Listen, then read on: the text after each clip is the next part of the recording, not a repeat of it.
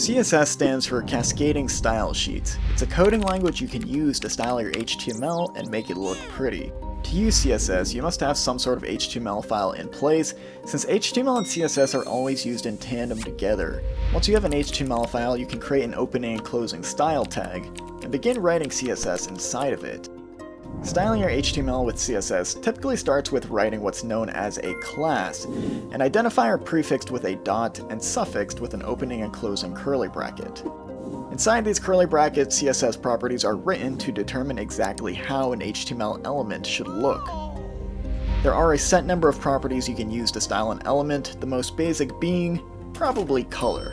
This property decides what color your text should be.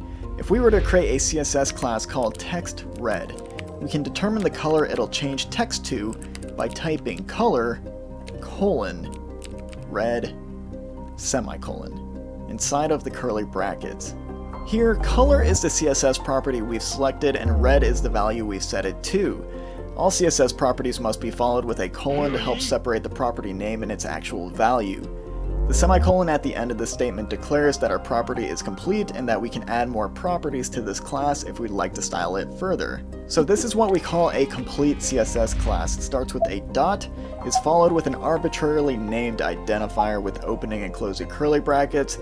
Then inside of these curly brackets are a list of styles we'd like to take effect when this class is applied to an HTML element. To apply this class to an HTML element, all we need to do is add a class attribute, then set it equal to the name of the class we just created, which in this case would be text-red. On save and browser refresh, your CSS should take effect and your element should be styled accordingly. There's no limit of properties you can put inside of a CSS class, and no limit towards how many CSS classes you can use on one particular element. So you can mix and match accordingly to get the exact look you're going for. This course will further your CSS knowledge and teach you all of the CSS properties you need to know to style your own mobile responsive website. By the end of this, you should have the full ability to create and style your own web pages, understand the different kinds of CSS methodologies available to us today, and launch your own site live on the web. So now that you know the bare basics of CSS, let's get right on into the project that we're going to build. So here it is. We're going to be developing the homepage for chriscourses.com. We're going to start with just bare bones HTML, meaning no styles applied, and then gradually, as we go about developing different sections, we're going to learn more and more about CSS and how to apply those exact CSS properties to different things to get the exact effects we're looking for.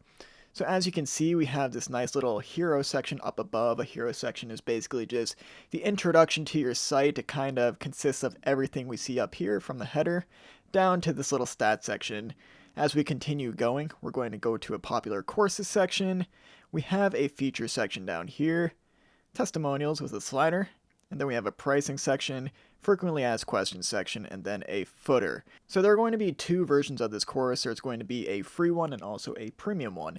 For the free one, we are going to learn everything from up here, the header, down to the stats section, so mainly the hero.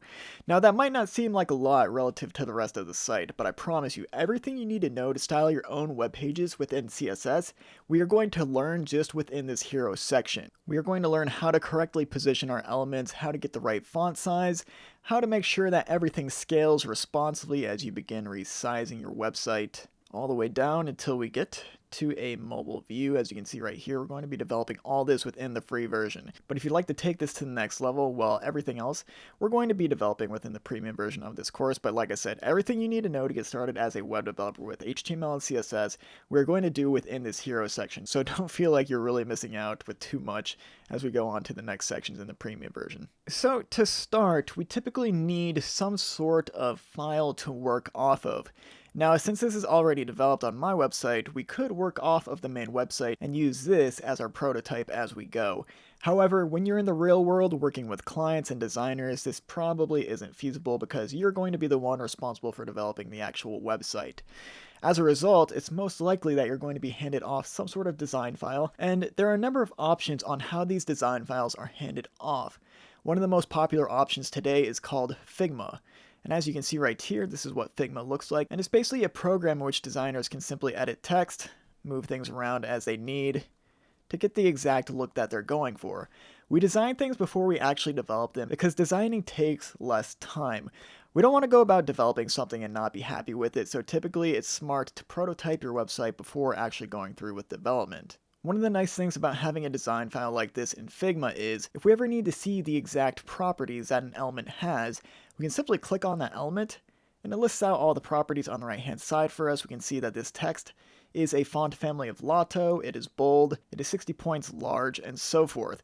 So it's a really nice way to make sure that you're styling your website correctly as you go from just basic bare bones HTML to an actual full-fledged design like this. Now you'll see right here we have two different designs. We have a mobile design and a desktop design. Typically when you're working with a client, you'll want both of these because otherwise your mobile site is just going to look like complete garbage, and you as the developer are going to be responsible for making sure that this is mobile responsive, scales down from desktop down to mobile. If you have a clear idea of what this should look like on mobile, your life is going to be a lot easier. So if you're developing a client website, make sure you ask for a mobile design because it's very important to make sure that your site also looks good on mobile, given how many more people are using their phones to visit sites these days. So this is the exact file that we're going to be working off of. You can get this exact link in the description of this video. Basically what we're going to do is, we're going to click on that link, and we're just going to paste it in our browser. We're going to go ahead and visit it, and this is what your screen will look like if you're not logged in and you don't have a Figma account. And don't worry, Figma accounts are free, so you should be able to follow along with me without paying for anything additional. So you'll see right here, we get this little banner that says welcome to Figma. We're going to go ahead and sign up with Google. At least that's what I'm going to do. You can do either one. Sign up with email or Google. I'm going to click Google, and then I'm going to enter my email address. So once I'm here, I'll enter my password as well. And now you'll see we're prompted a bit further to create an account to collaborate on this design. So this is my name, doesn't really matter. You don't have to put your name here. You can put something anonymous if you'd like. Doesn't really matter, and you could just select other for this. That doesn't matter either. Once you have that in place, just hit create account. And you should be in the exact file that I'm in that we're going to be developing off of. The only difference is you're not going to be able to move stuff around like I am since I'm the designer of the file, and you don't really want to do that anyway since multiple people are going to be working on this. But what you will be able to do is select different elements on here and view their exact properties and even get some of the CSS written out for you. So we can go about developing this in the most efficient way possible, making sure that everything is near exact and looks good close to the design. So once you have a Figma account and you're on this page, we can go ahead and start creating our file structure. So what do we need to actually develop a page like this? All we need is one file, and that is index.html. So to create a file called index.html, here's what I'm going to do. I'm going to go ahead and open up my text editor of choice, which for me is going to be Sublime Text. This is all we need to get started. So here, once I have a new file open, and if you don't have a new file open by default right here when opening your text editor, you can simply go to File, New File. It's going to give you a new file which we can work out of. Once we reach this point, all we have to do is hit Command S, or we can go to File and just hit Save. And then we can determine where we want this project to be. So I pretty much keep all my standard web projects under a folder called Web. It doesn't really matter where you put this, wherever's comfortable with you. Could be desktop, documents, whatever, it doesn't really matter. I'm going to go to Web. I'm going to create a new folder called CSS Course. I think that makes sense. And then I'm going to create this file as index.html. I'm going to hit save, and this is really all we need to get started is this one file right here. So just to make sure that this file works, we can go ahead and write some dummy HTML. Just a simple h1 tag, make sure that you save. And now to open this, we can go ahead, open up our Finder, and go to our newly created project directory. For me, it was under Web. I called this CSS course. That's going to be right here. This is the file in which we just saved, so now if I double click this, it's going to open up in Chrome because that is the default browser I have it set to, and you can see that our text is now displayed. If I go ahead and change this, save and refresh, it updates accordingly. So this is really all we need to get started, really simple. So now that we have an index.html file in place, what do we need to do now? Well, all we need to do is start marking up our site based off of the design that was given to us. So when we mark up a site with HTML based off a design, we always go from the top to the bottom. So if we go ahead and look at this, we're going to start off with a header. All the way from the logo to the sign up button over here, well, that pretty much consists of the header of the site. It's at the top, it's near the head, not the bottom. So how should we actually start marking up our header? Well, we know if we've taken the Intro to HTML course, and you should probably have a little bit of HTML knowledge here before proceeding. We know that for the header of a site, we can use what's known as a header tag. So all of this right here, from our logo to sign up, is going to be contained within this tag right here. And this just helps us understand what part of the code is the header compared to something else on the site, such as this section right here, or the stats section, or something else. It's just a way for us to identify in the code what a particular section is. So header consists of everything from the logo to sign up. What comes next? Well, we know we have a grouping over here. These are all grouped together. So when you have just a generic grouping of elements together, it's safe to use a div tag. I don't actually know if it stands for divider, but whenever I see div, I think of a divider because it divides all the elements in one group from another. So we have one div tag that's going to represent all of this over here. So what do we put inside this one div tag? Well, we know we have some sort of logo. A logo can be brought in as an SVG element or an image element. We learned a lot about the image element in the last course, so I think it makes sense to add an image tag to represent our logo. After that, what comes next? Well, we have, it looks like, links to a website. Now, what element do we use for links? It's always going to be an anchor tag. So what we're going to do here is we're going to create an anchor tag. And since this is a text tag, we can begin writing our text inside of it. So this first one is going to be pricing. We can go ahead and copy this anchor tag directly, paste it beneath. And instead of pricing, we know courses comes up next. Do the same thing for blog. Do the same thing for form. So this is exactly how I would begin marking up a site for any client that I'm working with. Everything that we just wrote over here is an HTML representation of this one grouping over here. But we're not done just yet. As we see, we also have a login and sign up button within our header. So this is a separate grouping, a separate division, divider, whatever you want to call it. So we're going to create another div. And what's inside of this grouping right here? Well, it looks like we have probably another anchor tag. So we're going to go ahead and add one of those. This is going to be login.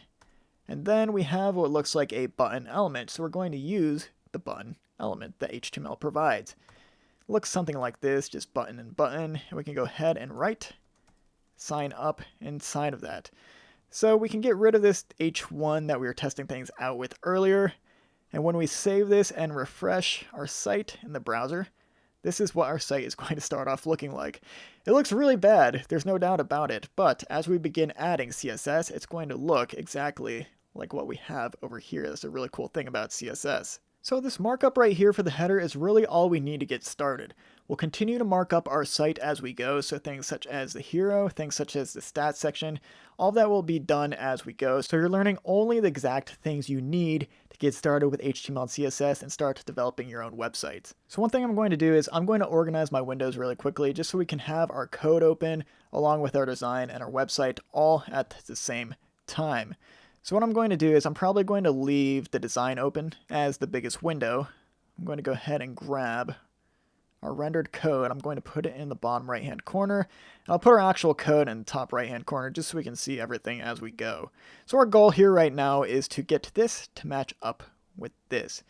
So the first CSS property I want to teach you guys about is going to be background color, because we've already learned about color.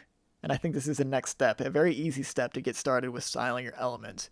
So here, even though this is an image in the background, if we look at the rest of our site, such as this popular courses section, obviously there is some sort of background color associated with it. And we get that background color by using a background color property with CSS. So let's go ahead and start writing our CSS. You know how to write style tags. So at the top of our file, we're just going to go ahead and create some style tags. And inside of here, we can begin writing some CSS classes. So what is the CSS class that we want to write? So it looks like based off our design, if we want to start with just this really dark bluish gray color, it makes sense to create a class called .bg for background dash gray. And I'm going to add a dash here and write 900 with opening and closing curly brackets. Now, this convention right here for colors is from Tailwind CSS. It's a very popular CSS framework, which we'll get into later, but since we're creating our own CSS as we go, I want to show you exactly how this works. The name for your class, it can be whatever you want. This is a legit class right here that we can put on an element, but we want to create a class name that actually makes sense when we begin applying it to different things. So a background gray of 900 is going to represent the darkest gray that you can get within a color palette. Typically when you're designing a website, you want about 9 different shades of our particular color. I know it seems like you probably only want 5 colors for your site altogether, but the truth is, the more shades that you have for one particular color, the better your site can look because you can contrast things and make sure that the user's focus is only on exactly what you want them to focus on. So one of the shades we have is going to be 900. And if we were to create all the shades for this background, it would go from 100 to 900. So 100, 200, 300, 400, 500. That's besides the point. All we need to know right here is this background gray of 900 is going to be a very dark gray. So how do we make sure that when we apply this class to an HTML element that it has a dark gray background? Well, we need to use the background dash color property. So whenever we have a property, it's always followed with a colon and then ends with a semicolon. And here is where we specify what the actual background color is. And we can choose from a set list of colors that is given to us through browsers, such as red, green, blue.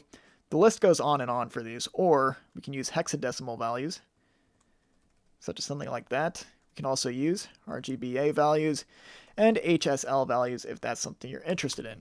Most of the time when you receive a website from a designer, and they give it to you in a Figma file or an XD file or something, your colors are going to be in hexadecimal format. But just to start, to make sure this background color is being applied, even if it's not the right color, let's just go ahead and write red for background color. So once you add red inside of here, we can go ahead and copy this class. And what element do we want to put this on? Well, if we wanted the entire background for our header to take this background, we can go ahead and add a class or a header tag.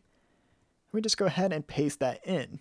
So if we save and refresh in index.html, you'll now see that our header is taking the background color of red. Like I said, these class names are totally arbitrary. Even though this says background gray 900, it's taking the background color of red because that's the property that we set within our style tags in this class right here. But we know we don't want our background color to be red. We want it to be this dark grayish color right here just to start. So in order to get this exact color, all we have to do is click within Figma on the background, and if you look on the right hand side in the sidebar, we're going to have a section called fill. Fill is just another word for background color essentially. So here the fill is 121826. This is a value in hexadecimal format.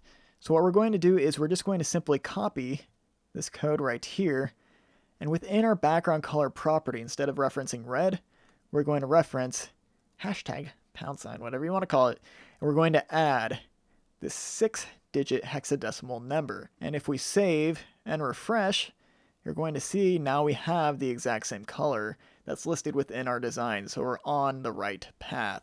Now this hexadecimal format right here, to give you a brief intro to it, each of these digits right here can be anywhere from 0 to 9 to A to F. It can be any one of these digits or any one of these characters A to F. And each of these represents the brightness of a particular value. So the closer I go to 0, the darker this color is going to be. But the closer I go up to F, the lighter the color is going to be. These first 2 digits right here represent the amount of red that should go into this color. So if I want this color to be only red, we know that red should be the brightest value within our little coding system right here. And the brightest character we have within this coding system is F. So for these first 2 characters right here, I'm going to write F instead of 1 and 2. And this is going to make sure that our color has the brightest red value associated with it. The second 2 digits stand for green, RGB. Can you guess what the last 2 stand for? They're going to be blue. So if we want to go ahead and make sure that we're only displaying red, we have no green and no blue taking effect. For the green digits right here, we can make sure that they are the darkest value within our coding system. So we go ahead and write 0, 0 for green, and then for blue, we also make sure that blue has the darkest value available to us. If we save this, we can go ahead and get rid of this coding system I wrote out right there. and refresh, well, now our background is back to red because we used the correct characters within our hexadecimal system. We can bounce between red, blue, and green by changing red to the darkest value available, which is 0, changing green to the brightest value, and these can be lowercase too, it doesn't really matter. We save, and now our background is green. Same thing for blue. If we want to make this completely blue, we just go to our final 2 characters right there, save, refresh, and now this is blue. You kind of get the idea. So when we get these values right here, it's just a perfect mixture of red, green, and blue values that give us this nice dark background. This is usually determined from some sort of design program in which this fill is chosen. It makes our lives a lot easier, so we don't have to guess these values ourselves. So if we go ahead and save that back to what it was, we now have that nice gray background we were looking for. So even though we have this dark gray background, one thing we have to note is that our text isn't really legible right now because it doesn't contrast well enough with the background. A dark purple color by default is not going to be very legible if it's on a very dark background. So what property can we use here to make sure that our text is being viewed? We learned it in the very first lesson in this course, and that is going to be the color property. So if we want our text to be white like we have, in the design right here, what we can do is we can create a class called text white. And this is going to change our text white. So I want to challenge you to create this class on your own before proceeding. See if you can get the right value in here. The right value is going to be color :white. And now whenever we apply this class to an element, such as our anchor tags right here, we'll go ahead and add a class attribute and then paste in text white. If we go ahead and add this class in there, now you'll see our text is white. So we're getting closer to what we see over here in the design. We want to make sure that all of our anchor tags take this text white class. So we're going to go ahead and copy this class onto each of our anchor tags. So now when we refresh, we can see pretty much everything. It looks like we missed login, so we'll go ahead and add that there as well. And now we are looking in pretty good shape, getting closer and closer. Now obviously right here, things aren't really laid out correctly. Our pricing, courses, all those links over there are on the left-hand side, and then login and sign up are on the right-hand side. In order to get this effect correct, we're going to have to learn a bit about display properties, which can be a little tricky. But before we get there, I want to fix one quick thing which can trick a lot of people. This is, if you look around our header, we have some sort of margin, some sort of spacing that is pushing our header from the window of our browser. Now, what is that? Well, to find out, we're going to learn how to inspect an element. By inspecting an element, what I mean is within our browser, we can see the exact properties taking effect within our code. To inspect one, all we have to do is go to our browser and right-click the element we want to inspect. So I'm going to inspect our header, just click inside of the dark area, and I'm going to click this little inspect option. This is going to open up a console window, and to view this, you probably want to make this full screen. So we'll go ahead and do exactly that. And you can see right here, within this Elements tab, we can see exactly how our site is being rendered. So we see our header right here. We have our divs. We can double click to go inside of them. And we have all of our elements as we wrote within our HTML. You can see them being highlighted up above as I hover over them. So where is that spacing coming from? Well, let's go ahead and highlight some of the elements that are being inputted for us automatically, such as our body, our head, and our HTML tag. Well, we don't see any spacing within our HTML tag, so we'll go to head, nothing really there either. But when we hover over body, you're going to notice an orange border around our website. This orange border within Chrome stands for margin. Margin is spacing that separates elements from other elements. And by default, browsers give the body tag a margin of what? Well, we see over here the style is being applied a margin of 8 pixels. We don't want any margin at all on our body tag. We want to get rid of that dumb browser default styling. So what I'm going to do is I'm going to go ahead and reference our style tags. So if our body tag is being rendered out automatically for us, how do I select it and apply CSS to it? Because we can't really put a class on something that doesn't exist within our code. Well, the first thing we could do is we could go ahead and add the body tag manually and wrap our header inside of it like so. That is one way to do things. But since Chrome is nice enough to provide the body tags for us automatically, we might not want to do that. So what we can do is instead, within our style tag, we can select the body tag directly. We don't need a class, which is always started with a dot. To select a tag directly, we're just going to write it out within our tag. So body matches up with the tag name body. And then we're going to add some opening and closing curly brackets. And what style do we want to affect here? Well, we know this is taking a margin of 8 pixels right now. That gives it 8 pixels of spacing on the top and left. Well, we're going to go ahead and reference margin and say that this should be equal to 0 instead. So on save and refresh, now you can see that margin is gone and things are looking a lot better. We're going to go over margin and something called padding later, but for now, it's most important to focus on the display property I mentioned earlier. Display properties determine how your elements are laid out on a browser by default. It's going to be much easier to show you this by example, so let's go ahead and do that. I'm just going to go ahead and write some default HTML comment tags, and inside of here I'm just going to list out the most common display properties that you're going to use within your development. They are block, inline block, inline, none, and flex. So the flex property right here is a whole nother beast. We're going to cover that later, but right now let's focus on these 4 and how they determine how our elements are displayed within the browser. So to see how these work, the very first thing I'm going to do is I'm going to create a class for each one of them. If we want to go ahead and add a block property to one of our elements, we can go ahead and create a block class, and this is going to have a property called display. How is this element displayed on the screen? Well, it's going to have a display of block. Simple enough. Let's do the same thing for inline block. Go ahead and make a class called inline-block. Opening and closing curly brackets. Our display is going to take inline-block. And then we're also going to have a class for inline. Opening and closing. Display. Inline. And then finally we're going to have one for none. So for this one, we can either call this none, might make sense. I'm going to actually go ahead and call this one hidden instead, because this is going to hide whatever element we have on the screen when applied. Its display, though, is going to be equal to none. So let's go ahead and start with block. A block element takes up the entire width of its parent container. What do I mean by that? Well, let's go ahead and inspect our header right here. This is going to be our parent container. If we look at the highlighted portion up here in the light blue, we can see that this container extends all the way from the left hand to the right hand side of the screen. So if an element were to have a display of block inside of this, that one element would expand the entire width of this header container. It's going to expand the entire width of the screen because the header expands the entire width of the screen.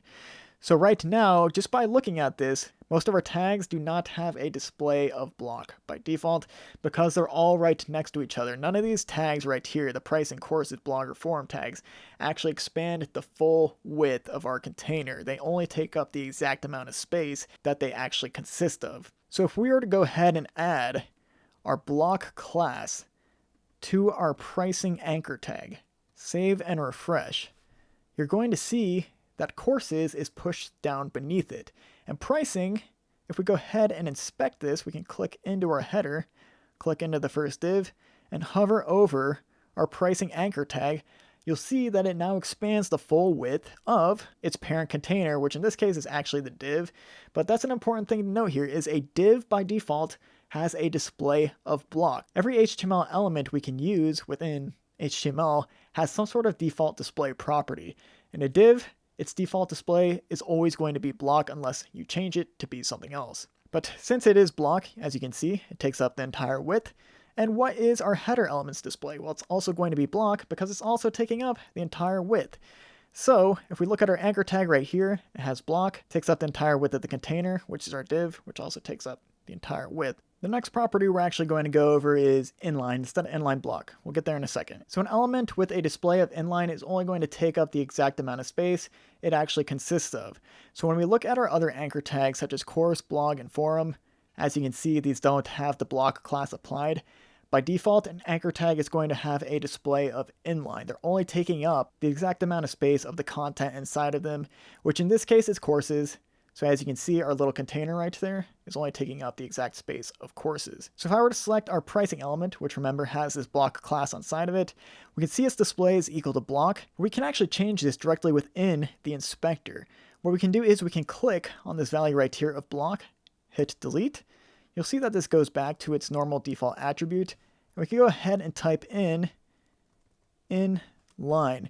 When we add this display of inline manually, you'll see that it just goes ahead and allows other things to line up next to it, because now it is only taking up the exact amount of space that the text pricing takes up. So if you want things next to each other, you can go ahead and use an inline property instead of a display block property. Now, one issue with display inline is it doesn't allow you to use margin on the top or the bottom of your element, and margin is that spacing, remember. Sometimes we want to space out our elements from different things to make sure we get the exact look we're going for. So just to show you exactly what I mean by this, and like I said, we'll cover margin and padding very soon. If I go ahead and add a style of margin top to our pricing element right here, and I say that there should be 10 pixels of margin top on this element, you'll see there definitely isn't 10 pixels of margin top. It just doesn't do anything because that's just the default way a display inline element interacts with the browser. Now, if I want this margin top to take effect, that is where this Inline-Block class comes into play. So if we were to go ahead and change our display of inline on this pricing element to inline-block, now when I hover over this, you'll see that orange highlight at the very top. That stands for our margin. So when we use Inline-Block, the element is only taking up the exact amount of space of the content inside of it, but allows us to use things such as margin to make sure that we're spacing out our elements. Inline-Block is pretty commonly used, so is block. You probably won't use inline too much, honestly, but that's going to bring us to our fourth display element, which is going to be hidden. So I think you can kind of guess what this does. If I were to go ahead and add this class of hidden to, let's just say, our blog element right here, I were to save and refresh, well, now our blog element is just completely gone. It's not even in the equation at all. No other elements are pushed around because of it. It just disappeared. So if I go ahead and inspect, and I can reinspect another element by clicking this little arrow icon and hovering over the exact element I want to click on. If I inspect forum, because I know forum is right beneath our blog element, you'll see we're in our HTML and forum's right here, but blog is nowhere to be found. When you add a display of none to an element, it takes it out of the flow altogether. Basically, it's used for elements that you want to show at a later point in time, such as pop-ups, drop-downs, etc. But since we have a display of none on blog, it just doesn't show at all. If I toggle this off, you'll see it shows up again, and it affects the flow. But if I turn it back on, well, it's no longer there. So before moving on to Flex, the most important thing I want you to take away from this is all HTML elements have some sort of default display associated with them. As we saw, our anchor tag by default has a display of inline. And if you're ever curious what this default display is, you can go ahead and select your element. Right here, I have courses selected. And you can click on this little computed tab. And if you scroll down, you'll see we have a display of inline, and it's grayed out because this is the default style being applied is inline. We can do the same thing for a div element. If I go ahead and click on div, we're in our computed tab still, you'll see its display is equal to block and so forth. So it's a good idea to inspect some of your elements and see what the default display is, whether or not it takes up the full width of the parent container, or whether or not it just takes up the width of the content inside of it, determines whether or not it's block, inline, or something like Inline-Block. So these four are a good intro to display properties, but the most important one, the one you'll probably use the most to get the correct style on your website, is going to be a display of flex. So if we were to write a class for this, how would we write it? Well, I would start off with a class called flex. And then I'm going to set its display property equal to no other than flex. So just like the display properties we just covered, we are creating a new class and setting its display equal to something, but in this case it's going to be something called flex. So what does a display flex do? Well, you'll see over here we have our elements and they have quite a few different properties applied to them. Block, inline, and so forth. But to really display what Flex does, what I'm going to do is I'm going to head on over to our HTML. Our anchor tags are going to be everything right here. I want to make sure that these are all block elements so that everything is stacked on top of each other. Remember, a block element takes up the entire width of its parent container, which in this case is a div, which by default has a display of block. And if it takes up the entire width of the container, it's just going to push all the other elements underneath them. And if those are pushing elements underneath them too, well, we basically get a bunch of blocks stacked on top of each other, which is kind of where the block name comes from.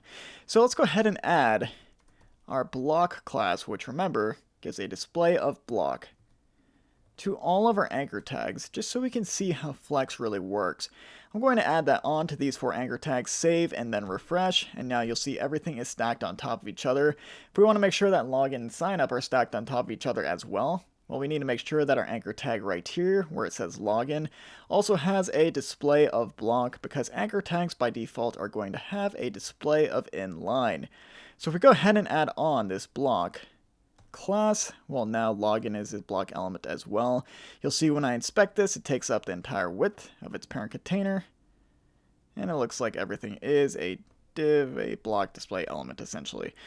So what happens when I apply a display flex to a specific anchor tag? Well, let's go ahead and start with that. We're going to start off with this pricing anchor tag right here where we have a block class. We're going to remove that and replace it with a flex class instead. So if I go ahead and add flex directly onto pricing, you're going to see that nothing actually changes. If I inspect pricing, well, it's kind of acting like a block element, as in it takes up the full width of its parent container. But a very important thing to note is when using a display of flex, the flex property is supposed to go on the parent container to affect all of the children within it. So if I were to put flex on our anchor tag's parent container, we'd go up one indent to find the parent, which is going to be this div right here. We can go ahead and add on a class attribute to declare we want to add flex here instead of on the element directly. So I'm going to go ahead and change this pricing anchor tag with a class of flex. I'm going to change that class of flex back to block, and I'm also going to make sure that this class of flex is on the parent div. Now watch what happens. If flex is applied to the parent div, if I save, head over here, hit refresh, you're going to notice that everything within the parent div right here is now laid out next to each other. Let's go ahead and inspect this. If I go ahead and click our inspect button right here and look at our parent div with a class of flex, well, now this is still taking up the full width of the parent container, but the elements inside of it, such as our anchor tags, are only taking up the width of the content that's actually inside of them. They're kind of acting like inline elements. So when a class of flex is applied to a parent element, all of the elements within it are going to be laid out next to each other by default. It doesn't matter if they're block. It's going to change their display style so that they're all placed next to each other instead. Now, what is the point of using flex on a parent container like this? Why can't we just change all these anchor tags back to inline so that they're laid out next to each other just like we see right here? Well, when we use display flex, we're able to use what are known as flex properties to alter how these elements are laid out within this parent div. Let's go ahead and do this by example to show you exactly what I mean by this. So if I wanted to make sure that all of these elements right here were spaced out evenly within this parent div, spaced out evenly within our website, so that pricing is on the far left-hand side, form is on the far right-hand side, and courses and blog are placed perfectly evenly in between the parent container, how would I do that? Well, if I were to do this without Flexbox, I would have to use some complex width percentages, probably use something called a float element, which I know we haven't learned yet. And it's just something that's really complex, but if we were to use div, it makes this whole process way simpler. Let me show you. So if you have a parent with a display of flex, you can basically start adding on sub-flex properties. One of these flex sub-properties is going to be justify-content. The justify content property determines how our flex children are laid out across the horizontal axis. So all the way from our left-hand side to the right-hand side of our flex container. So one of the properties we can set this equal to is going to be space-between. So now that we have our property name and its value, all we need to do is create a class for it, which in this case, we're going to call justify between. It's basically a combination of our property name and its actual value. So if we were to apply justify between to a child flex element, such as our pricing anchor tag, just going to go ahead and paste that in there, save and refresh, you're going to notice that nothing happens. Because when you use something like justify content, remember, this is a property that requires a display of flex to work. So which of our elements actually has a display of flex? Well, it's going to be this div right here. Our pricing anchor tag right here has a display of block, so applying this justify between to it just isn't going to do anything at all. We don't need a block class, we need a flex class. So I'm going to go ahead and get rid of justify between and make sure that I'm putting that on the parent div to say I want all of our children elements to be justified evenly with space between them. So if I go ahead and add justify between right here, well, this should indeed work because we have a class of flex applied to it already. So if I save and refresh, you're going to notice that all of our elements are laid out across our parent div with even spacing in between them. Now, one weird thing is why is pricing located over here and not on the far left-hand side of the screen, yet our very last element within our container right here, forum, is on the far right-hand side of the screen? Well, when we're using flex and a subflex property like justify between, it takes into account all of the elements within it. So if we're looking at all the elements right here, we have our 4 anchor tags, but we also have this image tag, which is supposed to act as a placeholder for our logo. And even though we don't have a logo set in place right now, it's still taking this into account when applying this flex justify between property. And we can see this. If I go ahead and inspect our parent container and look at our image tags on the far left hand side of the screen, its width is equal to 0 because nothing actually exists inside of it. But if we go over to pricing, well, it's going to place it in the next location. So one thing we can do here is if we want to make sure that justify between is working properly without this image tag getting in the way, we can simply comment this out, which you can do by adding this syntax right here. It's going to be a left caret, exclamation point, a double dash to start your comment, and then at the very end of your tag you can add a dash dash right caret. And that is just going to comment out the code, but we can still keep it for later when we're ready to insert our logo. So if I go ahead and comment this out, save and refresh, now pricing is lined up correctly and our flex properties are taking effect as expected. Now, one thing to note here is our children elements inside of this flex container don't necessarily need to be blocked. They can actually be any display, and this flex parent is going to change them into flex children. So what we can do is we can just go ahead and get rid of these block classes on the anchor tags. They're going to be switched to inline by default, but since their parent has a display of flex, it doesn't really matter because these are going to become flex children. So if we save this, refresh, we still get the exact same result, but we clean up our code a little because we don't need that block class on all 4 of these elements. So this justify content property obviously takes a value of space between, but there are a few other properties that we can put for justify content. If you need a quick reference on what these properties are, you can go over to your inspector, select any element, and within the element style you can start typing in justify content. It's going to autofill it for you. If you'd like to complete it quickly, you can simply press tab, and then it's going to give you all the options you can use for the justify content property. Now, these are all the options you can use, but it's kind of hard to visualize what they actually do. So if you want to see visualizations of how these properties work, my recommendation is to go to this page within the description of the video. It's going to be a complete guide to Flexbox from CSStricks.com, a great website to learn Flexbox. And if you scroll on down, you're going to see a section for Flexbox properties. We're going to scroll further and further down until we find justify content, and you can see how, when applied to a parent container with a class of flex, this justify content property takes effect on all of the children elements within it. So you can see we just use space between. There are 3 elements inside of the parent container, and it's going to justify these elements evenly with space between them. That's exactly what we did over here. All the spaces in between our elements. But there are a few more properties that are commonly used, such as center. If we were to add a value of center instead of space between, well, it's going to center all of our elements. Let's watch this in action. We can go ahead and create a new class of justify dash center. Set its justify content property equal to no other than center. And if we were to add this instead of justify between to our flex element, let's watch what happens. We refresh. Now all of our elements are in the center. So flex and justify content are really nice ways to make sure that your elements are laid out in the correct spots on your screen according to what it is you need. If you need a little bit of extra help to see what these justify content properties do, just simply check out this guide right here and you're going to be in the clear. So with just flex and justify content, I think we can begin making sure that our site is more one-to-one with the Figma design. So let's go ahead and minimize this and bring up that Figma design. So to make sure our site matches up with this right here, how do we begin?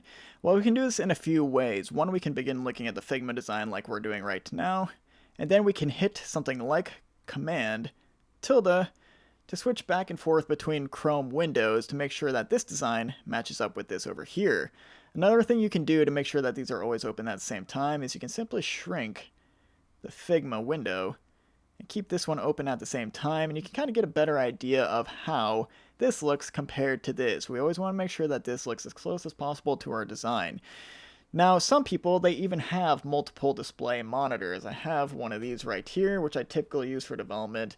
Basically, I'll hook up my Mac to this monitor right here, and I'll open up my web browser in which I'm working on my Mac window, and I'll put the design on this monitor right here so that I can look at both of these at the same time to make sure that these are matching as close as possible. I'm not going to do that right now for screen recording purposes, and you might not even have an external monitor. It's kind of annoying, so we're just going to go ahead and try to line these up as close as possible. I'm going to shrink my browser window, and then I'm going to shrink the Figma design a bit more. It shouldn't matter too much because we can always move where this is. I'm going to move this over here, and then I'm going to keep my text editor on the right hand side, and I think that is a good start. So you can see just by applying this class of flex, our elements are now laid out next to each other instead of being stacked on top of each other like they were with that block class. But looking at this design, you'll see that we have a logo in place and we don't have a logo on our website. So how do we get this logo within our site? Well, it's pretty easy with Figma. If your Figma designer did things right, they made sure they imported this logo right here as an SVG. An SVG is a format that when put on a web browser, it looks crystal clear, it's vectorized. It's always going to make sure that it retains its quality no matter what size your browser is or no matter what size your image is within the browser. So it's very important that when you use graphics like this, that you make sure that they're saved in SVG format. Images are a little different. If you have an image, you want to make sure they're saved as a PNG or JPEG. But for graphics like this, it's always safe to go with SVG because they're going to look crystal clear when you put them on your website. So within Figma, what I'm going to do is I'm going to select this logo and I'm going to right click. And I can go down to this copy paste section. And I can simply copy as an SVG. So I'm going to go ahead and copy this. And if I were to just paste this within index.html, well, it's going to be this huge chunk of code. You'll see this actually saved as an image as a PNG, so I guess I'm what you'd call a lazy designer. This should definitely be a pure SVG instead of an image, but in this case it's an image embedded within SVG. So this is okay, we can still use a PNG/SVG, but nevertheless, whenever you have a graphic like this, you pretty much always want to make sure it's a pure SVG without an image tag inside of it. But besides the point, you'll see that this pastes in a huge chunk of code within our file. And by pasting this in, it kind of just dirties up our code because we have to scroll a lot to get to the code that actually matters, which is going to be this header section right here. So we want to make sure that we keep our code as clean as possible. And by including this file, we definitely dirtied it up because it introduces scrolling. The more scrolling you have in your code, typically the harder it is to manage. So I'm going to hit Control-Z to go back to where we were. And instead of pasting this SVG code directly within index.html, what I'm going to do is I'm going to create a new file for it. I'm going to go to File, New File. It's going to open up a new tab right here. And now is when I'm going to paste that code in, that SVG tag with all the stuff inside of it. So if I paste this into the new file and hit Command S, it's going to ask me what do I want to save this as. Well, I definitely don't want to save it as all the code. I want to call this logo.svg. And it's totally okay if I just save this within the root of our project, CSS course.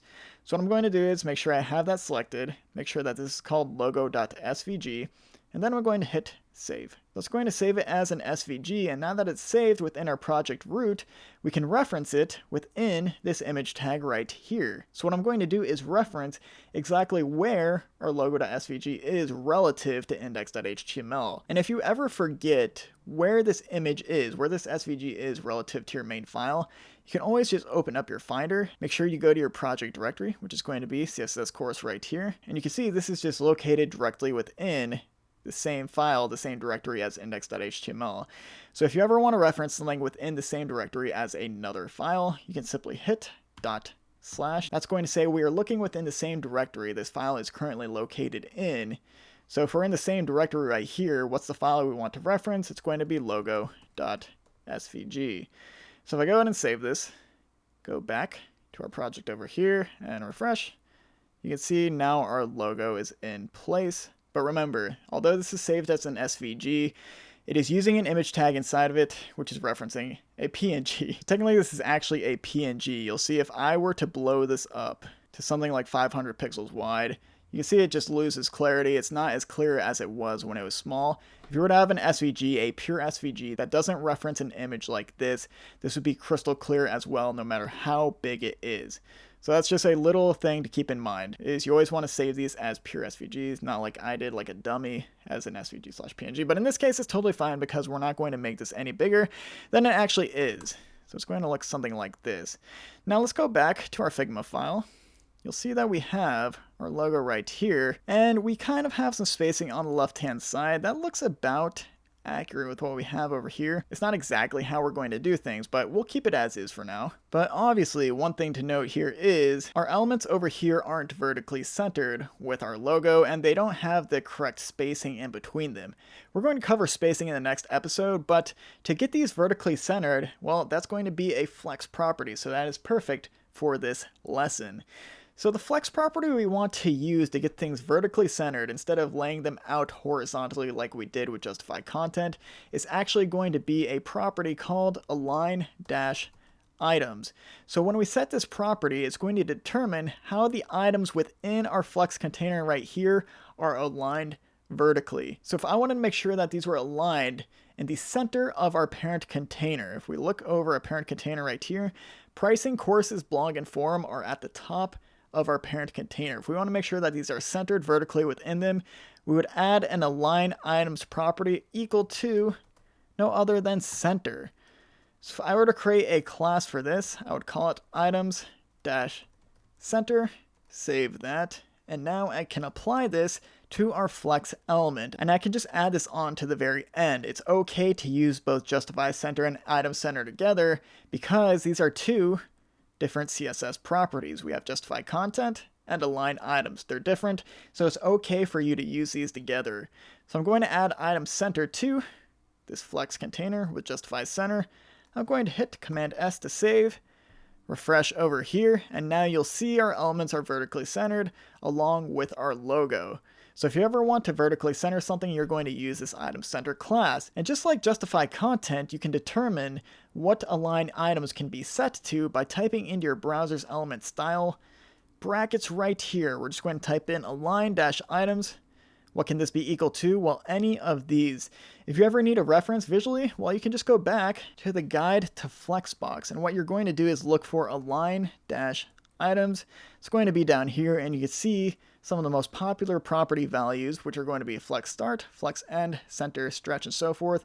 How when you apply these to a parent container with a display of flex, how they're going to affect all the children elements within them. So we're using center right now. It's definitely the most used one and the one you're going to use the most. So really, for the sake of this tutorial, just make sure that you remember align items center. Now, before we go on to spacing with padding and margin, I want to challenge you to first get login and sign up placed directly next to each other using a flex parent. Once they are placed next to each other, I want you to try and make sure that they are aligned vertically using align items.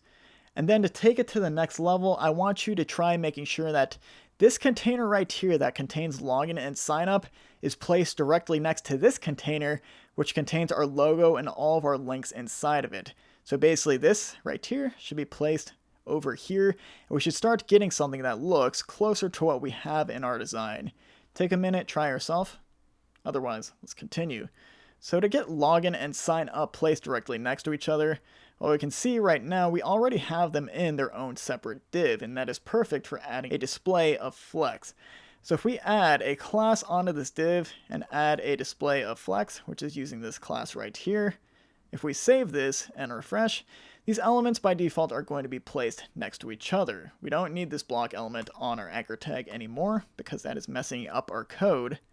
You'll see this works exactly the same, but login and sign up, technically they might not be perfectly aligned vertically. So we want to make sure that no matter what size our button is, that login and sign up are always going to be perfectly aligned vertically. So what we can do is we can add this item center class, which will apply align item center, which remember only works when we have this flex class right here. If I save and refresh, you're going to see login is pushed down. This is now perfectly centered with our button over here, at least by our browser terms. And that takes care of that challenge. But now, how do we get this one div container next to this div container over here? Well, let's look. We know this div container relates to this text over here, and this div container relates to all of this up here. What are both of these elements' parent? Well, it's going to be our header tag. And right now, if we inspect those two divs, they are currently placed on top of each other like a block element. A flex element is basically a block element, but it gives you the ability to use flex subproperties. So if we want these two block/flex elements to be placed directly next to each other, what do we put on their parent div? Well, it's simply going to be another flex class. You can stack flex classes on all the parents you want, and it's going to take effect perfectly. You don't need to do anything crazy, honestly. You just need to make sure that you're laying out your HTML correctly so that things go in the correct spots as you begin adding subflex properties like justify center and item center. So we go ahead and add flex to our parent container, which is our header element of both of our divs. We refresh. Now everything is placed perfectly next to each other. One more quick challenge for you. Now that these are placed next to each other, I want to challenge you to make sure that login and sign up are on the far right hand side of the screen rather than being directly aligned next to everything else. So pause the video, give it a go. So to get login and sign up, move to the right hand side of the screen. Well, we know header has a display of flex, and what can we use to make sure that there's space in between these two children elements? Well, we can simply use justify dash between, and that is going to put space directly in between our children elements. If we save and refresh, you're going to see just by using that, login and sign up are now on the right hand side of the screen, and all of our other stuff is on the left hand side of the screen. So we're getting a lot closer to what we see over here with just our header.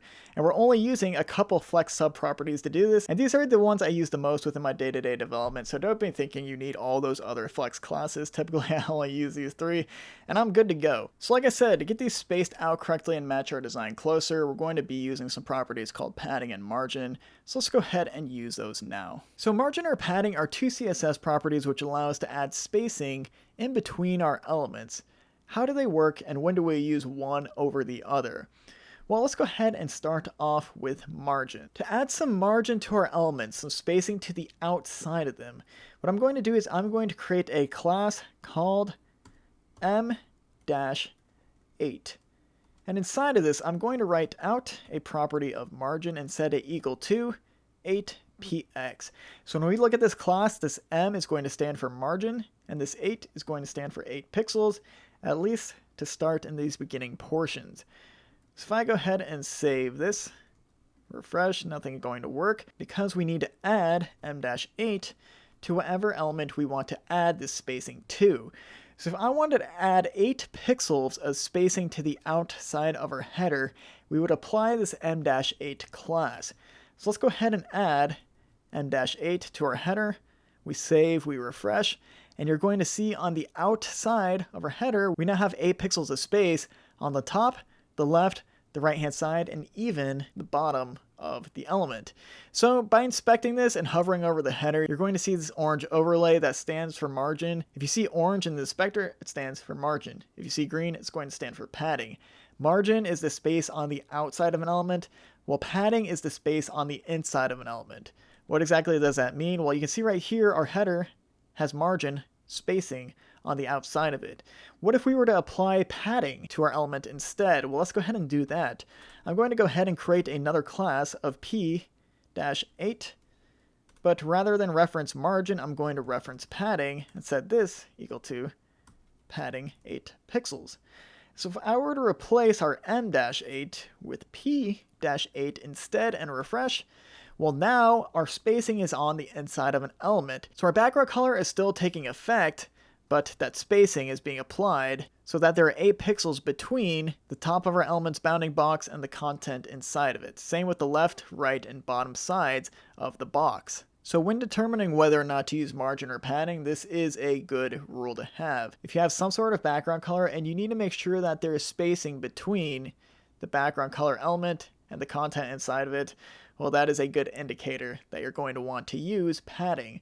But if you want to make sure that this header has spacing from some other element, whether it be another header like this, You want to make sure that there's spacing between our main header and this new header up here. That is a good indicator that you want to use margin. So if we were to add some spacing between this, we would add m-8 as well.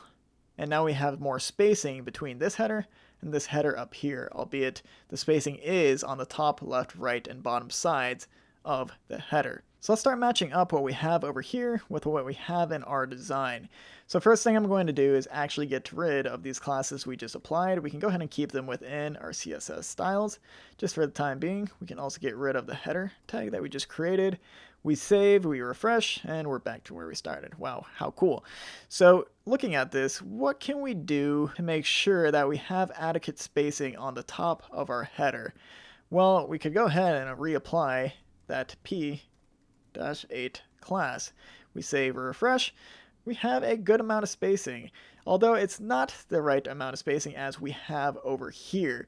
If we want to get closer and closer to the spacing we have, well, what we can do is we can keep these two open side by side, and we can select the element we want to add padding to, which is going to be our header element, as you can see right here. It has P-8 applied to it, and you can see within our styles tab right here, if you have this full screen, it's going to be on the right hand side of your screen like this, but since this is shrunk for me, it's going to be right here at the bottom. I can begin changing this within just the browser to see how much spacing I really need to match it up with what we have over here. So if I begin adding more padding onto this, and all I'm doing right here is I'm using my finger on the top arrow key with this selected to begin adding pixels on it, and I'm just pressing up, you'll see that the padding is beginning to increase. And we can start matching this up with the exact look we have in our design. It doesn't have to be exact, honestly, just something close so that we match the idea that we're going for. So you'll see I'm all the way up to around 18 pixels. That looks like a good amount of spacing, almost the exact amount that we have right here.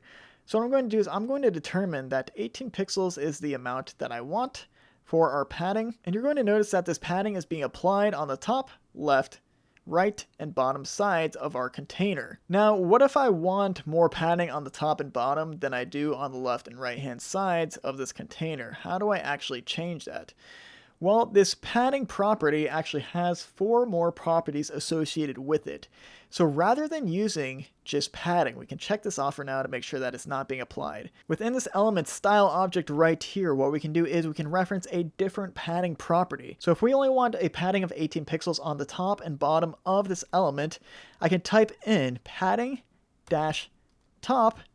and this is only going to be applied to the top of our header container. So if I go ahead and type in 18 pixels right here, you'll see that this padding is only applied to the top. But obviously we want padding on the bottom too.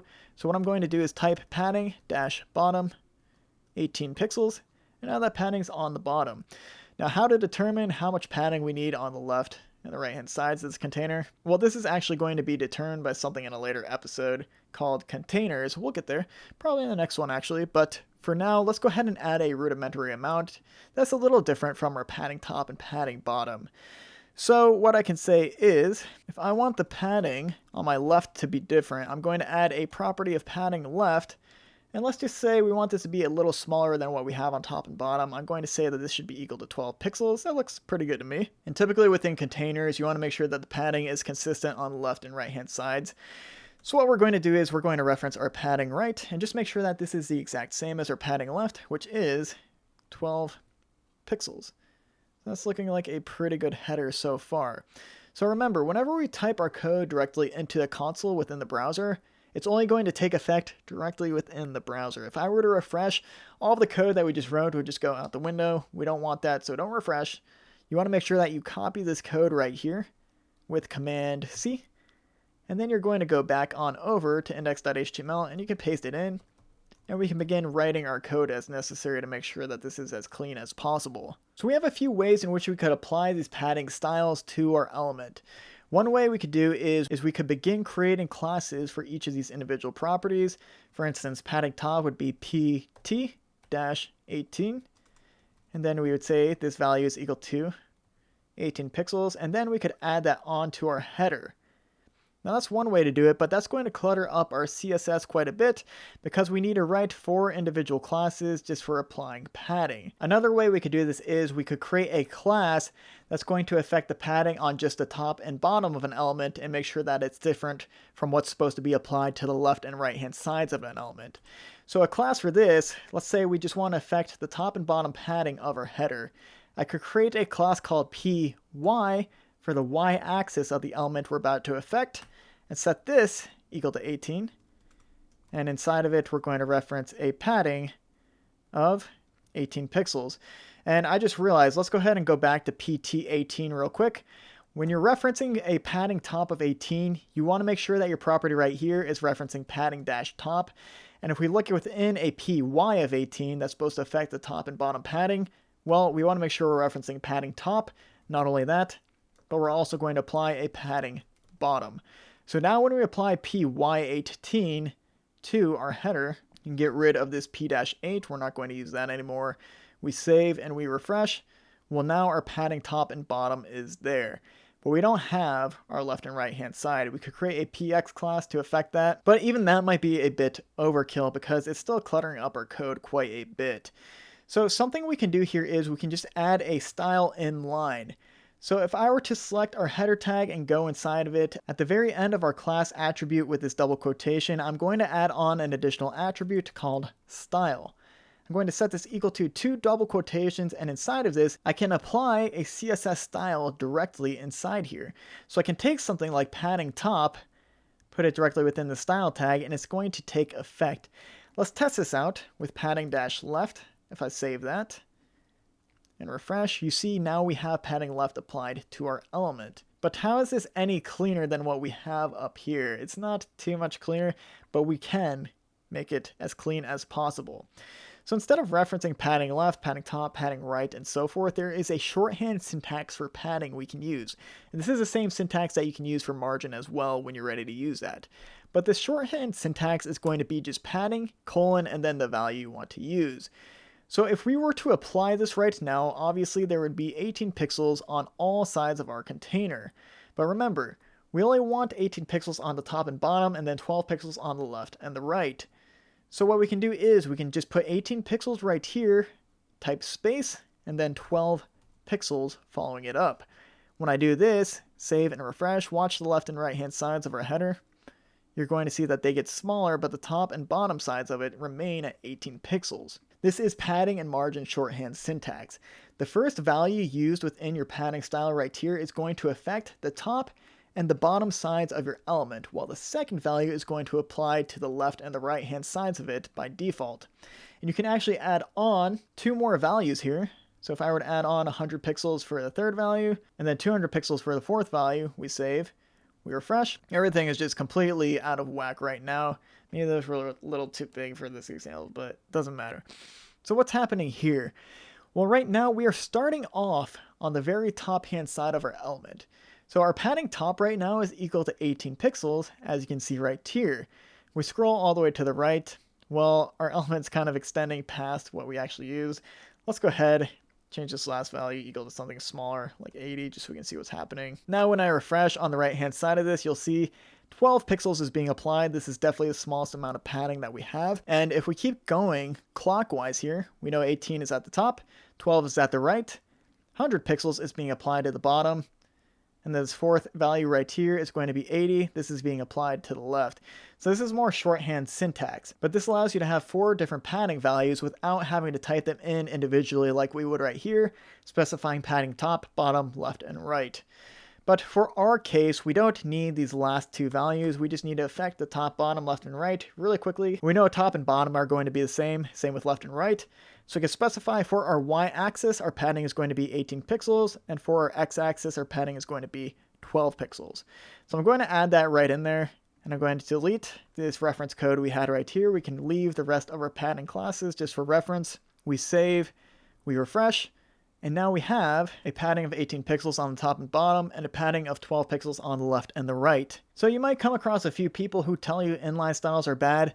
It's more so an old school way of thinking. Writing a style tag right here and quickly referencing a padding property like this, there's no issue with it, because now looking at our header HTML, Just by looking at the HTML, we know exactly how it's going to look because we can reference our padding and say, oh, well, there's going to be 18 pixels of padding on the top and the bottom, 12 pixels on the left and the right-hand side of the screen. And we don't have to scroll up anywhere within our CSS or go to a separate CSS file just to see how this looks. That's really annoying, especially when you have big CSS files. So this is more of a new, modern way to do things that kind of puts old school and very ingrained methodologies such as separation of concerns within CSS kind of on the back burner. So don't let anyone tell you using inline styles are bad, especially if you're only using one very unique style for one specific element like we're doing right here for header. If we were to start reusing this property right here, then it would probably make sense for us to create classes like this, but in this case, we know that our header is probably going to be pretty unique with this padding, so it's okay for us to put an inline style as we have right now. So let's continue spacing things out and getting them matched up with what we have in our header.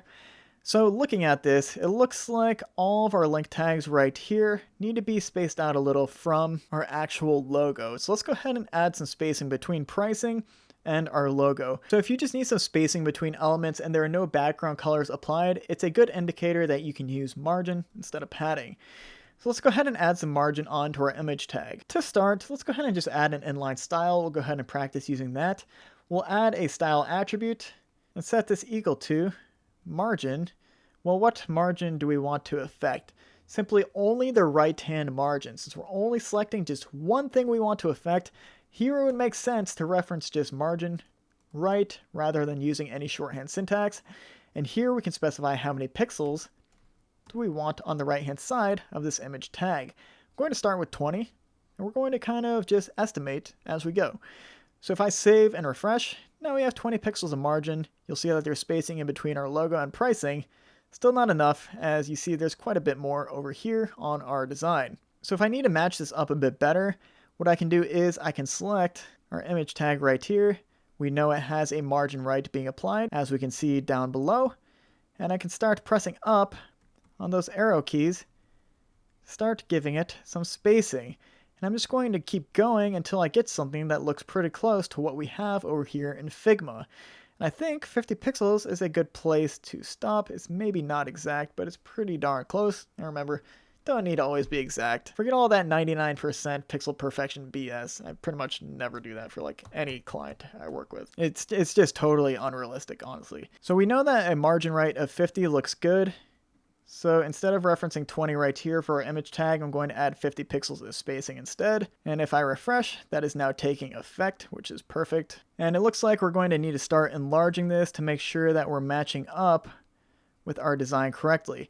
So in this case, if we need to enlarge this more, it kind of makes sense to just put this half screen or even full screen like we have right now. And then we're just going to switch between our Figma file using Command tilde. So if I press these back and forth, we can see exactly how they look by presenting one in front of the other. So we need spacing in between pricing, courses, blog, and forum.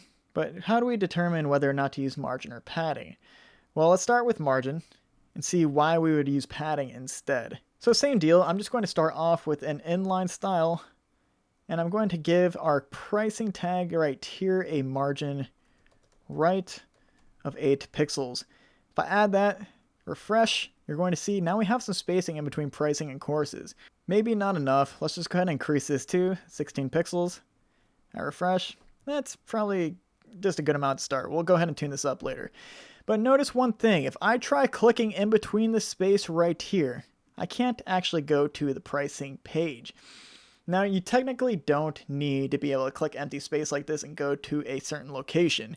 But if you want to make your links as easy to click as possible, it's a pretty good practice to use padding instead.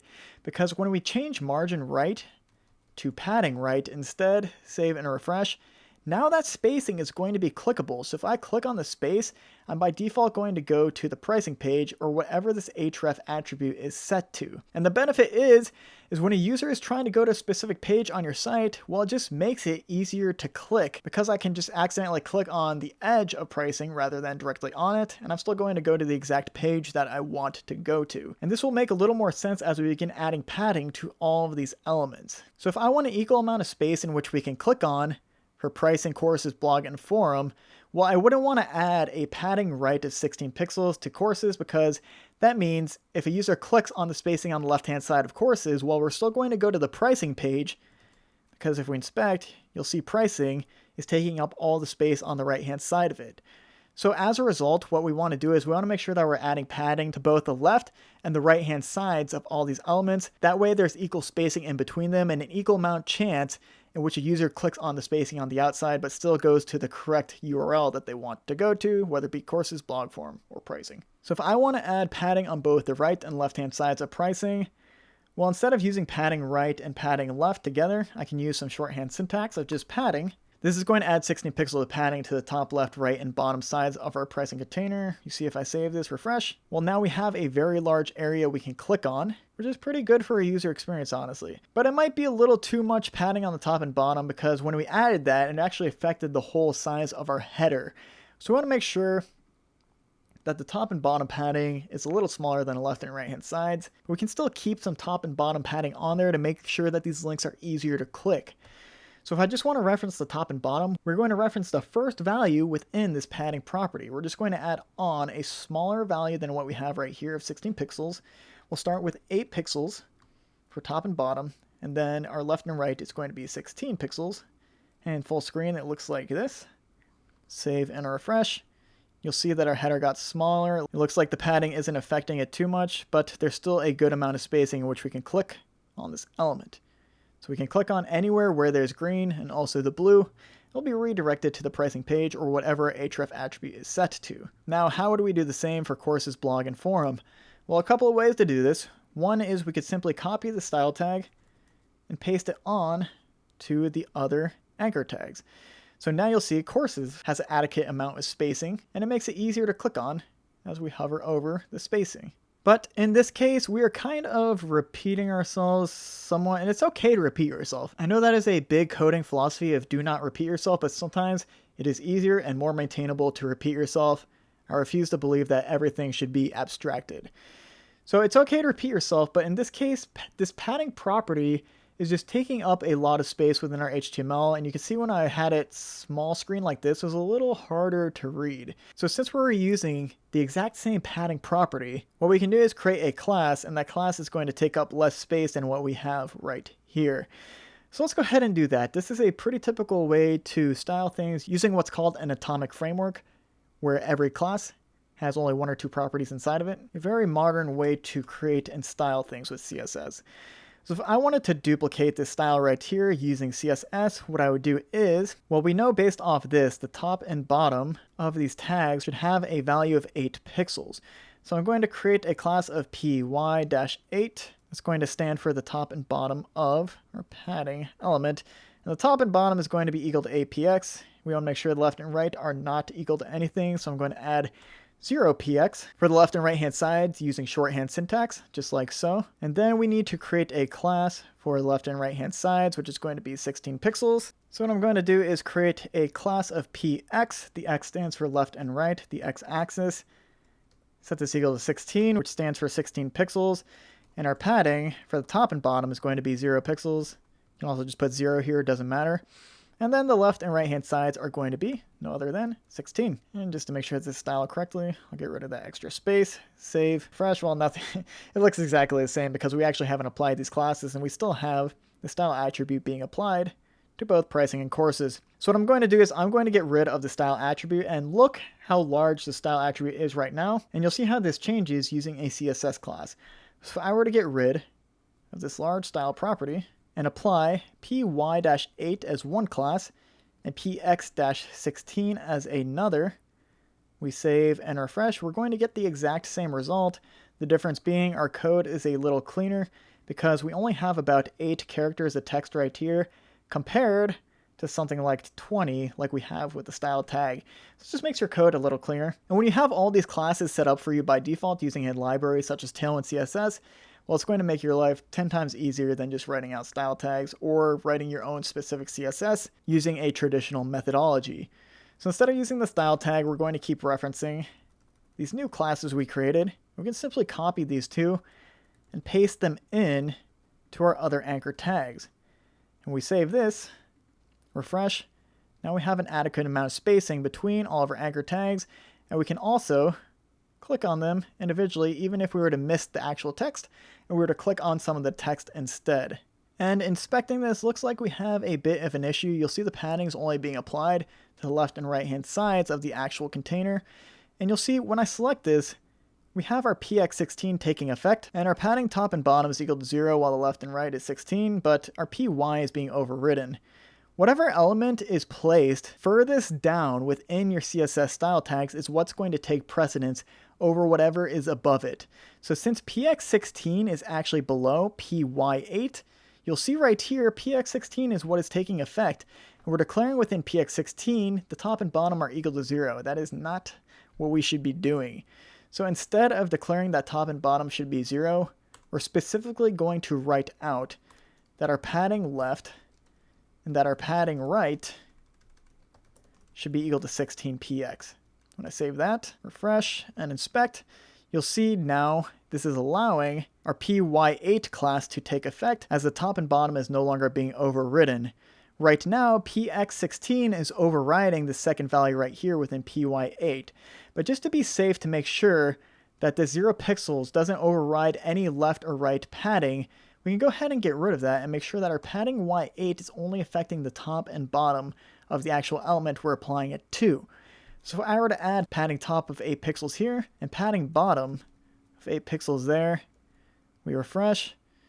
Well, now there's no overriding going on, and these elements are only affecting exactly what they need to, which leads to clean CSS. So if I full screen this and I go back to our design, looking pretty snazzy. There might be a little more padding in between these as we see in the design, but what we have right here is close enough. There's enough spacing between these to tell that they are separate elements from one another, and we can click on them individually without accidentally clicking on something that we didn't mean to click on. So now that our header and these tags inside of it have good spacing, let's go ahead and move on to login and sign up over here. So I want to challenge you to add the correct amount of spacing to match what we have over here in the design. Basically a little bit of spacing in between login and sign up. Pause the video and give it a go. So to add spacing to login and sign up, we obviously need spacing in between, well, just these two elements. So how do we go ahead and do that? Well, first, let's scan what classes we have for margin and padding. Do we have anything which specifically affects just the margin right so we can add some margin onto login? Well, looking at this, it doesn't look like we have any styles or classes that affect just solely margin right. So one, we can either write our own class, which we can prepare to use later, which is probably the safer method, but it's probably a lot quicker just to use a library for creating those classes, which we'll get to in later episodes. So for now, what we're going to do is we're just going to apply an inline style. For speed purposes, we know this is only going to be used in one spot, and we're only going to be using margin right within this inline style. It's okay to use them. So what I'm going to do is I'm going to copy the inline style we're already using within our logo. I'm going to copy that style attribute, and within our login anchor tag right here, I'm going to paste it in, and it's going to give us a margin right of 50 whenever we save and refresh. That gives us a pretty large amount of spacing in between these two elements, but probably a little too much. It looks like we need to cut this in half. So if I were to cut this in half, I'll move this over to the left-hand side so you can see this better. All I need to do is go to margin right, divide it by 2, which would be 25 pixels, save, refresh. It's cut in half. So I can either keep this as is, that's pretty close, or what I can do is I can make sure that we have padding within this login button right here so that it's easier to click. You'll see I'm trying to click right here. It doesn't turn into the pointer until I'm actually over the text. It all depends on what you want, but if you want to make the easiest user experience possible, make this easy to click, you probably want to add some padding. So if I want to add some padding, it's probably good to stay consistent with the same amount of padding we have for all of our other anchor tags, which is determined by these two classes right here. So if I go ahead and select these two classes and apply them to our anchor tag of login, I save and refresh. Well, now when I inspect login within our code, you'll see that it has both margin and padding applied. So this is a good use case in which you would want to use both. We're adding some margin to the right-hand side to make sure that it's spaced out enough from our sign up button, but we're also using padding to make sure that the user has a larger amount of area to click on, making it easier to get to where they want to go. So now adding the margin and padding together probably added a little too much spacing for our liking, too much spacing to make sure this matches up correctly. So what I'm going to do is I'm going to further decrease our margin right. I'm just going to half this, or at least get it something close to half, such as 12. I refresh, and now that is looking pretty darn good. So we have our margin applied, but we also have the padding applied, making this easier to click. And now layout-wise, our header is actually in really good shape. Let's continue matching this up with our design by starting to add some font families, making sure that the fonts we have right here match up with what we see over here. Okay, so how do we get our fonts looking like the fonts that we have within the design? Well, first thing we'd want to do if we were developing this as a real client site is we'd want to click on the text we want to know the font of. So right here, I'm just zooming into our Figma design and I'm clicking on pricing. And over here on the right hand side, I can see exactly what font we're using, which in this case, it's going to be Lotto. So going back to our own site, what font are we using currently for pricing? Well, if we go ahead and inspect it, click on the tag, and then go on over to Computed, if we scroll on down, we should be seeing a property called Font Family. We're not actually seeing anything right here because this is set to the bare default font in which our computer can read within the browser. So if we were to set this to a different font, we're going to want to use a property called Font Family. So let's go ahead and test this out. Within the element style object right here, we have pricing selected. I'm going to go ahead and type in font-family. This is the CSS property we want to use to change the actual font we have within our header. So what do we set this equal to? Well, you'll see some of our options that are provided for us by default. But these are all going to be the defaults provided to us by our computer. So if I start scrolling through some of these using my arrow keys, you'll see when we go to cursive, well, the font changes to cursive writing. Now this is the default cursive font that my computer provides. So this might look a little different than yours if your default cursive font is something than what is being used currently. We go on down, we get something like Fantasy. This is actually, I believe, a papyrus font. It's a pretty tacky font known in the design industry. That is my default Fantasy font, and there are just going to be some defaults for all these different kinds of fonts that you may want to use within your site. But like I said, these are the defaults given to you from your computer. We want to make sure that we set this as something that is consistent. So we're not using a default from someone else's computer. We're actually going to be using a set font that we put within our website. And in this case, if we look back on our Figma design, that set font is going to be Lotto. So where do we get the font Lotto? Well, this is going to come from a website called Google Fonts. If you ever need some sort of custom font on your website, well, you're going to want to use Google Fonts because they come free pretty much. The less money your fonts cost, well, the better it is for you. And there are tons of great free fonts on Google Fonts, so that is what we're going to use for this project, and lucky for us, Lotto happens to be there. So to access Google Fonts, what we're going to do is open up a new tab and type in Google Fonts, simple enough, and we're going to click the very first result. So on fonts.google.com, you can see all the fonts that you can access and put within your website. They have a lot of crazy fonts, a lot of professional fonts, a lot of old-timey fonts that you can put within here. But the one we want to use, and one that is pretty professional, no matter what kind of site you're going to use, is going to be Lotto. You can see it right here. If you have trouble finding it, you can simply hit the search bar and type in Lotto, and it's going to filter out that result for you. So once you filter out the result, what we're going to want to do is click Lotto. And how do we begin using it? Well, if you want to use this within different programs within your computer, such as Illustrator, XD, maybe even After Effects, what you'd want to do is click Download Family, and that's going to download the font to your computer. You can basically open it up, run through the process of installing it, and you'll have it available within all of your different apps. But that's not what we want to do here to get it live within our website. To get it live within our website, what we want to do is click the Select Style button. This is going to open up a nice little sidebar on the right, and it's going to tell us how to use this on the web. So if I click Remove this style, note right here I clicked Select this specific style. And here I am selecting Thin 100. So if we were to select this one style, we'd be getting the thin version of the font. But if we look within our design, click Pricing, well, this is the regular version, as we can see right here on the right-hand side. So we don't want the thin version, we want what is known as the regular version. So we're going to scroll on down until we see regular. Now this is the one we want to select. So I'm going to go ahead and select this one style. And you can see right here, we are selecting regular 400. How do we use this on the web? Well, Google Fonts gives us some tags and instructions on how to do so. So to embed a font, copy the code and paste it within the head of your HTML. Simple enough. So all we're going to do to be able to use this font is basically copy these link tags provided for us after we select the regular 400 font. And we're going to go on over to our code, and we want to paste this within our head tag. So if we look within index.html, well, we don't actually have a head tag anywhere. But if we go back to our website over here and refresh, well, our head tag is definitely there. It's just being inserted automatically for us because Chrome is really smart and understands that our style tag should be inserted inside of a head tag by default. So if we need to make sure that we're putting this within a head tag, what we can do is we can wrap our current style tag inside a tag called head. So I'm going to put a beginning head tag at the very top, and then underneath our ending style tag, I'm going to close it off with /head. And you can go ahead and indent your style tag to make sure that you know that it's inside of the head tag just for legibility purposes. And now we should be good to go with pasting in this new Google font. So remember, we copied those links right below our head tag. I'm going to go ahead and paste those in, make sure they're indented correctly. And now we can begin using the font. So if I were to refresh, nothing's going to happen by default because we need to specify what elements are going to take this specific font.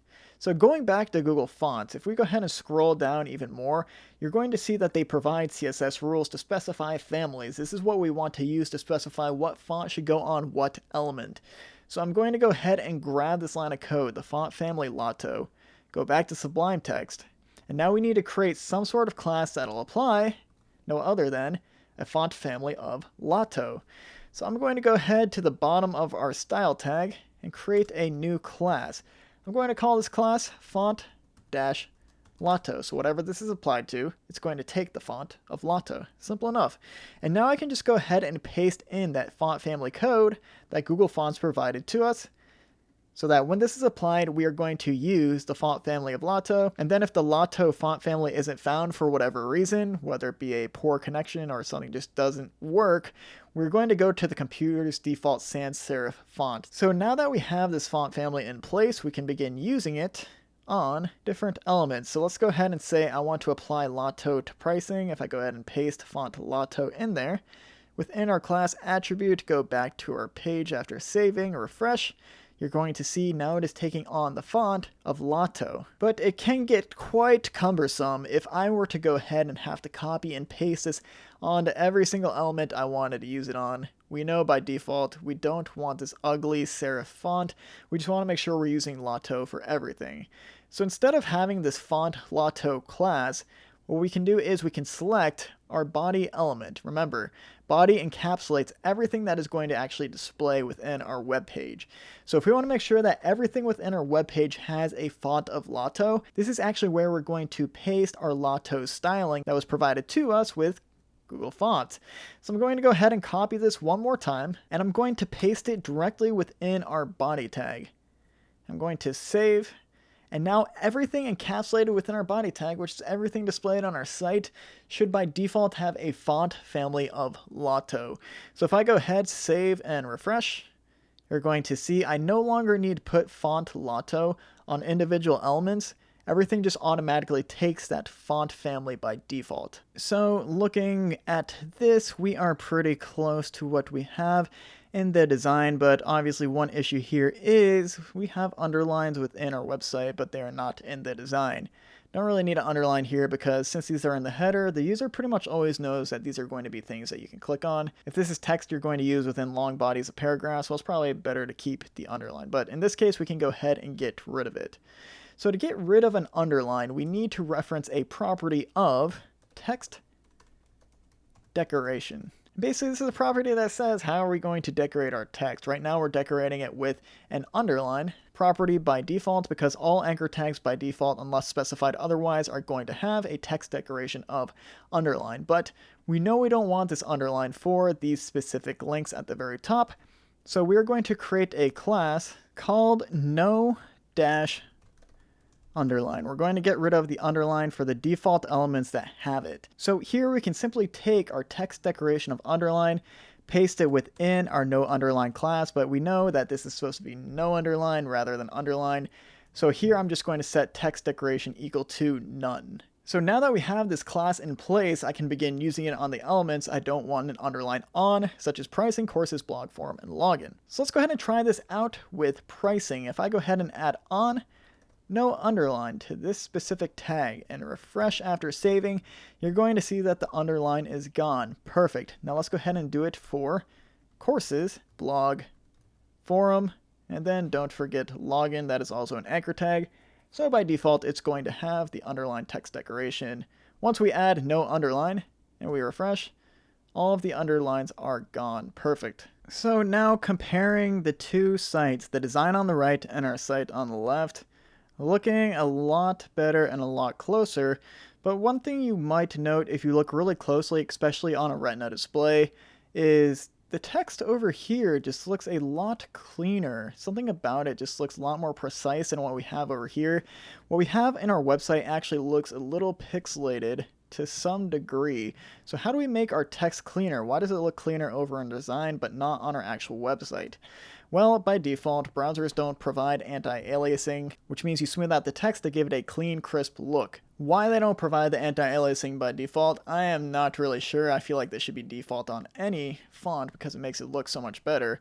But nevertheless, here we are, we're going to add it ourselves. So to add anti-aliasing to make sure that our fonts come out crisp and clean, you're always going to want to go to your body tag at the start of any project, and you're going to want to paste in these two lines of code. They're going to be WebKit font smoothing equal to anti-aliased, and Moz OSX font smoothing is equal to grayscale. Just by adding these two lines of code on save and refresh, you're going to notice that this actually comes out a lot cleaner than it was prior. So these two lines of code, I always forget them honestly. I always have to look them up. They'll be in the description of this video in case you ever need to reference them at a later point in time. But just note, whenever you add these two properties to your body tag, you never really need to do it again for the rest of your project. This will make sure that all your fonts come out legible, clean, and smooth compared to the more pixelated version that they would come out as otherwise. So at the beginning of every project, just make sure you add these two lines of code to make sure that everything comes out as clean as possible. So if we go ahead and full screen this, we are in really good shape. We are starting to look a lot more like we have in the header. And the very last thing we would need to do to finish the desktop version of this header is the sign up button. So how do we take our sign up button right here and get it equal to this sign up button over here? Well, let's go ahead and inspect it. We're going to go ahead and click on the button and see what properties it has so that we can get our own button matched up with those same properties. So the most important property we want to look at here for the button is going to be this one fill property. This is going to be the background color of the button. This is what we want to use, well, for the background color. So I'm going to go ahead and copy this hexadecimal number. We can go back to our website. I'll go ahead and half screen it so we can see both the code and the site at the same time. And now I want to go down to our sign up button, which is right here for me on line 110. So we know this should have a background of that teal color. So if I want to create a class that has some sort of specific branded background color, this is what I like doing. I like creating a class called .bg-brand to indicate that this is a brand color, and then what color is the actual brand color? Well, it's going to be teal. I'm going to create some opening and closing curly brackets, and then my background color should be equal to that hexadecimal number, and make sure that you prefix this with a pound sign to indicate that this is hexadecimal. And now when we apply this BG brand teal to our button down here, it should turn that tealish color. So BG brand teal, save, refresh, and now it is teal. Perfect. So our sign up button text on the design is definitely white, and it's also uppercase. So let's go ahead and do that next. Do we have a class of text white available to us? We can go ahead and scroll through this. It looks like we do. So lucky for us, we don't actually need to create a new class for this. We can just go ahead and paste text white directly into our button class. Save, refresh, and now our text is white, looking pretty darn good. Now to complete our button, we're going to be introduced to a few more CSS properties. Mainly, we're going to be introduced to the border property, and we're also going to be introduced to border radius. So let's go ahead and start with border. If I were to go ahead and select our button directly within our browser, we can go ahead and type in our element style object, border. Now the border property determines what kind of border should an element have. Right now by default our button has some sort of beveled border associated with it. You'll see it's a little black on the bottom and gray on the top. That's pretty ugly for a default border. Very old school, not something we want for a more modern site. So what we can do is we can set a border property to this element, set it equal to Simply none, and that's just going to get rid of the border. We don't need a border for a button, so we're just going to get rid of the default that's associated with the button HTML element. So if we want to go ahead and create a border none class, we'll go ahead and do that, called border none. This is simple enough. Our border property is going to be equal to none. So now we can add this directly on our button, border none. And now when we refresh, that takes effect and we no longer have a border on our button. Now you'll notice our button has the sign of text overlaid on top of each other. That is simply because we just don't have enough screen real estate to get this laid out where sign and up are directly next to each other horizontally. Typically when we get this small on a browser, we're going to flip on over to a mobile design, something that looks a little like this. And I actually don't have the hamburger menu in here, but a hamburger menu, if we go to chriscourses.com, looks a little something like this. You'll see if I begin shrinking this, we get these three little bars. It resembles a hamburger, the top being the top bun, middle being the burger, bottom being the bottom bun. Who came up with that? I don't know, but I kind of like it. So typically when you get to a size this small, you're going to revert to this hamburger icon. That'll be part of a future episode. But for now, let's go ahead and extend this, just so by default, our sign of text is directly next to each other rather than stacked on top, so we can see exactly what this looks like. So I'm going to move this to the right-hand side of the screen. I'll move my text editor over to the left so we can see sign up better. Now, what needs to happen to our sign up button to look more like this? Well, we need to make sure that we're rounding the edges of our button over here. So to get our button rounded like we have over here in the design, we're going to want to add in a style of border dash radius. This is going to determine how curved our border is. Now you'll see as I begin adding pixels onto this value, we're going to get this more and more curved. And let's see if I can zoom in here so you can see this better. You'll see even with just 1px that we have a little bit of curve on our button. If I go back to 0, no curve, 1px, a little bit of curve. So we'll go ahead and keep increasing this. You'll see the more I increase this, the closer we're getting to this exact effect we have over here. Now if I want to fully round this and make sure that no matter how much padding we have on this button, that it's always looking like this over here on the left, what I can do is I can set our border radius equal to a very high value, such as 9999 pixels. And that's always going to make sure that we have this exact effect over here where only the left and the right hand side of this are rounded as much as possible. So if I were to create a class for this to make sure that this is permanent, I would add a class of rounded full, because that kind of makes sense. Whenever we apply a class of rounded full, we want to make sure that this is actually fully rounded out and that we don't have any sharp edges. And we're going to apply the same border radius property of 9999 pixels. So if we save that, all we need to do now is apply it to our sign up button to take effect. So border, not border radius, this is called rounded full. If we save this and refresh, well, now that is permanently taking effect. And all we really have to do now to make sure this matches up with our design is give it some padding. So remember, padding is always going to affect the inside of an element. This element has a background color, so it's a perfect indicator we want to use padding over margin. So how much padding and margin do we use? Well, we can kind of just eye it. We can also reuse some of the classes that we have right here, such as PY8 and PX16. So for our top and bottom padding, we'll add on 8 pixels. And then for our left and right hand side padding, we'll add on 16 pixels. Just by doing that, if we save and refresh, well, now we have a button that looks pretty darn similar to our design. So what's really different within this design button compared to what we have over here? While clicking on this, a few things. The first thing is, well, this is actually a bold version of Lotto. You see over here when I click on this, we're listing out that this is bold. The font size is actually 14 instead of the default 16 like it is right now. And it's also uppercase. So we can do a few things to make sure that this looks more like what we have over here. Let's go ahead and start getting this font bold. So to set a font to bold, we're going to want to use a property called font weight. You'll see just by typing in font weight, we have a bunch of different options available to us. Typically, font weights are expressed in numbers 100 and 900. 100 within the scale is going to be the lightest version of the font, so very thin, while 900 is going to be the boldest version of this font, so very thick.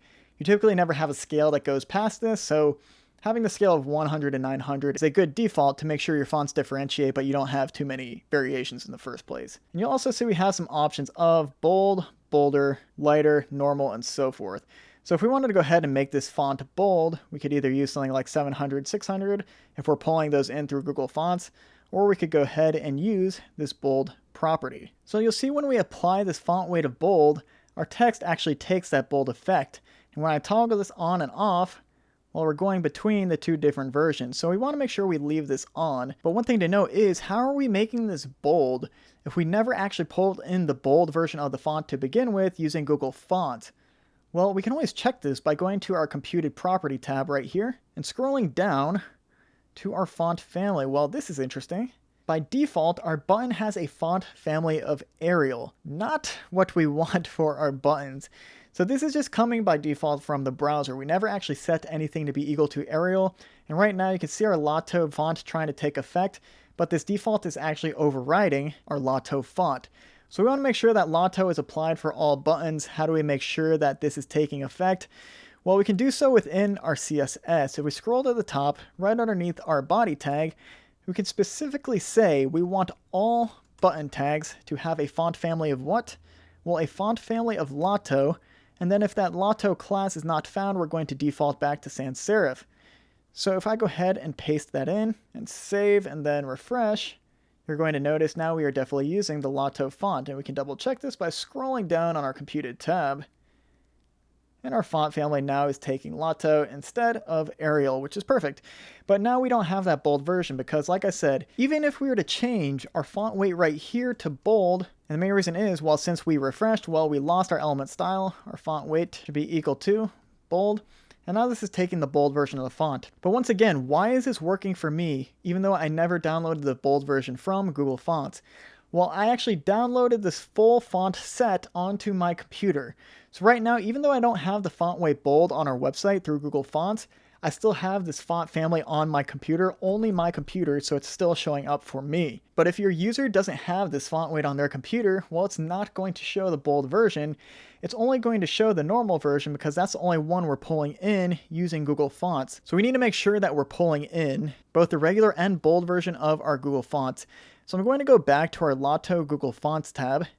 And here we know we pulled in regular 400. We can see this is all the code we copied.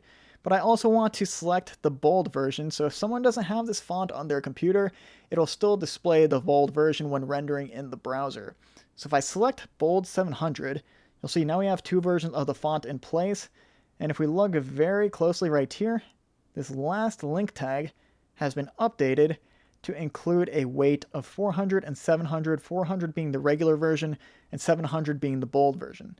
So if we want to make sure that this is on our site, we're going to go ahead and copy this last link tag and replace our last link tag in our head with the weight of 400, 700 version 1.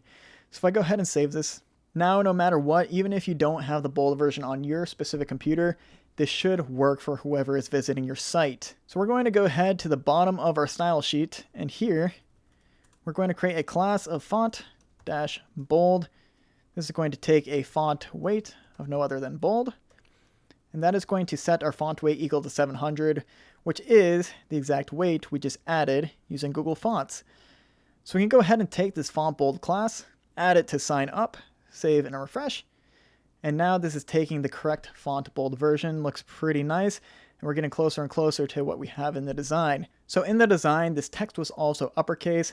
The property we're going to want to use to make sure your text is uppercase is going to be text-transform. What can this be equal to? Well, we can either capitalize each word, so that if these are lowercase within our code, capitalize will automatically capitalize the first character of each word.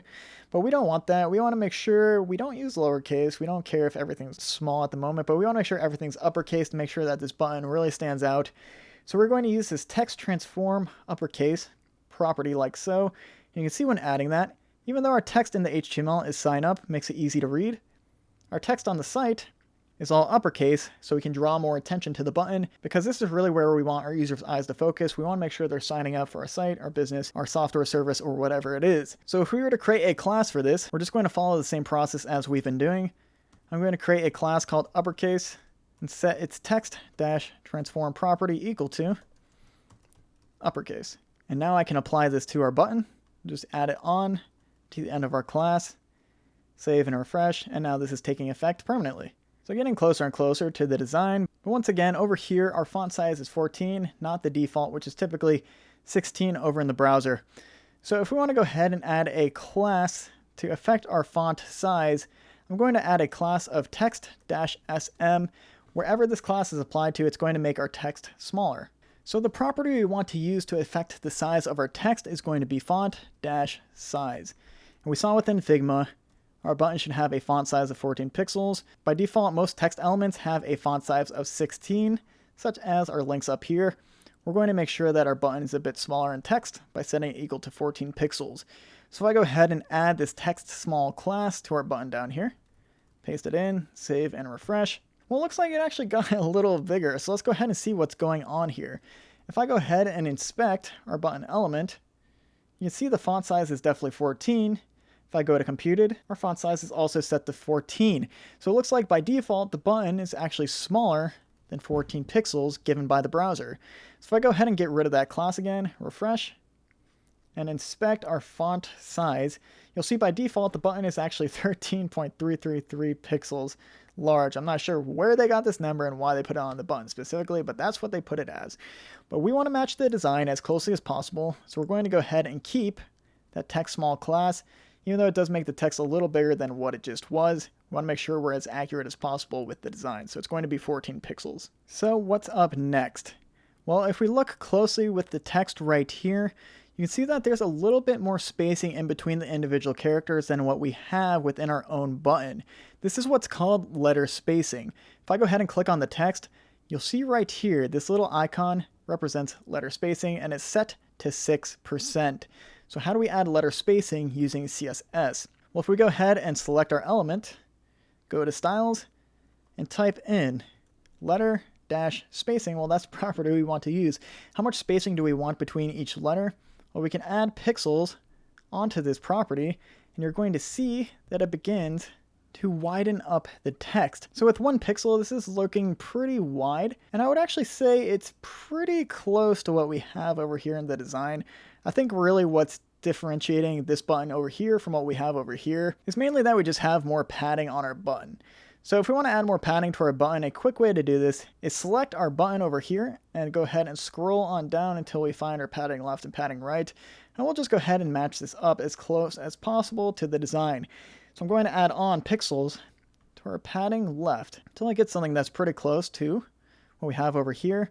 I'd say 24 is good to go. Padding right. We want to make sure that these are equal on the left and right hand sides. So if I make that 24 as well, that's going to lengthen that up a bit. And now I can affect the padding top and padding bottom because it's definitely a bit larger in the design. If I go ahead and make that 12, that seems to be pretty close. If I make this 12 for bottom as well, I think that's good for top and bottom. I might even want a little more on the left. Go ahead and make that 28 and a little more on the right. And I think that's pretty darn close. I'm really liking where that is at. So I want to go ahead and make classes for padding left, padding right, 28 pixels, and padding top, padding bottom, 12 pixels. So I know you know how to do this, but really quickly, let's go ahead and do it on our own. I'm just going to go ahead and duplicate these 2 classes right here because I know I want to reuse their naming conventions. So instead of PY8, we know the padding on the top and the bottom is going to be 12 pixels. I'll change this to 12. And then our PX16 is actually going to be PX28. This is going to be equal to 28 on the left and the right hand side. And now we can use PY12 on the top and bottom, PX28. And with that, now those classes take effect. We can see that they're here within our inspector, and our button is looking a lot closer to our actual design. So when we compare the two, we are looking very, very similar. Now you may be wondering why on my screen do my fonts look a lot bigger than what we have over here on the design, even though they are indeed the same size. You'll see right here courses is 16 pixels. And then when inspecting courses in our browser and adding a font size of 16, this never actually changes because by default our anchor tags are going to be a font size of 16 pixels. Why does this not look as small as what we have within the Figma design? It's simply because I'm displaying this web tutorial on a downsized screen. So my resolution right now, I believe, is 1280 by 720, and I can check this by clicking this little app I have right here. So my browser display is 1280 by 720. But if I were to enlarge my screen to something that a more normal laptop or desktop has, such as 1920 by 1080, well, by default, this text would get a lot smaller. It just looks a lot bigger because for you guys to be able to read the text I have in this tutorial, I need to make sure that I'm zoomed in as much as possible. And therefore, the resolution of my screen just makes this text look a little bigger than what we have in the design. But nevertheless, as long as you're matching your text up with the same font sizes and weights as you have in the design, it's going to look exactly like this as the user enters a bigger screen, something that's as large as 1440 by 920 and so forth. So now that we have our button and pretty much our header pretty good to go, we can go ahead and start moving on to our hero section, which is everything beneath the header, behind the header, and so forth. So we're going to go ahead and get this background video in place. Looks like an image right now, but we are going to be using a video to get this moving, and then we're going to be adding on some text on top of it, and then we're going to get into the stats section. To add the next section, the hero section, we're going to need to learn a CSS property called position. There are going to be two main positions we use. It's mainly going to be position relative or position absolute, and position absolute is how we're going to overlay our header on top of this background video. But first thing first, we need to insert it into our page. So the first thing I'm going to do is teach you how to get this background image onto the page in case you just want an image, and then I'm going to teach you how to get a background video on the page directly from someone's website. In this case, it's going to be my website, chriscourses.com.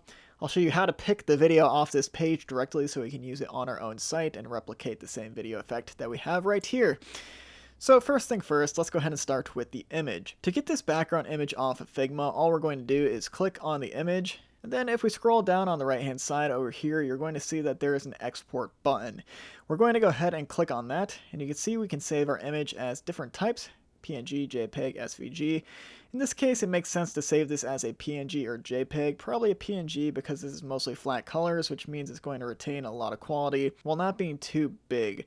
So we can go ahead and export this as a PNG. We're just going to click this button, and you're going to see that it exported down here.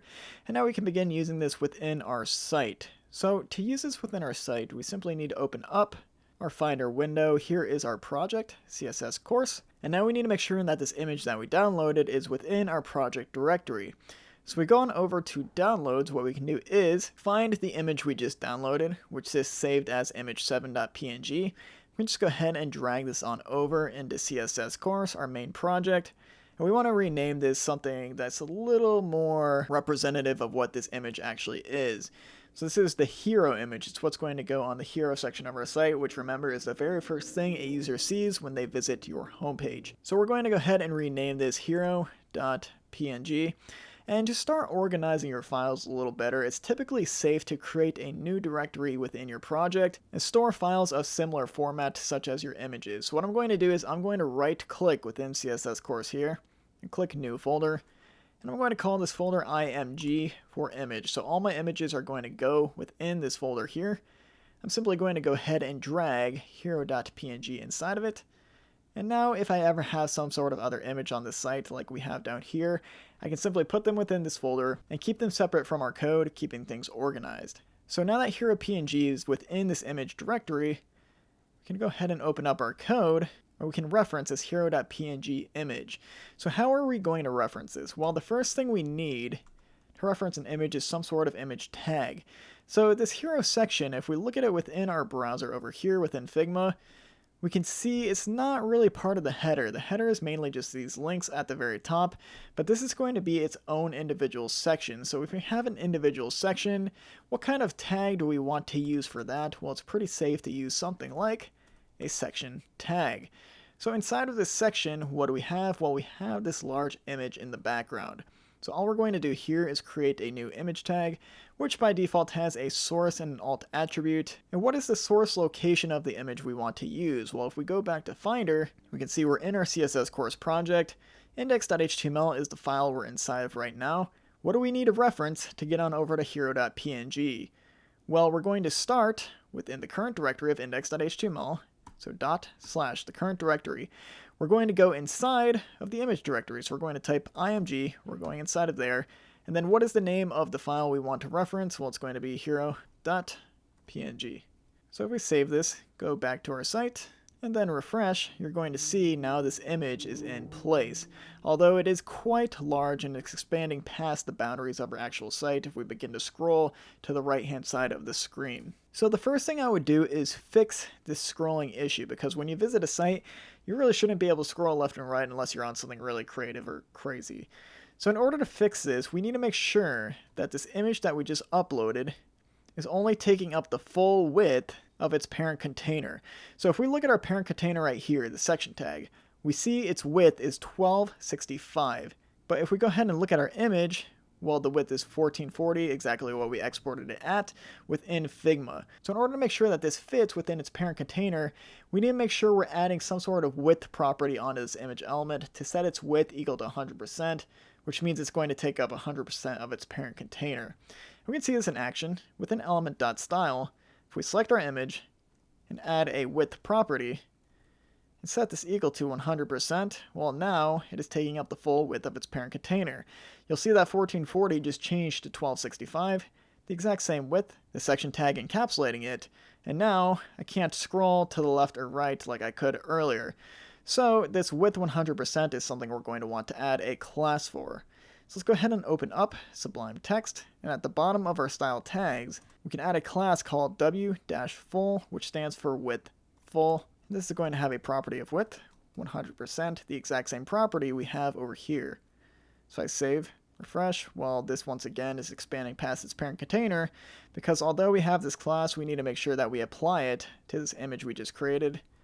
So I'll go ahead and add a class attribute to the image, and then I'm going to put in width-full, save, refresh, and now it takes up the full width of the parent container and doesn't expand past it annoyingly like it did before. So we're going to get to the video, but the most important part of this lesson is going to be the CSS property position. In order to move this up behind our header, we're going to want to change the position attribute of this background image, specifically the whole section that this image is actually in.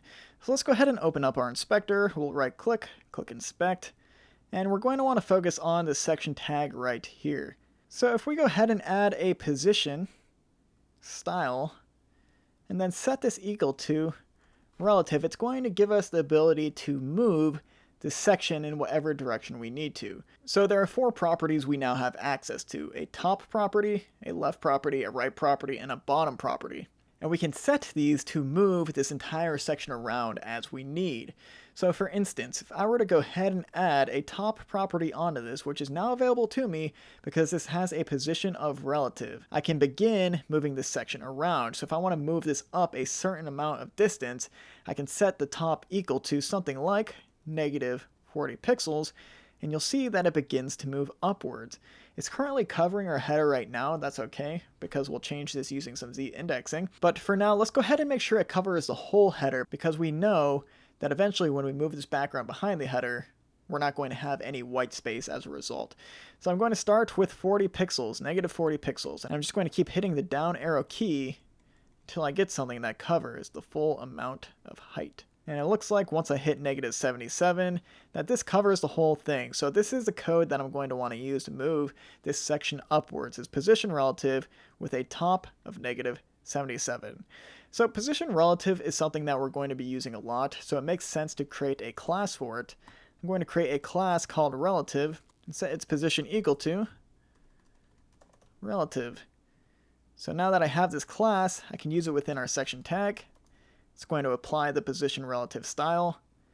And then since top -77 is probably something I'll only use on this one specific HTML element, I can select the style attribute and set its top equal to -77 pixels as we have over here. I save, refresh, and now those have taken effect permanently. So we need our header to be above our background image. In order to get this above the background image, well, we need to set the z-index of the header to be a larger number than the z-index of the actual image. So what is z-index? Z-index is the positioning on the z-axis. So if we were to look into our computer screen, the further we go into the screen, the smaller the number gets. But the further away we are from the screen, the larger this z-index number gets. Larger the number is the foreground, smaller the number is basically the background. You'll see what I mean by this very shortly. So if I go ahead and set our z-index to something large, like 10, that's going to mean that it should pop out in front of us. But even though I just set our header to 10, it's still behind our background image, and that is because z-index is another property that relies on position relative in order for it to work. Remember when we just used top -77 pixels? We need position relative in order for that top property to work. The z-index is the same way, so this isn't going to work until we add a position of, no other than relative. And once we add that on, now z-index of 10 is taking effect. You can see when I toggle this off, it goes away. But once I set z-index equal to 10, it comes closer to us because the larger the z-index number is, the closer the element is going to be to us rather than deep into the screen. So we know in order to get this header above our background image, this is the code we want. We can go ahead over to our code, find our header, which is right here. We know we created a relative class, which we need in order for z-index to work. So we're going to go ahead and add a relative onto our header. And now we know we need a z-index of 10. So we'll go ahead and say a class of z10 should be available to us. And this is going to have a property of z-index 10. So now I can add this on to our header element, z-10. I save and refresh. And now our header is on top of our background image. So I know I mentioned position absolute, and I might have jumped the gun on a little bit. We're not going to need it just yet. So let's go ahead and get our video in here, and then we'll begin adding the rest of the text that's supposed to go over this image. And that is actually when we're going to be using that position absolute. So like I mentioned, we need to get some sort of video to put in here because we decided we want to use a video, not so much a static image, because it's going to make our site more interesting and hopefully gets the user to know that our product might be better than another's, or we might be a better fit for a certain position when we're trying to apply for a job. So in order to get a video directly from another website, this is what we're going to do. This is pretty cool if you want to just download videos and skip some sort of paywall. So I'm going to go ahead and open up a new tab, and the site I want the video from is going to be chriscourses.com. This is our example site for the most part. You can see in the background, we have all this movement. This is just one singular video. So if I want this video and I want to make sure I can use it on my site, I'm simply going to right click, inspect, and I'm going to click the little inspector again and try to select the largest element in the background, which right now looks like this one div, and it might take a little bit of sifting around to find the exact video. So right here, I can tell you this absolute inset 0 is where our video is placed. So I'm going to go ahead and open up this one div by double clicking on it. You can see we have a video tag. So this is video tag I want to use within this new site we're creating. So if I want this one video tag, I'm simply going to right click it, go over to copy, and I'm going to copy the element. So now that I have that copied, I can open up Sublime Text, open up a new tab, which I just did with Command N. For Windows, this is going to be Control N. And then I'm going to hit Command V to paste in the video HTML. Now, if you want the syntax highlighted within Sublime Text, you can hit Command Shift P, and this is going to open up the command editor, and I can type in HTML to set the syntax to HTML. And you'll see down here, right now we're reading this file in plain text. If I set this equal to HTML, this changes to HTML down here, and this should be highlighted correctly. So if I go ahead and look at this video tag should look a little something like this. So to start, really what we can do is we can just copy and paste this directly into our HTML. So I'm going to go ahead and copy this entire video tag, and I'm going to put this right above our image tag. Make sure things are indented correctly. And I'm also going to comment out our image tag just so we can solely focus on the video and I can show you exactly what's going on here. So we can exit out of chriscourses.com. We're going to refresh our file over here, and nothing is showing just yet. So let's go ahead and look at our video tag. By default, we're setting this to loop automatically. That means no matter how long our video is, once it reaches the end, it's going to continue, start from the beginning. We're going to autoplay our video. The user doesn't need to click some sort of control button to start it. Plays in line means it's going to play automatically on mobile. And you don't actually have to set this to anything. Just say plays in line. Muted, you need to make sure your video is muted. This video doesn't even have any audio to begin with, but you need to set this muted property equal to muted, because otherwise this isn't going to play automatically on certain browsers. It must be muted for a video to play automatically. And then I have a few classes in place, which we will cover. And I set the video's minimum height equal to 550. All this means is the video must be at least 550 pixels tall. We'll see what that looks like in a second. And then we have a source tag, which is set to a source attribute, and a video type. So if we want to clean this code up a little bit, what we can do is we can actually get rid of the source tag. We can take the source attribute and paste it directly within our video tag, because we're only going to be using one video type. If you have multiple video types, such as an MP4, or I believe another one is WebM, that is when we would use multiple source tags. But since we only have one, it's okay to put the source attribute directly within the video tag. We don't need to reference the type because that is going to be assumed automatically based off this MP4. And then we can go ahead and delete that spacing in between the video tags. This is a cleaned up version of the video tag we had earlier. If we save and refresh, still nothing, but that's okay. All we need to do is reference the correct location of this file right here. So if I go ahead and copy this link and I try pasting this in our current site, you're going to see we're returned with a page that says your file could not be accessed. That is because this video is only available on chriscourses.com. You can see right here we're using a relative URL, which means it's relative to the main domain. And this course is going to be chriscourses.com. So we go to chriscourses.com and start typing in this relative URL. We hit enter. Now you can see this background video is playing automatically inside of some sort of player for us. So what we can do is we can go ahead and take this full URL, paste it within our source attribute right here, hit save, refresh over in index.html, and now our video is displaying in the correct spot, which is great. But one thing is, whenever we use an absolute URL, like we're doing right here from chriscourses.com, what happens if this video is updated on my end over at chriscourses.com, and it changes to something like Galaxy 3 rather than just Galaxy? Well, that means you would have to update your own code whenever I change my code. And you might not know when that is, so we don't want to use an absolute URL like we're doing right here. We want to use a relative URL. So what we need to do is we need to make sure that we're downloading this video and then putting it within our own project directory. So to download this video, we know we are visiting the video within the browser right here. All we need to do when visiting the video is right-click, and then we're going to click Save Video As within Chrome, and now we can save this wherever we'd like. So my project is within Web. This is the CSS course. I can create a new folder called Videos. And this is where I'm going to store the video. Let's make this name a little more legible. I'm going to call this galaxy.mp4. Hit save, and that's going to save the video. So now that this video is saved, I can begin using it within our code using a relative URL, which means I have full control over it.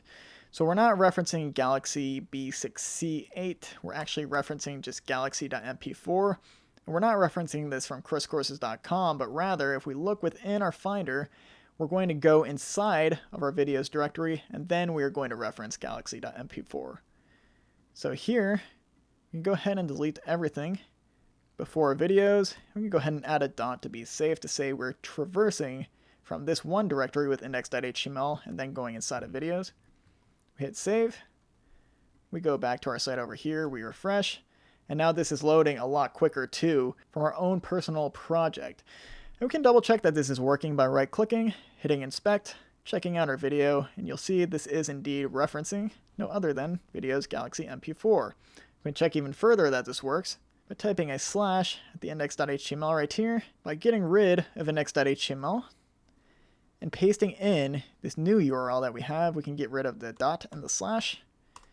You'll see now this is playing in the player. We are referencing this 100% correct. So this is looking good on full screen, but as we start to resize this, you're going to notice all this random spacing on the top and bottom of our hero. We want to make sure we get rid of this and that we're always filling up this empty space. So let's go ahead and move this to the side. This looks good over here. And I'll open up Sublime Text. So right now within our video tag, we have a width full, which is a width 100%. And we also copied a height full and a class of object cover as well. We actually have not created these classes just yet. So let's go ahead and do that and see what happens. We're actually going to start with object cover. So we're going to add a CSS property of object-fit, and you'll see a few of the things this can be set equal to. But the main one we're always going to use for object fit is pretty much always going to be cover. So just by adding object fit cover right here, we get the exact effect that we're going for. So what does object fit cover actually do? Well, let's go ahead and exit out of this with object fit cover applied. We can start resizing this to see how this works. So no matter what size I resize this to, it seems that the background video is always taking up the exact height and width it needs to while maintaining its aspect ratio in the browser. So opening up our console again, if I turn off object cover for our video, you're going to see our video takes up the full width of the parent container, but at the same time, it's not filling up the space we need to cover the top and bottom sections. Even when I resize things, there's always going to be a little bit of padding until I get to a really large screen size. We want to make sure that this little bit of padding, this little bit of white space is always filled up. And object fit cover does that by zooming this image in and always filling up this space while maintaining the exact aspect ratio we have right here. So object fit cover is a smart way to zoom in on this image no matter what screen size we're in, while also maintaining the aspect ratio. So really, the main thing we want to focus on is object-cover right here. So let's go ahead and make a class for object dash cover. What is this going to be equal to? Well, object dash fit. And remember, the value we want right here is going to be cover. Now we can add this to our video class, which we already have. We save and refresh. And now we're getting the exact look we are going for. Now we also have the height full class, and we don't actually need this just yet, so we're going to delete it. We might need it later on as we begin to style this, but you can see even with deleting that, we don't even have a height full class to begin with. If we save and refresh, well, it's still going to look exactly the same. But you'll see as I begin to actually shrink this, we have a little bit of space up here at the top, and that is simply because our sign up button begins to break. The text is on top of each other rather than side by side. And like I said, this is an instance in which you would replace pretty much all these links right here with the hamburger menu. So we're not going to worry about this little bit of white space up here until we add in the hamburger menu. We're just going to focus on a little bit of a larger screen size like so. We're going to be good to go to continue going off of the Figma design. So we have our video in place. What is going to be next? Well, based off the Figma design, we need to add in a little bit of hero banner text, and then also a button, and then we're going to do the stats section. So as we develop this content overlaid on top of our background video, this is a good chance to be introduced to the max width property. So the very first thing we're going to do is just get this text onto our screen and style it accordingly. We should be able to do this based off the knowledge we have so far on CSS development with typography. So the first thing we're going to do is just check out what our site looks like, which is this right here. And as we begin to add this text in, by default it's not going to be overlaid on top of our video, it's actually going to be pushed down, but that is where position absolute and position relative are going to come into play, which we'll be doing next right after this max width video. So let's go ahead and start writing out the markup for our text over here. So when I look at this design, I like to think of what do I need to actually group together? What content here needs to be grouped together to separate it from the rest? Well, right here, you can see that we have turbocharge your development career. This is essentially all one headline. The only difference being is that development career is a different color. So right now it makes sense to group this whole headline in one container div just to separate it from this text beneath it. And then inside of that separator div, what we can do is we can create an H1 tag, which indicates that this is the largest text we're going to be using within this section, can be used to encapsulate turbocharge your development career. And then when we look at development career to change this text right here, we can just wrap this text in a span tag because a span tag is inline by default. It's not going to do anything weird with the text basically. So that's kind of my thought process on how we're going to mark this up. Let's go ahead and bring up Sublime Text, and we'll start doing exactly that. So if we scroll on down, we have our section right here where our video is. This is where we're going to be writing our text. So we have this one grouping of turbocharge your development career. Let's go ahead and create a div for that because divs are basically groupings. They're basically groups for your HTML. We're going to create this one div. And then what do we put inside of this div? Well, it's going to be an H1 tag because, like I said, the H1 tag represents the largest text within our document. So here we can just type out the text, turbo charge, but if you're lazy like me, Figma provides a really nice shortcut here. What you can do is you can just click on the text, and then on the far right hand sidebar where you see this little design tab, you're actually going to go on over to inspect, and here under content you can see the exact content that's being outputted. You can just click it, it's going to copy to your clipboard automatically. You can go back to Sublime Text and just paste it in, and this way you know that your text is exact. If there's a misspelling on the project, it is the designer's fault and no longer yours, baller. So that's going to take care of this first part right here. Now what we could do is we could create another H1 tag and just insert development career. So let's go ahead and do that. This is one possible way to do things. There are multiple ways to do things within development. But is this how I would do this within my personal development? Probably not. Just because we don't really need an additional H1 tag right here. We can just go ahead and put this development career text within the first H1 tag, get rid of the second. Cleans up our code, maybe just a little bit. So based off of this, let's see what we have. We refresh over here in the browser, and we have turbocharge your development career. Okay, that is looking good so far. And this is all the markup I want to do for the H1 tag, so far at least. We're going to go ahead and continue onwards. We're going to go on to the paragraph text right here. What kind of tag do we use for paragraph text? Well, no other than the paragraph tag. So we can do two things here. We can create an encapsulating div like so to indicate that this is going to be a new grouping. We can put the p tag inside of it. Or another thing we can do is, since we already have one encapsulating div right here, we can pretty much just extend the height of that by putting the p tag inside of that too.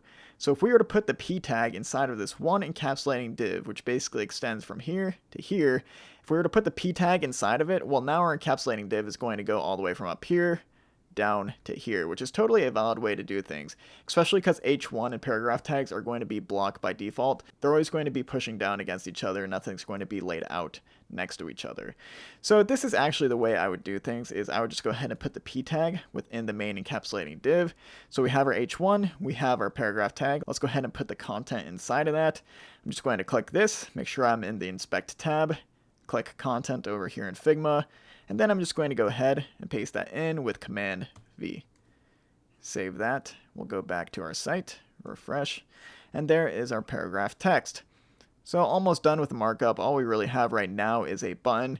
We're just going to do the exact same thing. We're going to put the button inside of this encapsulating div. So we're going to go ahead and write out a button tag. This text is get started, short enough for us to just type it. We'll save that, refresh, and there is our button. So looking great. That's pretty much all we need to do to start for our markup within HTML. So now that we have that markup in place, it's time to start styling this so that it actually looks like this over here. So how do we begin styling this? Well, we're going to go ahead and inspect the H1 so we can see its properties. And we can do this in a few ways. We can just go ahead and scroll down under the Inspect tab and look at its typography. And here you can see that the size is 60 pixels for desktop. So if we need a font size that is 60 pixels, there are a few ways to do this. One, we can create a class, or we can just do an inline style. Now, using a framework with Tailwind, creating a class for this is very simple to make sure that it's exact to your actual design. But in this case, we don't have Tailwind installed, and we're not going to get there till later. We're going to refactor this quite a bit with Tailwind once we're ready for it. So right now, it's totally okay just to use an inline style. So that's what we're going to start off with. So we're going to put an inline style in place, and we're going to add a font size of 60 pixels. So we'll type in font size 60 px, save that, go back to our site, refresh, and that is going to be 60 pixels large. Now if we look at the color of this, turbocharge is white, development career is going to be a teal. So how do we differentiate the colors when we only have one H1 tag? Well, this is where adding another tag is going to come into play. So development career is actually below turbocharge your, but at the same time, you always want to make sure that your text is next to each other so that when you go to mobile responsive development, it breaks down correctly. So with that in mind, what we're going to do here is we're going to wrap development career in a span tag, because a span tag is going to be an inline element, meaning that it's going to be next to turbocharge your development career. So if I do this, it's going to look exactly the same. But now if we inspect development career, you'll see that it has its own little container of a span tag. And we have our own little container like a span tag. What we can do is we can add individual classes to just this specific text. So let's go ahead and look at some of our styles up top. We'll just scroll up really quickly. Do we have a text brand teal anywhere? It does not look like we do, so this is actually something we are going to create because we might be changing other text we have on our site to a teal as well. So what I'm going to do is I'm going to create a class called text brand teal. We know this is going to change the color of the text, so this is going to use the color property. We can go on back to Figma, click on the development career text to get its color, which is going to be this right here. You can go ahead and copy this. And then we're just going to paste it in as the color. And we can get rid of the 100%. We don't really need that. We just need the color for text brand teal, which is this hexadecimal code right here. So now that this class is set with a teal color, we can go ahead and take it and apply it to whatever text we want to be turned into a teal color. In this case, it's going to be development career. So we're going to go ahead and add a class onto our span tag, which encapsulates development career. And then we're going to reference text-brand-teal. We're going to save, refresh, and now that is going to be teal. So let's go ahead and change turbocharge your to white. Do we need to wrap this in another span tag? Actually, no. What we can do is we can just go ahead and add a class of text white to the H1. So by default, all of our text is going to turn white, but still, since we have the span tag right here wrapped around development career, this is going to take precedence over that white color. Thus, this is still going to be teal, but turbocharge yours will still be white. So if we go ahead and add a class here of text white, that is a class we created previously in other episodes, go ahead and refresh, and now that text is white. We can't really see it right now because it's on a white background. So just to make sure we can see it, let's go ahead and add a class of BG gray 900, one of the first classes we created within this course. And that allows us to see our text better, something that's going to overlay on top of this video and actually contrast with it when we're ready. So we have our colors in place, but obviously a big issue here is development career is beneath turbocharge your.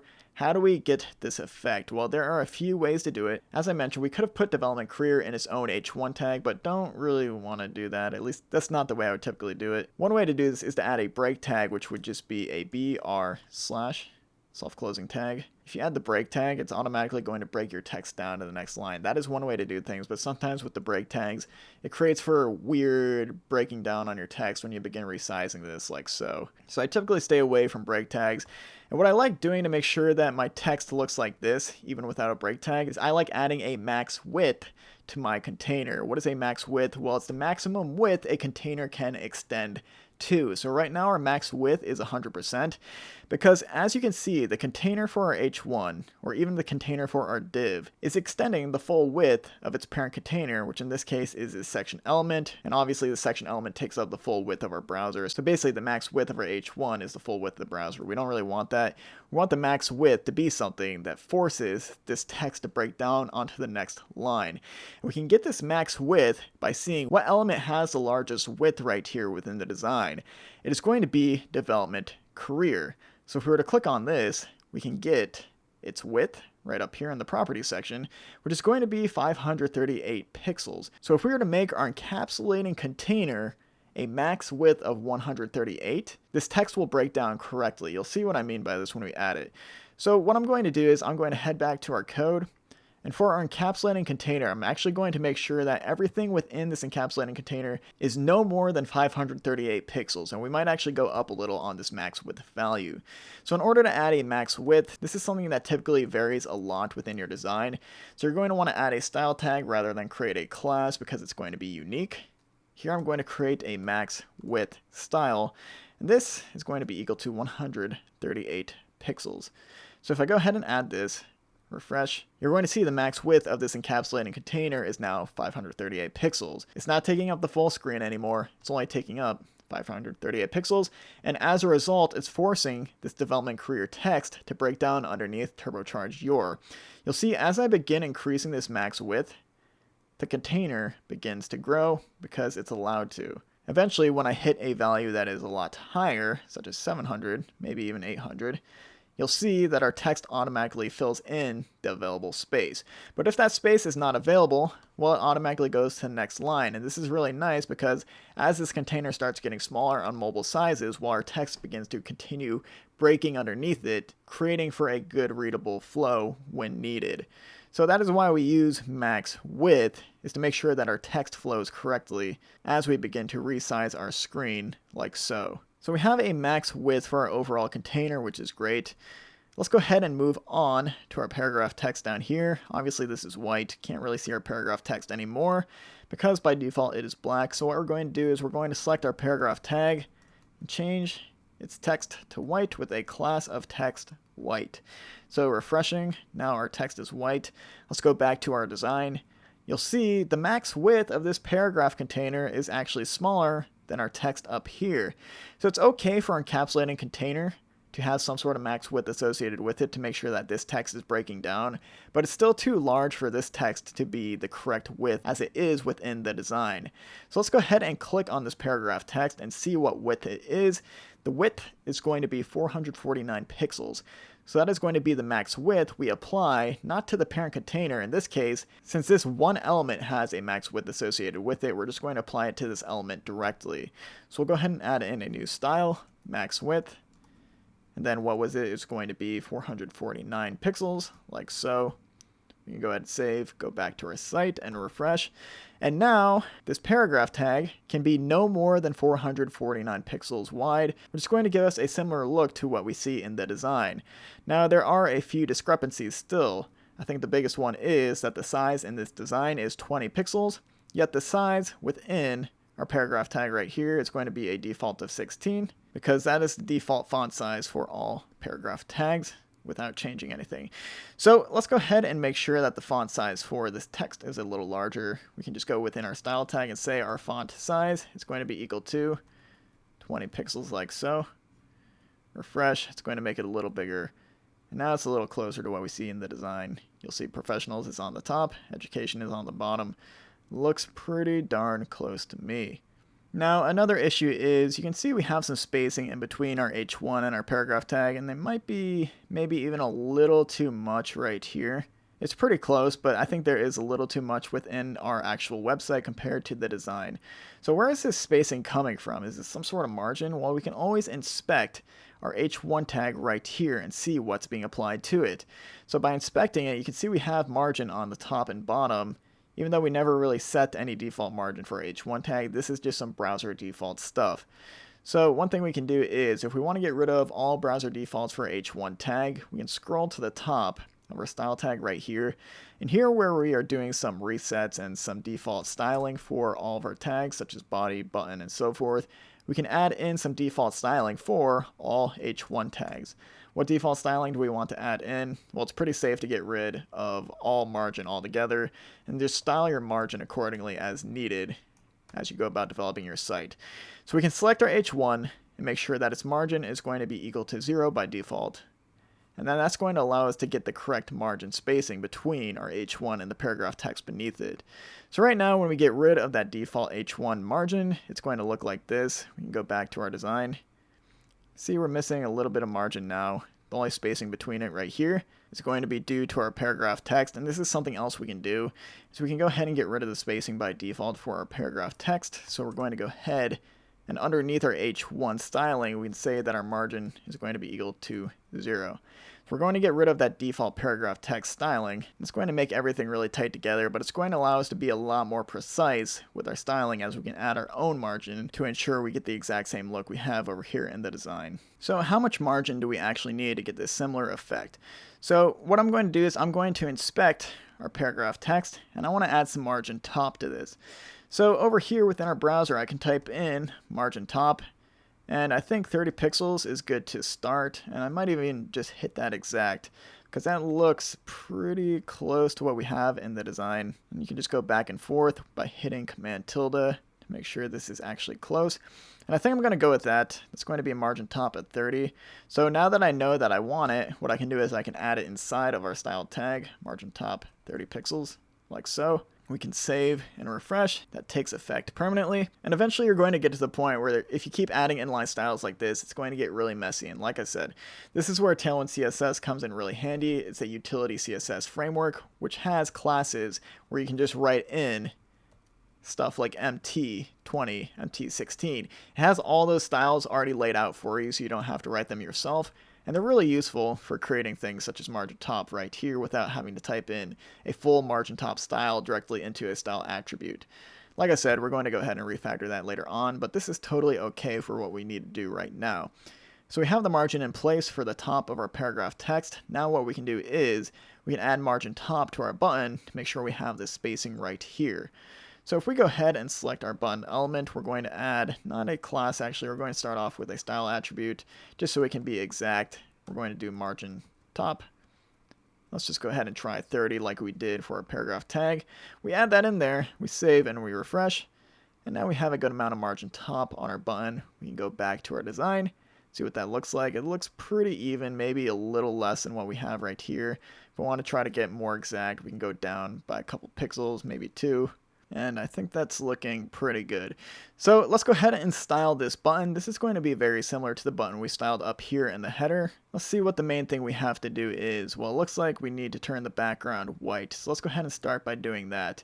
It's very typical to have some sort of class called bg-white to turn a background white. So if we save this and refresh, nothing happening because we don't have that class yet. But I guarantee you this is a class you're going to use later on as you begin developing more and more of your site. So it makes sense for us to create this class. So all I'm going to do is at the bottom of our style tag, create a class called bg-white. And this is going to be a background color property set equal to white, like so. So once we add this class and refresh, well, now our background color is white on this button and not gray. So in the design, our text for get started, you can see is teal, but over here, it is obviously black. So that is another thing we want to change for our button. We're going to go ahead and select our text.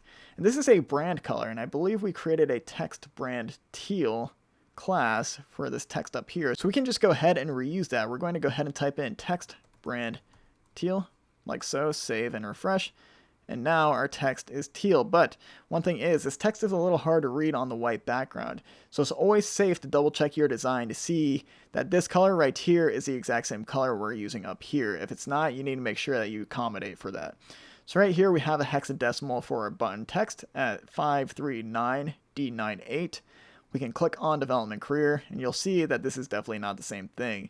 So there is a darker variant of this teal text.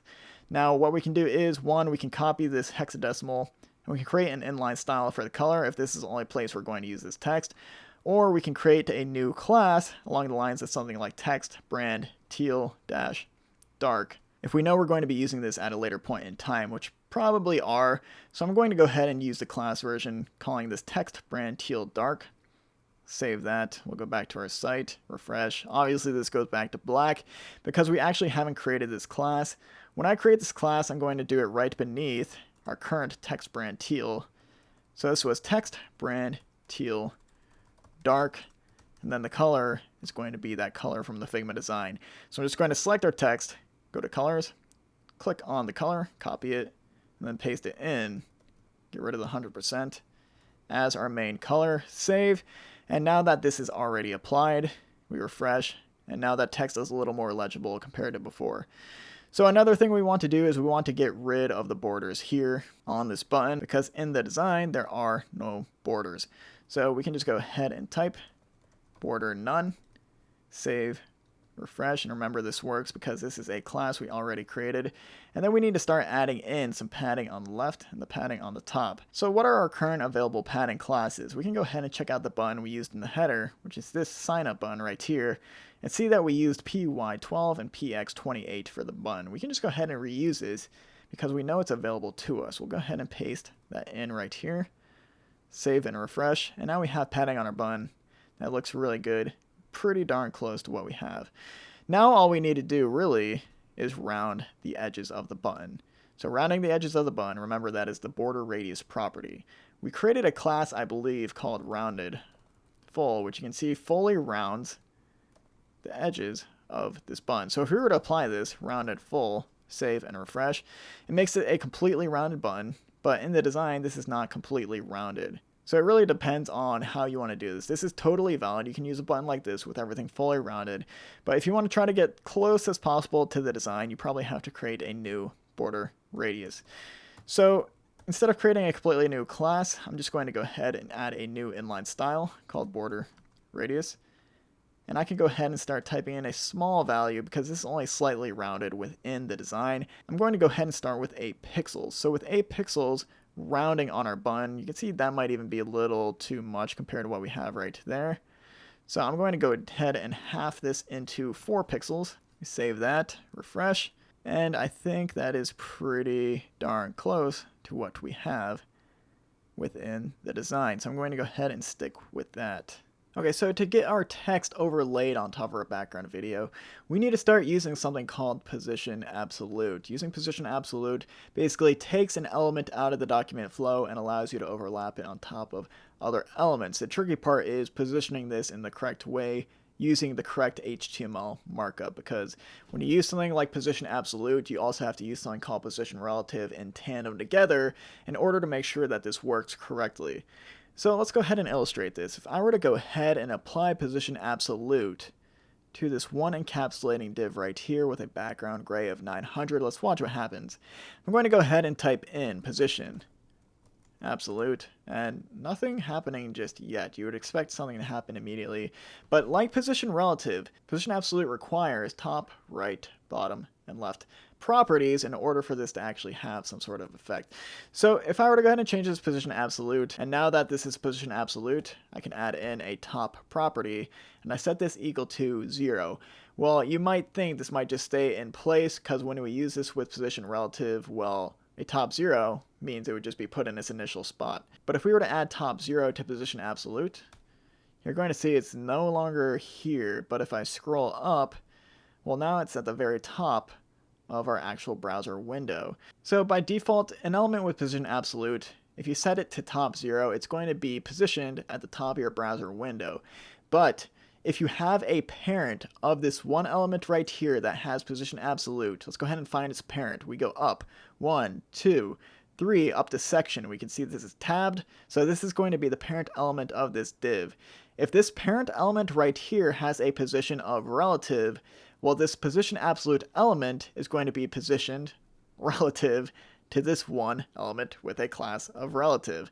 I can show you exactly what I mean by this. If I were to go ahead and push this top down, so I'm going to go ahead and push top back to something like 20 pixels. I push the top of the section right here down 20 pixels. You see now it's 20 pixels down from where it was originally positioned.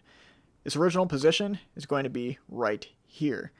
But if we put top 20 on this, now it's pushed down 20, because when we're using a relative positioning with top, well, it's just pushing it down from its original position.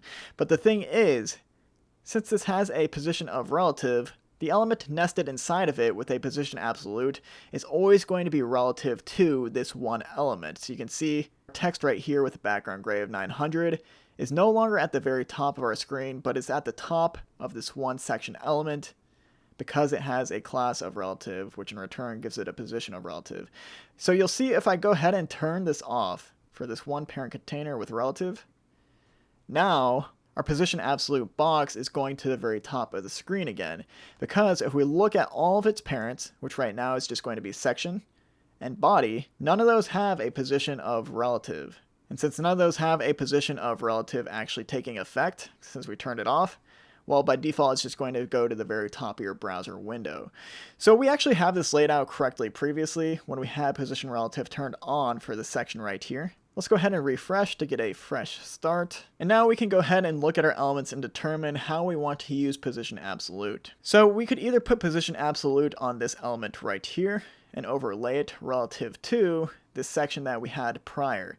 Or we can change this background video to have a position absolute, keep it as is, and that means it's no longer going to be in the document flow, but this right here will be in the document flow, and anything underneath it is going to be pushed down according to the height of the entire encapsulating container. So if I were to make this smaller, you'll see things get pushed down because the text requires more space in order for it to fit. So in this case, what I'm going to do is I'm actually going to make this background video a position of absolute, and I'm going to keep this in the document flow. So let's go ahead and do that within our code. Let's go ahead and find our background video, which is this right here. So if I were to go ahead and make this absolute, we can go ahead and save and refresh. Nothing going to happen. You'll see our text is still overlaid right here. We want to make sure that this absolute class takes effect, but we never actually created a class of absolute. So we're going to go ahead and do that. Type in a class of absolute. We're going to use the position property, and this is going to take the value of absolute. So by adding that, we refresh. And now that did take effect, so this entire background video is out of the document flow. But one thing that happened is, since it's out of document flow, our text got moved upwards because that still is in the document flow. It's still affected by the elements around it. But the issue is, this position absolute element is on top of it. We need to make sure that this position absolute element is behind our actual text. So we can go ahead and find our text section, which is this background gray element right here. We're going to go ahead and add a position of relative onto this, and then we're going to add on our class of Z10 to bring it closer to us. Remember, Z10 only works when you have a position of relative or absolute, but even if this is relative and the other element is absolute, the Z10 will still take effect. So if I go ahead and add that, refresh, now you'll see our text is back, which is great. But obviously this isn't where we want our text to be. Let's go ahead and inspect things to see what's going on. So if we look within our section right here, we set its top to -77, so the background video actually covers this top portion right here. So one thing we could do is we could actually get rid of this top -77, so this entire section isn't covering our header at all. We want to make sure that our header is pushing down the content beneath it. So where we have a top of -77, I'm actually going to go ahead and take this off of the main section. Once I do that, I refresh. Well, now our header is back. We can't really see anything because all of our content here is white, but it definitely makes sure that our content right here is being pushed down and that it's in the document flow. But now we just need to make sure that we move our background up 77 pixels because that's how much space is required to cover up all this empty white space. So in order to do that, well, we can take that style that we just cut out and paste it within the style tag that already exists. So just go ahead and make sure that you get rid of the style attribute right here, since that would be duplicative. We can just go ahead and add top -77 onto the style attribute. And since this is position absolute, this top will still take effect, but it's no longer going to be within the document flow. So by saving this and refreshing, you'll see now our background video is moved up -77 pixels, but this is still within the document flow because we're not actually affecting the main section, which had this class of relative. So we can actually go ahead and get rid of this relative class as well, clean up our HTML a little bit. We'll delete that, save and refresh. So that is looking good. Let's go ahead and make sure that this content box right here is lining up with our logo. So we have flush text on the left. It's going to create for a very professional look. So let's go ahead and inspect our header and see what padding is applied. It looks like we just used some sort of inline style. As you can see here, it's within the style tags. So what we can do is we can just go ahead and copy this inline style of padding 18 pixels by 12 pixels. Make sure we copy that with Command C. And then we're going to scroll on down to our content box, which is going to be right here, which has a background gray of 900. So we can do two things to make sure that this is flush with our logo over here and takes the correct padding. One, we can just go ahead and add the padding directly onto this element. Or two, we can create an encapsulating div, which applies this padding directly. And I think I'm going to go ahead and go with that one just so you can see a different style being used. So I'm going to go ahead and add a style attribute, keep this padding in place. This is going to add 18 pixels of padding at the top and 12 to the left and right. Kind of only makes sense for us right now to add the padding to the left and right because we're just trying to line this text up with our logo. So we'll go ahead and change the top and bottom padding to 0. And then since we have this opening and closing div, we're going to go ahead and take out the closing div and add it to the very end of this one encapsulating div for all of our text over here. So I'm going to add it down here, what is line 228 for me. I save. These are all going to be indented automatically since I have a plugin that does it for me.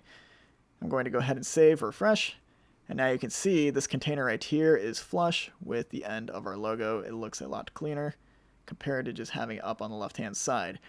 So now that we have some sort of dark background in place, we can actually get rid of this placeholder background that we've been using of background gray 900. We can just go ahead and get rid of that class, save and refresh, and we're looking pretty darn good right now. So now we just need to make sure that this is spaced correctly from our header.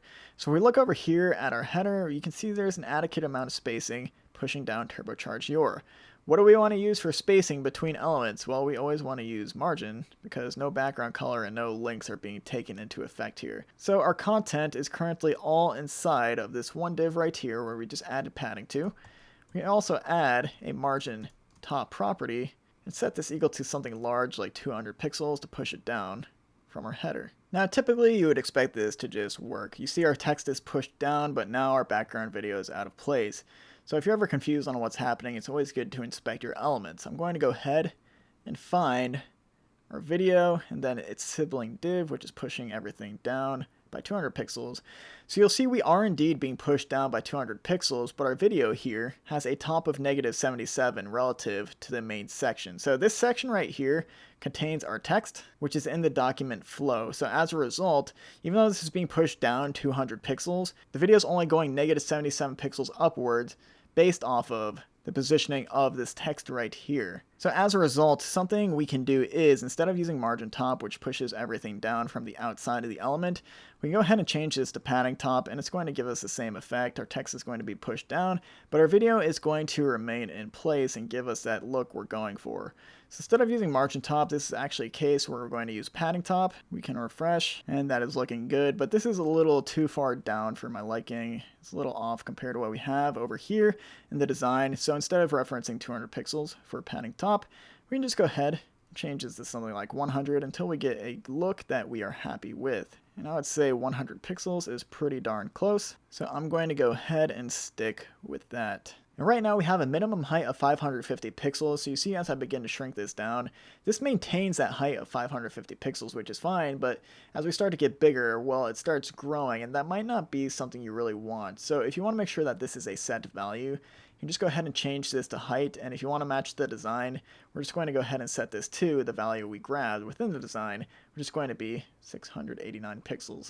So we can go ahead and save that, refresh. The min height is now 689 pixels, and no matter how big or how small I get, it's always going to maintain that height that we listed out within right here. So how do we tell that this actually looks like this, even though this is developed for screens with a width of 1440 pixels? So this is where mobile responsive development is going to come into play. And whenever I use mobile responsive development, this is kind of when I go into using a framework like Tailwind, because it's going to make our lives so much easier. We're still going to go over things like media queries and how to make sure you change your styling based off of which browser size you're on, but we are definitely going to be coding this mostly using Tailwind. So I'm going to show you how to install that, how to use it, and how to use media queries. So as we get into mobile responsive development, making sure that our site looks good across all screen sizes, whether they be really small like this on your phone or really large on something like a MacBook Retina display, we really have to start taking into consideration how our containers are laid out. So the very first thing we're going to do actually is we're going to test this on a larger screen, and you don't actually have to buy a larger screen to test this. We can go ahead and use Chrome development tools to see exactly how it should look using an emulator. So one cool thing Chrome provides is if you right click, go to inspect, and then hit this little icon right here, toggle device toolbar, you're going to be put into an emulator mode. What does this allow us to do? It allows us to see what our site looks like on various screen sizes. So you can see right here at the top, I have some dimensions listed out, 1440 by 550. Right now, this resembles a screen that is 1440 pixels wide and 550 pixels tall. So I can go ahead and change the sizing, one by typing in a number directly, such as 1000. This is what it looks like now. Or I can go ahead and use this bar right here to see popular screen sizes. So if I want a large mobile screen, this would probably be something like an iPhone 10 Plus, I believe, 425 pixels wide. I can click that and see this is what my site would look like if someone were visiting on that iPhone device. The second thing I can do is go to tablet size, which is 768 pixels wide, like so. This is what it would look like on a tablet. And then I can go ahead and go to 1440, which is actually the exact same size we have within our Figma design over here. So now that we have this exact same size open, I can go back and forth between my Figma design and see, does this actually match up one-to-one with what we have in the design? And this gives us a lot better reference than what we had previously to make sure that we're matching things up correctly. So you can see we have a few things off. Mainly is we have more space on the left and right hand sides in the design compared to what we have now. Maybe a few small typography things, but the main thing is definitely the spacing on the left and right hand sides. So we have padding in place, but why doesn't our spacing look like this? Well, the issue with using just padding on the left and right hand side of your elements to make sure that it has breathing room from the left and right hand side of the screen is this. Well, let's go ahead and change our resolution to something that's Super HD Retina. I'm going to go ahead into a 4K monitor, which is 2560 pixels wide. I'm going to click this very far end tab. And you can see this is what our site would look like on a very large device. All of our text is all the way on the far left-hand side of the screen. Our login button is on the very top right-hand side of the screen. We have all this empty space in the middle. It just makes our site not looking as good as it would if we were to use something called a container. So really what we want to do here is we want to make sure on these very large screens that we cannot go past a specific max width. We want our content here to be in the center of our screen, not all the way to the far left, not all the way to the far right, because that's going to cause the viewer to have to look left and right to just see the main content on our screen. We want everything placed evenly in the middle because that's going to make it as readable as possible for the person visiting our site. So what we want to do is we actually want to wrap all of our content within a container element, which is going to make sure that we're only filling in this space here. It's not going to be on the far left, not going to be on the far right. So we're going to keep open this 4K screen just to get this effect. And by getting this effect, we're going to get something that looks more similar to the spacing we have on the left and right hand sides over here within the design. So let's go ahead and open up our code while keeping the 4K screen open. We'll actually go ahead and start with our header element. So on our header element, we want to go ahead and add some sort of max width to this. So I'm going to go ahead and add max width into our style attribute. And a pretty standard max width for a container, I believe, is something like 1200 pixels wide. So I'm going to go ahead and start with that and just kind of eye it as I go. I'm going to go ahead and start with 1200 pixels wide. If I go ahead and refresh, you can see now our header can be no more than 1200 pixels wide, and that's actually looking pretty good. The login and sign up button are not too far from all of the links on the left, so the user's eyes don't have to travel as far, and if we were to even center this, it would look a lot better.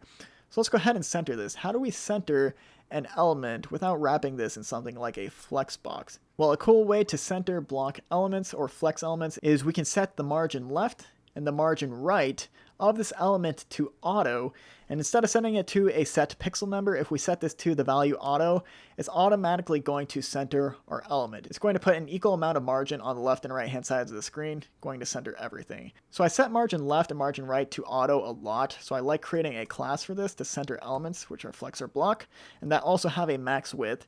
So what I'm going to do is I'm going to create a class called mx-auto, and like I said, this sets the margin left equal to auto. So this isn't a value like 0 or 20 pixels or 30 pixels.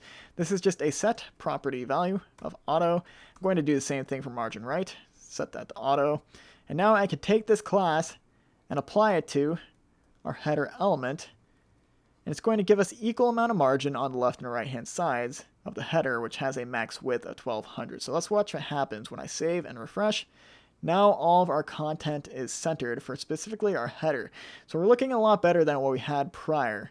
Our header is no longer on the far left and our button's no longer on the far right. It's in a container, so it doesn't take up that much space. It's easy for us to navigate, look at, read, and consume. So now we just need to do the exact same thing for this content right here. So remember, we need some sort of max width, and it's pretty good practice to be standardized with whatever max width you're using. And when you use a framework like TailwindCSS, it gives you that standard out by default, so you never have to worry about changing it or even setting these static values like 1200 pixels in the first place. But since we're just learning all of this now and we're doing it manually, all we're going to do is we're going to take this max width style, we're going to go to our next element, which needs to be centered and has spacing on the far left and far right correctly. That element is going to be whatever is the sibling to the header tag, which here is the section. The section contains all of this content right here. Now let's go ahead and watch what happens as we begin to add a style of max width 1200 to this section. I'm going to save, refresh, and you see obviously there's an issue here. We just added a max width 1200 to this entire section, which remember contains our video tag. So since the video tag cannot expand past 1200 pixels wide, well, now we have all this white space on the right hand side. Not really what we want. So we don't want to put the max width here on the section parent tag that contains the video right inside of it. What we want to do is we want to create a div around this content encapsulation right here, set the max width of that to 1200 pixels, and then center that. And that's going to give us the exact same effect that we got for the header. So right now we have, it looks like, a div that already encapsulates this main content div, and we're using this for our padding. This is a perfect place in which we can use this additional style of max width 1200. So we're no longer going to affect the max width of the video, since this is no longer a parent of the video tag. This is just a sibling of the video tag. So what I'm going to do is I'm going to add in a style of max width 1200 pixels, the same max width we use for the header, specifically for this content section right here. I can save and refresh.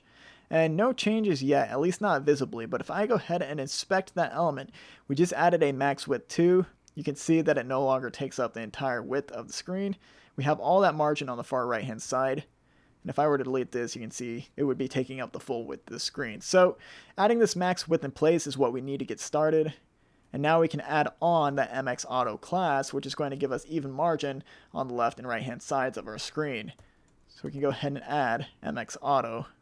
Refresh, and now that is going to be perfectly centered, perfectly aligned with our header up here. So now we're looking pretty good on these really, really large screens that very, very few people have. But if we were to go ahead and look at this at the size of 1400 pixels, you can see now we have that spacing on the left and right hand sides of the screen that we're looking for within our design. This isn't hugging the edge as closely as it was prior. It's only as large as we need it to be, but at the same time, if we were to go ahead and scale this down, we still have that padding in place to give us breathing room, and everything still scales down because this is only a max width. It's not a set width.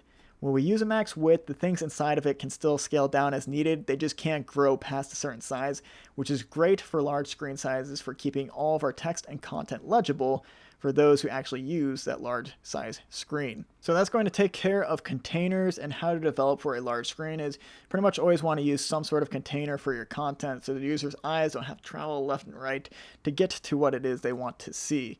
Okay, so to get our site friendly on mobile devices like your phone, we're going to open up the inspector again, and we're going to go right back to the emulator screen like we have right here. We're going to mainly focus on probably mobile M, because that's going to take into account most phone screen sizes. 375 pixels wide is going to account for larger phones and also smaller phones, so we should get something that looks pretty good across all devices, at least all the small ones. So obviously what we see right now is not very good looking. Our text is off the screen, and this is going to be very small, very hard to read when you're looking at an actual mobile device. So it's pretty typical for designers when they're designing to provide a desktop design and also a mobile design, because sometimes what we have on desktop, when it's squished together like we have right here on a mobile screen, well, it's just not going to look that good. So there's some things that we have to change as we go about our development to make sure that this looks okay. And typically we have to rearrange this in a different format, which is why the designer will provide both a desktop and a mobile design when they're designing a website. So here I designed both a mobile and a desktop design. What you do first, it pretty much comes down to preference. A lot of people like developing out this setup first on mobile and then kind of rearranging things to match a desktop design. What you do, it doesn't really matter. We just did the desktop first. We're going to go into mobile second. For this section right here with the stats, we're going to go ahead and do this one mobile first and then go into the desktop version, so you can have experience with both and make sure that you're ready for whatever site it is you're about to develop. So when it comes to mobile development, we're not actually going to redevelop this section. We're just going to alter the code we already have so that when we resize our screen, things change, such as our text is going to get smaller. It's going to be rearranged in a different format. The container that we have right here with a max width, we're not going to have that anymore. We're not actually redeveloping everything. We're just making sure that the styling using CSS for these elements is different when we're viewing on smaller screen sizes. So how do we use CSS to target smaller screens? Well, we do so using a CSS feature called a media query. So let's go ahead and start using a media query to target smaller screen sizes, such as a mobile phone at 375 pixels wide. So we're going to head on over to our code, and we want to focus in on our style section, which is going to be right here. So to write a media query, we're going to start off with an @ write media. We're going to create some opening and closing parentheses, and then here we're going to write in min-width. What should our minimum width be? We're going to start off with 600 pixels just to help illustrate this. We're going to add some opening and closing curly brackets, and now inside of these opening and closing curly brackets where we specified media, min width 600 pixels. This is where we can begin writing more CSS classes that are only going to take effect after our screen size is past the minimum width of 600 pixels. Everything outside of this media query will still take effect for small screens and large screens, but everything in here is going to override those smaller ones if we declare a property that's being used on those smaller screen sizes. So anything inside of this media query is going to take effect for all browser sizes above 600 pixels. So to illustrate this, let's go ahead and add a class of background blue. We're going to add background dash color is equal to blue. Now we can go ahead and use this class on something like our header. We save, we refresh, we see our background is equal to blue, even though we are on 375 pixels, and I just said this should only take effect if our screen size is larger than 600 pixels. Let's get out of the emulator to see what's going on here. So here we are definitely larger than 600 pixels even on our non-emulated screen, but if we go down, you can see in the top right hand corner our pixel width, 800, 700, 600. If we go below 600, watch what happens to the blue background color. I go down beneath 600 and it immediately goes away because this class is only taking effect on screen sizes above 600 pixels. So why in the emulator, let's go back to that. When we go down 375 pixels, why is this still showing? Why isn't it emulating correctly? Well, this is because our HTML markup is missing a tag that tells the browser how it should resize elements. This is a tag that you should always include in all of your projects. Here, I opened up a new tab in the background, And this is a W3 tab on setting the viewport. So you can see right here that they give us this meta tag, and this meta tag gives the browser instructions on how to control the page's dimensions and scaling. So this is something you should include on every site you create. We haven't added this into our project yet, which is why when we view this in an emulator, the dimensions just aren't being read correctly. So things are looking a little off on mobile, and our background is showing a blue color even though our dimensions are 375 pixels, which is obviously less than 600 pixels as specified in our media query. So we're going to go ahead and copy this line of code. You can also get this in the description of this video on chriscourses.com. And then we're going to make sure that we post this at the top, or file, and we can post this the first thing after our head tag.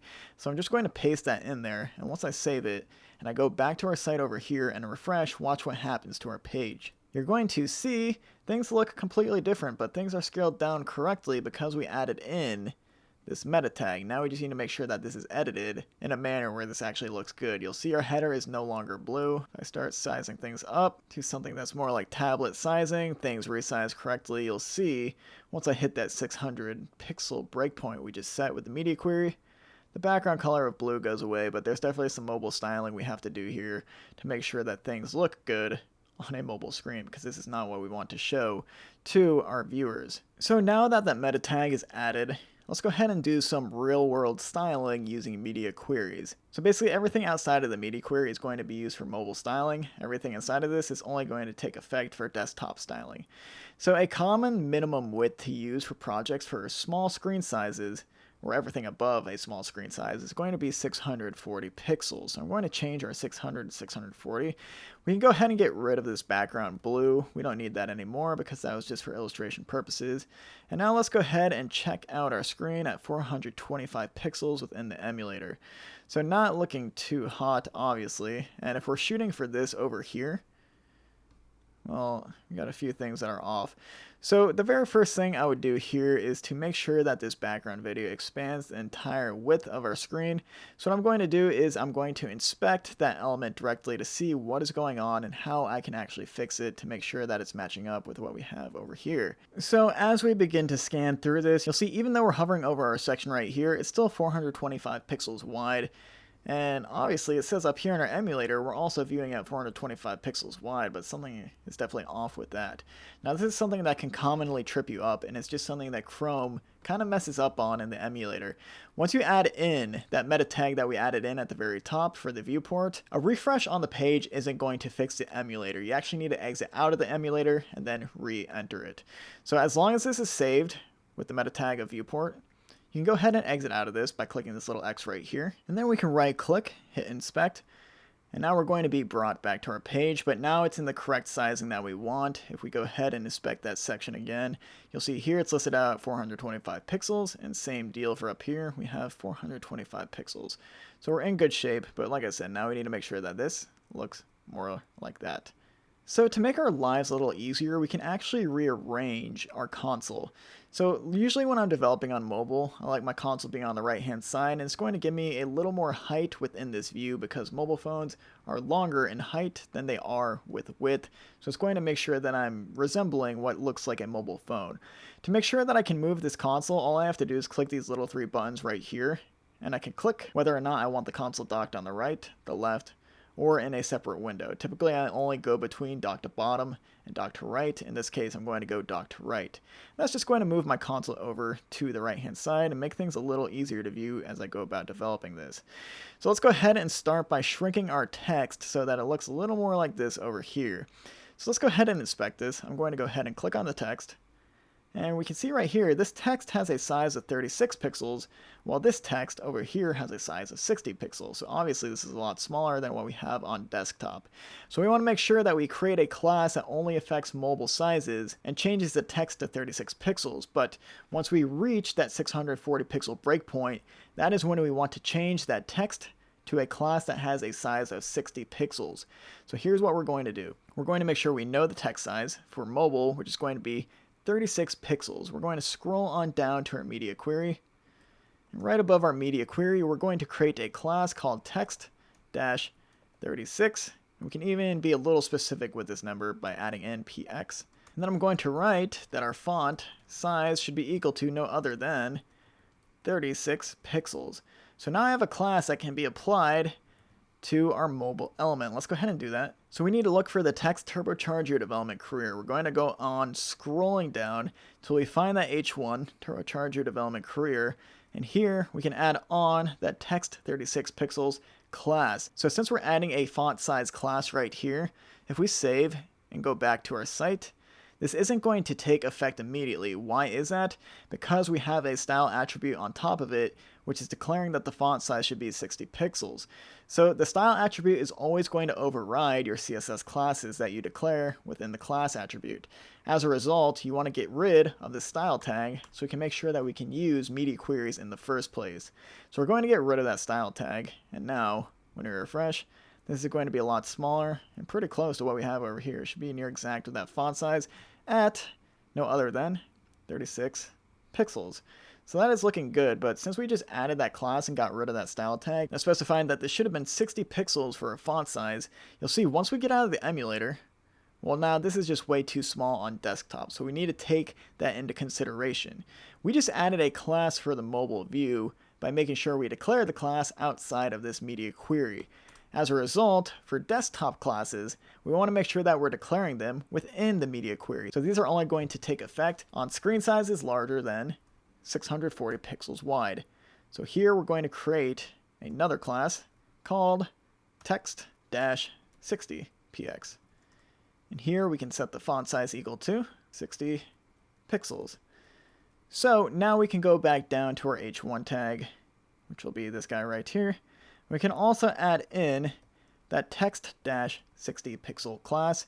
So now when I refresh on a large screen like we see right now, that's going to go to 60 pixels. But if I resize this down to a mobile view, you're going to notice that that text eventually gets smaller, so that's more visible on a mobile device. So this is a good introduction on how you get different classes at different screen sizes.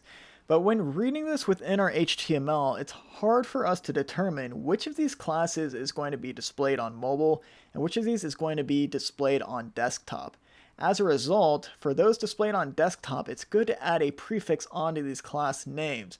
The prefix we're going to add on is going to resemble a small screen size. So anything bigger than the small screen size should show this specific class. Here's the prefix I like adding onto my classes. It's going to be SM and then a colon. But note, when you add a colon within CSS directly, it's not going to be read unless it's something called escaped. This character is parsed by CSS in a specific way where it's looking for this as a key indicator to perform some specific task. But we really just want to use this as our class name, part of the class name. So if we just want a straight colon within our class name, we need to make sure that we escape it to tell the CSS compiler this is just part of our class name. So we're going to add a backslash on here like so. So when we actually call this class name, we're going to write it in as sm:\text60px. This backslash is not going to be required, and it's just a way to tell the compiler we want to use a colon. So by adding in this sm:, we can go back to our HTML, and before our text 60 pixels, we're going to add in the sm:, class we just created, and things should function exactly the same as before. You'll see when we go past a certain screen size, it gets big. And we go back beneath 640 pixels, it gets small again. So this is still functioning exactly as before, but it's more legible for us as developers within our HTML, because now we can say, well, the mobile size for this is going to be 36 pixels large, but once we reach that small screen size, I want this to jump up to 60 pixels large. So it's more legible for us as a developer to know what is taking effect on desktop and what is taking effect on mobile screen sizes. So if we were to write out a few more mobile classes for our design, let's go ahead and go back into the emulator like so. We're already at 425 pixels wide. We'll go back to our design. We'll start making sure that the rest of our text is laid out correctly. Let's go ahead and do a media query for this paragraph text. You see right here, the font size is 16 pixels on mobile. But if I click on desktop, it goes up to 20. So all we really need to change here is the font size for the paragraph text. So we're going to scroll on up to our style tag. And here we know we need a class that changes our text to 16 pixels large. We're going to add in a property of font size 16 pixels. That is going to be the mobile size. And then the desktop size is going to be, we're going to add the sm prefix in there just to indicate in our HTML this is only going to take effect on desktop. Our class name is going to be text 20 pixels because that is what was listed out in the Figma design for desktop. Thus, our font size should be 20 pixels like so. So now we can basically use both of these classes. One, so that this text over here, the paragraph text, is 16 pixels on mobile, and then once we reach desktop size, we're going to go up to 20. So let's go ahead and do that. We'll find the paragraph text. It's going to be this right here. Let's go ahead and write in that class name, text, 16 pixels to start. We save, we refresh. Nothing taking effect just yet, because remember, whenever we have the style attribute in place, whatever styles are written inside of here are going to override the styles we put within the class attribute. So you'll see right here, we still have font size 20 pixels as a style attribute. We can go ahead and get rid of that now. Now if we save and refresh, this is small, but we need to take into account once we reach past 640 pixels, this text needs to get larger and needs to go to 20 pixels. You'll see that is just not happening right now. So what we're going to do is we're going to add in the SM class to declare. This is a class that should be used on screen sizes bigger than 640 pixels and reference text 20px. We refresh. We go up past 640 pixels. And it's kind of hard to see with the scaling right now. So what I'm going to do is exit out of the emulator. Go ahead and shrink this. And you'll see once we hit that smaller screen size, the text on the paragraph side of things definitely shrinks along with the H1 at the top. So that's how we're going to continue developing this section right here. But it can be quite tedious to keep having to write out all of your classes like this. If you just want to go as bare bones as possible and write all of your classes manually, this is the way you're going to do things. But it's a lot more efficient and a lot more standardized if you're to use a CSS framework like TailwindCSS. So I think this is the point in time where we're finally going to insert that into our project and make use of it to finish off the mobile side of our project. Okay, so now we're about to upgrade. What we're going to do is we're going to use TailwindCSS to write our classes so we don't have to keep writing everything manually. Now that you have a good grasp on CSS and how to write your own classes if needed, I think we can move on to that section. So what is TailwindCSS? Well, basically a CSS framework, which just means it's a library of classes similar to what we see right here, a library or grouping of classes that are provided to us out of the box so we don't have to write our own CSS like this. Now the classes I've been teaching you how to write, such as Absolute, Background White, MX Auto, these are all provided by Tailwind by default. I've basically been teaching you how to write CSS using the Tailwind methodology, which is we create utility classes. One class gets one specific purpose so that we're not just bunching a bunch of different CSS properties together into one massive class like so, because it gets really hard to edit down the line if we were to do that. We pretty much begin overriding things. It's not a fun experience for when I've developed it, which is why I'm teaching how to develop using the utility method instead. So how do we integrate Tailwind CSS in our project? How do we use it? What does it do? Well, let me show you. The first thing we're going to do is go to the Tailwind docs. It's going to be tailwindcss.com.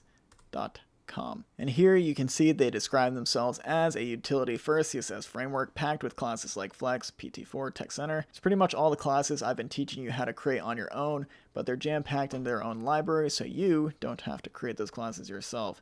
So to get started, we're just going to click this little Get Started button, and then we're going to click this purple button which says Start Learning. So Tailwind has a bunch of different guides on how to get started, but in my opinion, for a beginner, they're pretty darn confusing to do it the way they want you to.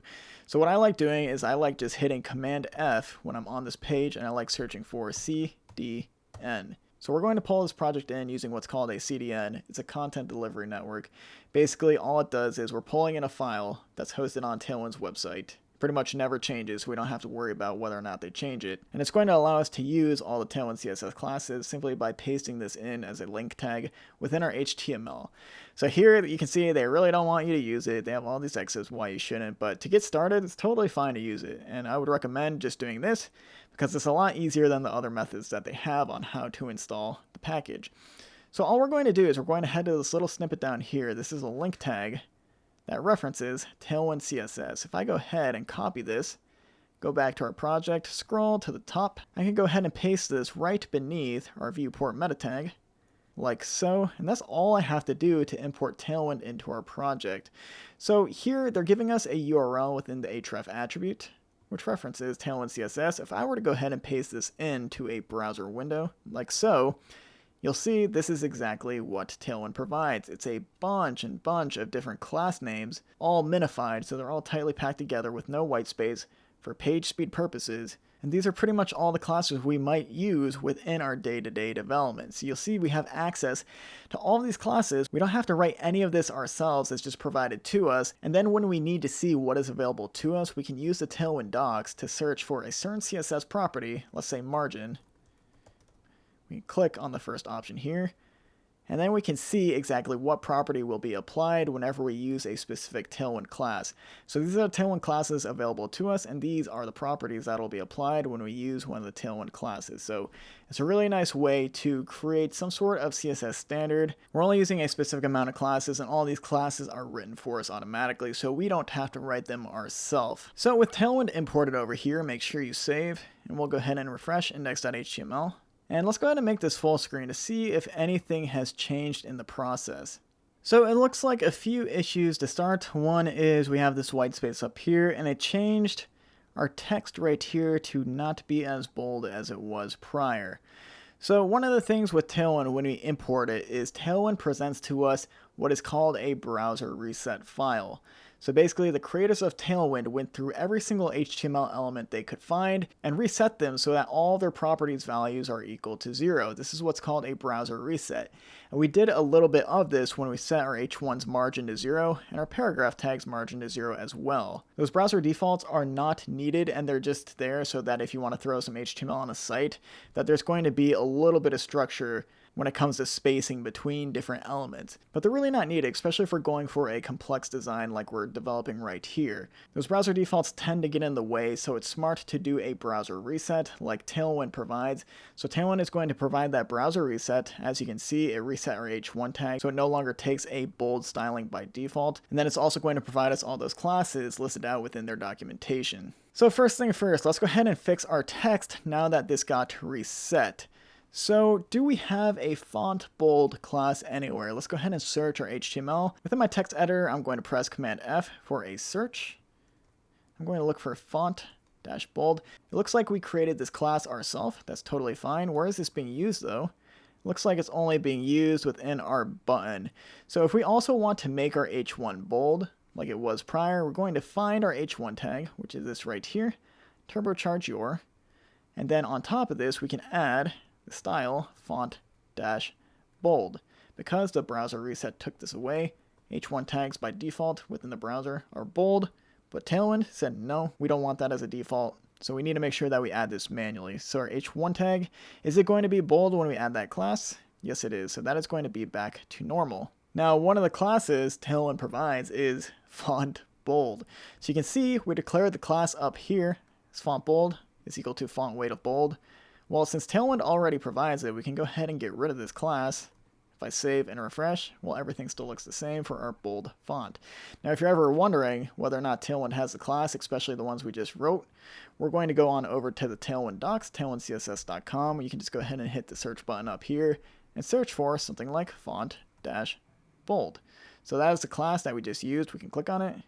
You can see the class definitely exists within Tailwind. These are the other options that we can use. But since this exists within Tailwind, we can safely delete it from our CSS over here. So another thing to fix besides this white bar at the top is going to be the spacing between our text here. You can see if we inspect this, that there's really no margin issues. There's no orange border around either of these. So why are these so far apart? Well, Tailwind's reset added in what's called a line height reset. So I want to go on over to the Tailwind docs and search for something called line height. This is going to be a new CSS property. The first time we've been introduced to this in this course from what I remember. So the line height property, we have utilities for controlling the leading or the line height of an element.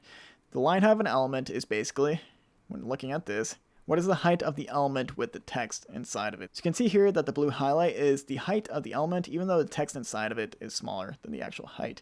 This is due to the line height property. We can go over here into element style and type in line height. If I were to change this line height to the same size as our text over here, I believe this is 60 pixels, you can see that it shrinks down just a little bit, something closer to what we had. And we might even want to make this a little smaller, something like 50 pixels. So if we go on over to the Tailwind docs, we can see what line heights they provide for us.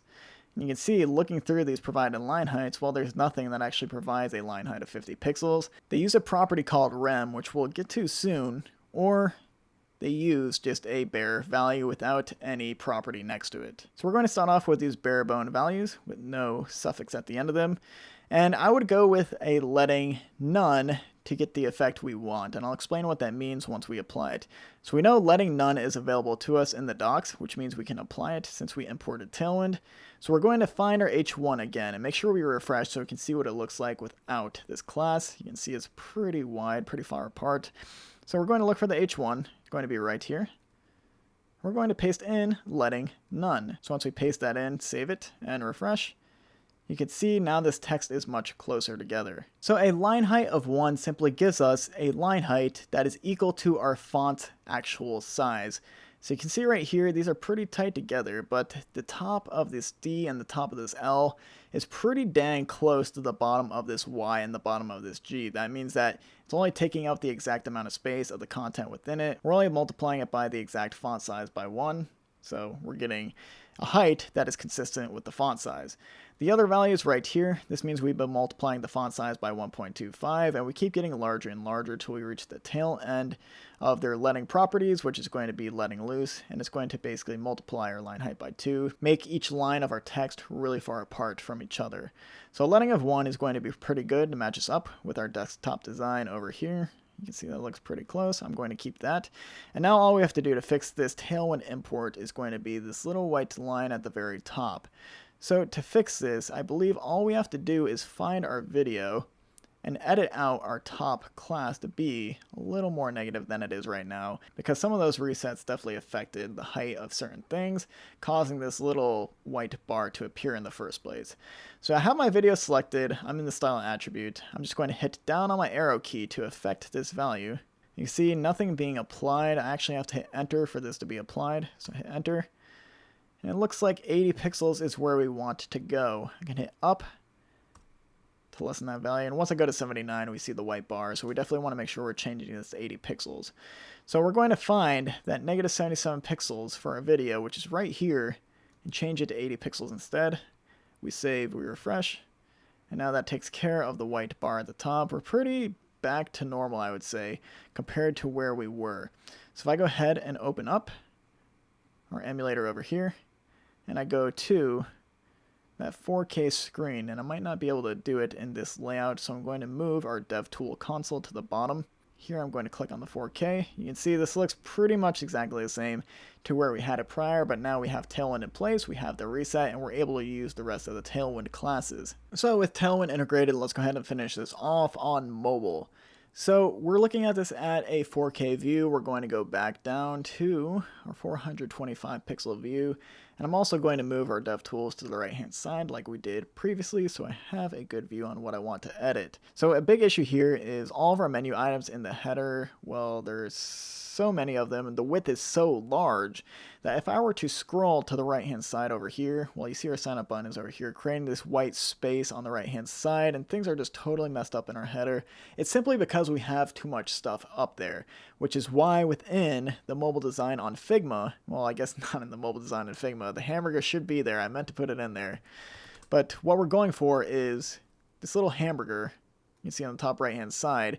That's why once we get to smaller screen sizes, we display this and a user can click on it to display the menu options rather than just trying to shove everything into that small view, because we can't fit everything past a certain point over here. So we need to make sure that once we hit that smaller view, we get this little hamburger menu. So that's exactly what we're going to do. It's not in the design, but I promise that's what we're going to add in there. So let's go ahead and get rid of all of our options right now whenever we are on this mobile view, and we're going to do so using Tailwind CSS classes. I want to get you further and further integrated into that because it's the most professional CSS framework you can use in my opinion, and many employers are starting to transfer over to that compared to your traditional CSS. So let's go ahead and find our navigation right here. If we look within our header tag, it's going to be this div tag right here with 4 anchor tags inside of it. So we want to make sure that these 4 anchor tags are hidden on a mobile view and that they only show on a desktop view. So what we can do is we can write a class of hidden to hide an element. I'm going to add this to the pricing anchor tag right here, and if I save and refresh, pricing tag disappears, gives us a little more space. So let's go ahead and search for a hidden class. Did we write this ourselves? I'm going to do a Command F, search for dot hidden, and indeed we did. But I'm telling you right now, this is a valid Tailwind class. If I quick search for hidden, that's actually not the hidden we want, that's for overflow.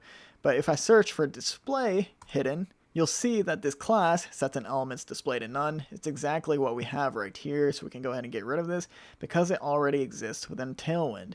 And this right here, what I'm looking at, is the display property. So you'll see right here, these are all the display properties that Tailwind provides. Some of them we already wrote, such as block, inline, and flex, and they have a lot more just in case we need to use those for something down the line.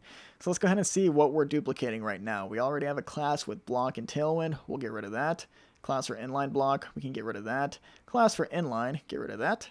Class for flex, already available to us within Tailwind, and I think we're good to go by getting rid of those couple of classes. So we're going to keep getting rid of classes as we need to make our file as clean as possible. And we can test that this still works by going over here, refreshing, and you'll see our pricing tag is still hidden even though we got rid of that class. So let's go back to pricing within our code. Right now this is hidden and it's always going to be hidden even when we go to a larger screen size past 640 pixels. But if we want this to show, this is where media queries start coming into play. So if I were to say I want this to show on screen sizes past 640 pixels, I can go and add an SM colon. And the really cool thing about Tailwind is you can use any of their utility classes appended on to this SM colon prefix. So if we want to make this an inline element again, like it was previously without the hidden tag, but only on screen sizes larger than 640 pixels, we would add the SM colon and then simply write inline. This is a class that Tailwind provides for us automatically. If we were to save this and refresh, you'll see we're past 640 pixels. The pricing tag comes back, but once we go beneath that 640, it disappears. So this is a media query, but it's a Tailwind media query. If we go on over to the Tailwind docs and search for breakpoints, we're going to click this first result.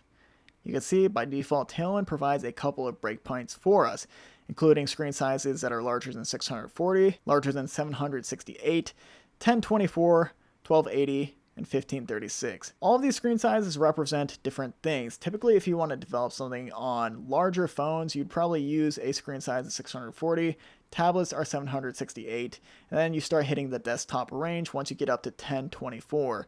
So these are all valid breakpoints that we can use within our CSS if we want to affect the style of our element on an even larger screen size. And you can chain these together, which is a cool thing. So right now we're accessing this one SM breakpoint at 640.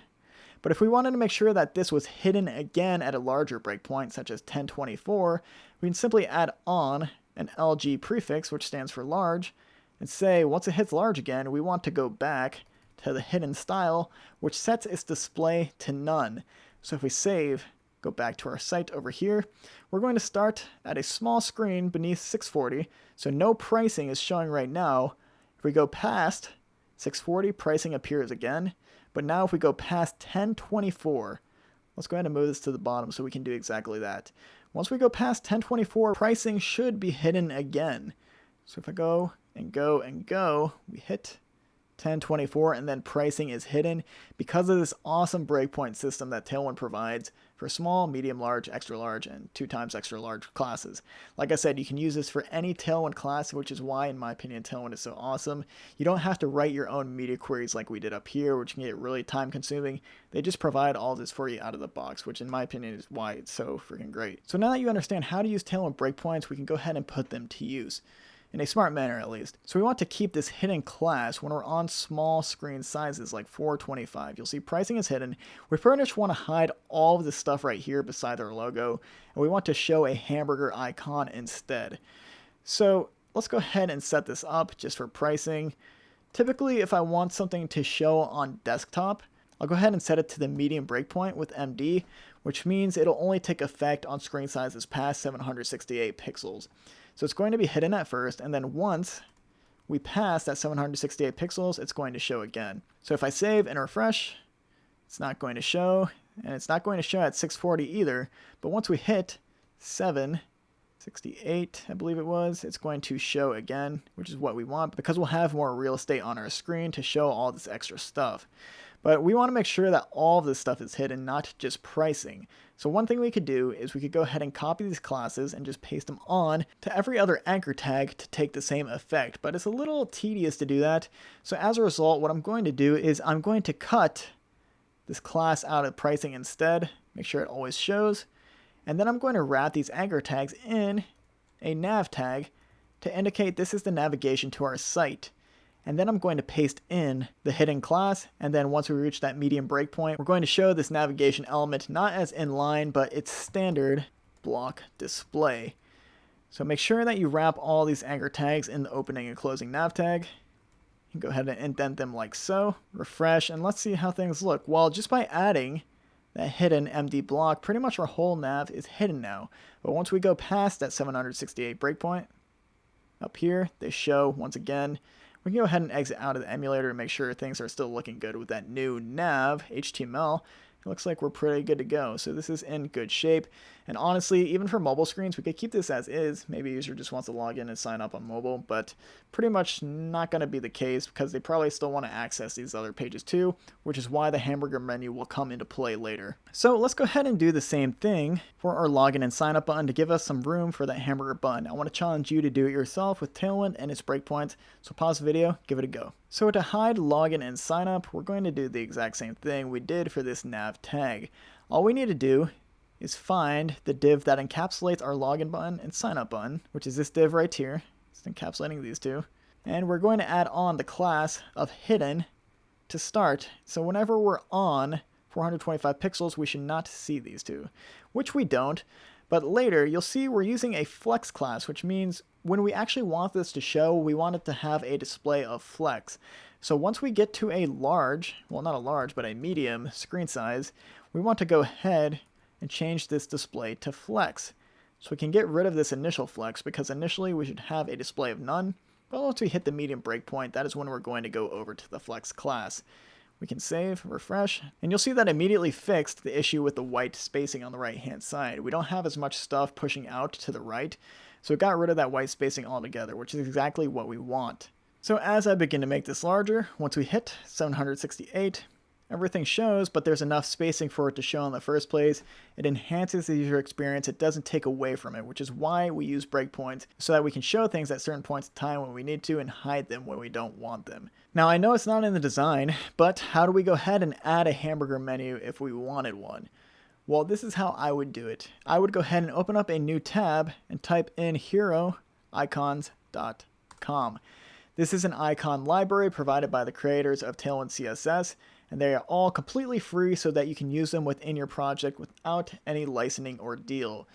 So here we can simply search for an icon that we want, such as a hamburger, and you can see right now this icon is called menu within their library. And if we actually want to use this, we can simply copy the SVG, go on over to Sublime Text, and paste it wherever we want to show it. So for us to show this hamburger menu only on mobile screens, it probably makes sense for us to put it right after our div where login and sign up exist. So I'm going to do that. So when you copy the SVG, you're just copying this text right here. This is an SVG element. And when you paste an SVG element like this into your site and refresh, you'll see it instantly just puts that icon on your site. It's really cool. And it's going to be vectorized, meaning whenever I increase the width of this to something ridiculous, like a width of 300, and then I turn off the classes that are on it already, these are Tailwind classes, you can see it maintains its visual clarity. There's not really any pixelation going on here. That's the good thing about an SVG. It always maintains its clarity. So going back to our mobile view, you'll see that we have our hamburger menu in place, and it's already correctly positioned because if we look where we're placing this, it's inside of our header tag, which has a class of flex and justify between. And what elements are we justifying? What elements are actually displaying on the screen? Well, it's going to be this div, which contains just our logo at the moment. And it's not going to justify anything with this div right here because it's completely hidden. If an element has a display of none using this hidden class, it's just not going to be taken into effect at all when using a flex parent. So instead, the flex parent is using the next best thing, which is going to be this SVG element. This is the next element in line. Thus, we're justifying the space in between our logo and the SVG. But we can't really see the hamburger menu, so we want to make sure that we change the color of it. Now, to change the color of it, all we have to do is on top of our class, is add on to our classes text white. This is going to change our element to white. We save and refresh. You'll see now that is white. Perfect. Why is it white even though it's an SVG and we're using a text class? Well, it's white because we're declaring that the stroke for this specific SVG should be the current color, and the current color just references the text color for the element, and we're affecting the text color using text white. That is why it's turning white.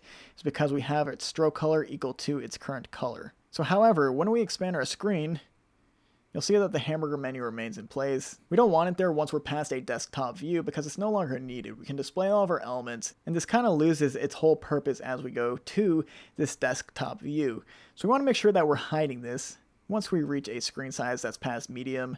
So on our SVG, we'll go ahead and add on an MD colon and say we want to hide this on large screen sizes.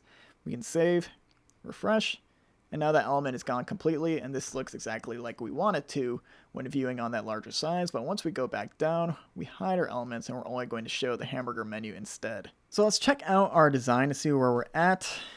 And it looks like we're pretty close to getting this effect. One thing we can fix is obviously we have a ridiculous amount of spacing. We're going to get there soon. But one thing we can do right now is just affect the width of this button. You'll see on mobile, we're expanding its width. Makes it easier to press with your thumb because it's expanding the full width of the screen. So we want to make sure we add that effect when we're on a mobile view. So let's go ahead and do that now. So we're going to go ahead and find our Get Started button, which is going to be within this section tag somewhere. And here it is. So this is where we want to start adding on some Tailwind classes. So I'm going to go ahead and move this over to the side so we can see everything at the same time. And how do I want this button to look on mobile? Well, I want it to be the full width of its parent container, and that's going to expand the full width of the screen minus the padding associated with its parent. So what I can do is on this button class, I can go ahead and add on a class of width full, which is going to give it a width of 100%. I believe that is one we already created. It's also available within Tailwind. We save, we refresh, and it's as simple as that. Now the button is the full width of the screen on mobile, but until we add some sort of breakpoint that affects the width on desktop sizes, you'll see when I exit out of the emulator and go to a desktop screen, well, this is still taking out the full width of the container. So we want to say once we get to a medium-sized screen that we no longer want this width to be full. We want it to be calculated automatically based off its initial value. So we're going to add on a class of width auto. If we save and refresh, well, nothing happening just yet. Let's go ahead and inspect to see what's going on. We'll go ahead and open up the inspector. I'm going to get out of the emulator view to make this a little easier for me to read and make this full screen as well. So I'm going to inspect this Get Started button and see what's going on here. So we can see our element style. These are things that are always going to override any classes that we have, but none of these are associated with the width of the button, so we can skip those. You can see right here, the width full is taking effect, but we specified that this should be with auto. You'll see right here, the strike through indicates that it's being overwritten. So why is width full overwriting an MD class when the MD classes should always override the bare bone classes like width full? Well, we can see exactly where this width full is coming from by clicking this little source file over here. And if we click it, you'll see this is a class that we reference within our CSS. We actually created this ourselves. So we can go into Sublime Text and look for width full. This is what we created. And why is this taking precedence over our MD class of width auto? It's because it's beneath our Tailwind import. Tailwind is the first thing we're importing, but any other classes that we import after it are going to take effect over those bare bones classes from Tailwind. So since this was after our Tailwind import, it is taking precedence, and that is why it is still a width of 100%, even though we specified it should not be. So if we go ahead and delete that, and then refresh, you'll see our Get Started button goes back to normal. But if we go ahead and resize this down to a mobile view, well, now that width full is taking effect and filling up the full size of our screen.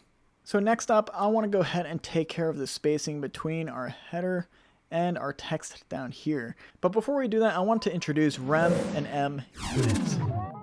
An M unit determines how large something is relative to its parent container's font size. For instance, by default, most HTML tags start off with a font size of 16 pixels. Using an M unit, we can say that 1M is equal to a parent div's default of 16 pixels. So if we were to set a paragraph tag that is nested within a parent div to have a font size of 1.25M, we'd be changing the paragraph tag's font size from 16 to 20 pixels since the 16 pixels of the parent div times 1.25m is going to be equal to 20. If we were to change the parent div's font size to be 20 pixels instead of 16, well then the paragraph tag with a font size of 1.25m would be 20 times 1.25, which would be equal to 25 pixels. M units are used if you want your text to always be relative to a parent tag. If you have multiple elements inside of a div where some are smaller than others, yet you want to maintain the ratio of their font sizes, it makes sense to use a set pixel size on the parent, then use an M unit for sizing the children. However, it is very rare that I'll use M units, since parent divs can have different sizes, throwing off the overall consistency with text sizes on the rest of your site. As a result, in my opinion, it's better to use what's known as a Rem unit instead. A Rem unit determines the size of something based off your site's root tag, which in almost every case is going to be your HTML tag. By using a Rem unit, you can be sure that your text sizes will be consistent across your site, since they'll always be multiplied by whatever your root element's default font size is, which is 16 pixels, unless you change it manually. By using a Rem unit, you can determine at a later point in time whether or not you'd like to make all of your text larger or smaller, since all of the text tag sizing will be dependent off of that one root element. Rem units can also be used for spacing properties like margin and padding, since those two will be relative to the root HTML element's default font size. This brings TailwindCSS's spacing system into play. Tailwind has created its own Rem spacing scale which can be applied to font sizes, margin, padding, and more. You'll see on the left here we have name values which we can use for classes. So if we were to use a class of MT-4, we would be applying a CSS property of margin top 1 rem, which would equate to 16 pixels given that a root element has a font size of 16 pixels. The scale here may seem arbitrary, but it increases in standard increments, enough to visibly tell the difference between each rem value. So it creates a consistent scale we can use across the board for all of our site spacing and font sizes. Using the scale chart will be helpful to start, but once you start getting the hang of the Tailwind spacing system, you'll be able to ignore this chart altogether and add spacing classes off the top of your head. So now that we know how rems work and we know a little bit about the Tailwind spacing scale, let's go ahead and use this to space out our site on mobile so that we have the same spacing that we have listed out within our design over here. So you'll see our text is pretty tight with the logo at the top. Over here, obviously not the case. Well, to make sure that that's a little tighter on mobile, we're going to go ahead and use these Tailwind spacing names and then their sizes. So let's go ahead and see what we have over in our code. We'll open up our website. And let's go ahead and inspect our H1 just to see what's going on here. I'm actually going to go ahead, dock my console on the right hand side and make this full screen just so I can see things a little better. And I can even tighten this up a little bit to make it more like a mobile view. And this looks pretty good. So I'm going to go ahead and inspect our H1 right here. And you can see there's no margin applied to this. We're just going to want to keep going up within our inspector until we see what is actually being applied to the margin. Or as in this case, we can see it's going to be padding. So right now, this one div has a padding top of 100 pixels, no matter if it's on mobile or desktop. And we can tell that this style is being applied to both mobile and desktop because it's listed out within our style tag. These inline styles are going to be applied to everything. If we need something to just be applied for mobile and not desktop, well, we need to make sure we create a CSS class, but Tailwind does all that for us. So going to be pretty nice for us. But let's go ahead and find this div with the style of padding top 100. To find this in our code, what I like doing is I like copying the styles inside of here, hitting Command C. I like going back to Sublime Text and then doing a simple Command F, Command V to search for those results. And you can see this is the one result which has that exact styling. Now I know exactly where I need to change the styling. So right now we have a padding top of 100 and this was for our desktop view. So I'm going to go ahead and get rid of that. We'll make sure we style this correctly for desktop as we go. So I'm going to save, refresh. Now turbocharge your development career is pretty tight with the logo and that actually might be near exact what we have on design. So let's go ahead and check out the design. You see just a little bit of spacing there. I'll go ahead and minimize this for now. I think that actually is pretty close. We might not even need any padding for our mobile view. Let's go ahead and leave this as is, but let's go ahead and add the padding back for our desktop view. You'll see ever since we got rid of that padding top 100, there's no more space for our text and it's going to look a lot better, a lot easier to read if we were to push this down quite a bit.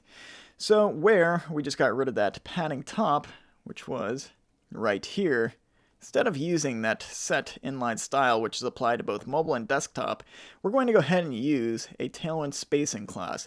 So I'm going to go ahead and start off with something that I think is a little larger, which is going to be PT-32. That's part of the Tailwind spacing scale, this 32 number right here. It's going to take a little bit of time to remember and do off the top of your head, but eventually you're going to get used to this to the point where you can just go ahead and list out the numbers like I'm doing right now off the top of my head. So I'm going to go ahead and save and refresh. And you'll see right here when I add the PT32 class, nothing is taking effect. And if you're ever wondering why something isn't taking effect, the best thing you can do is just check out your styles right here in the console. So you'll see right now the padding being applied is a padding top and bottom of 0 and a padding left and right of 12.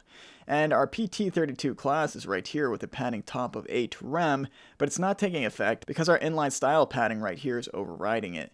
So all we need to do is make sure that we get rid of this inline style right here. But remember, this inline style is applying padding to the left and to the right of this text, getting it to line up perfectly with our header up here. So what we could do is we can just say that our padding left is going to be equal to 12 pixels and our padding right is going to be equal to 12 pixels. But that's going to create a lot of inline styles within our HTML. It's going to muddy things up a bit, so it's probably not what we want to do. As a result, we're going to be using more Tailwind padding classes. So let's go ahead and get rid of this, and we'll go ahead and fix our header to make sure that's aligned perfectly as well when we're ready to do so. But let's go ahead and get rid of that inline style. We'll save, refresh, and you'll see now our padding top is taking effect, and this looks pretty good. This PT32, remember, in the console, listed out padding top as being equal to 8 rem.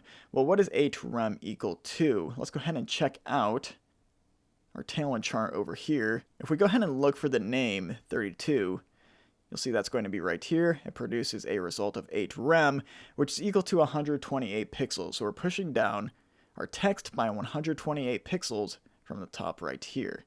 But when we go back to mobile, you'll see we're still getting that spacing applied, but this is where Tailwind comes in really handy. Since we are using a Tailwind class right here, we can specify that we only want this to be applied on a certain screen size. So we're going to go with the medium screen size by typing in MD. We can add a colon. So when we save with this and refresh, that's no longer taking effect on mobile, but once we hit that screen size of 768 pixels wide, you'll see now it is taking effect and we have that spacing above our text. So let's go ahead and fix the issue where we got rid of that side-by-side padding and now our text is touching the left-hand side of the screen. So instead of using an inline style for this like we were doing earlier, all we're going to do is we're going to add a Tailwind class of PX. And let's start off with something like 6. I'd say that's pretty standard for side-by-side padding of my text. So when we add a class of PX6, this means we are going to be adding padding on the x-axis to left and right hand sides of whatever element we're applying it to. So if I were to save this and refresh, now you'll see that our element has how much padding? Well, let's go ahead and see how much PX6 is equal to.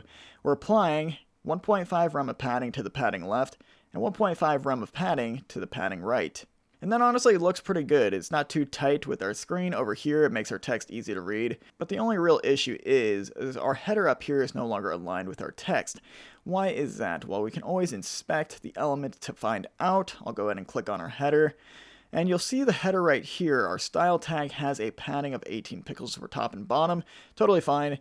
But for the left and right, we have a padding of 12 pixels. So we could fix this in one of two ways. One, we could apply the same class that we have on this div now for the left and right padding, which is going to be PX6. Or we could just change the padding in line to make sure that it has the same value as PX6, which is going to be 1.5 rem.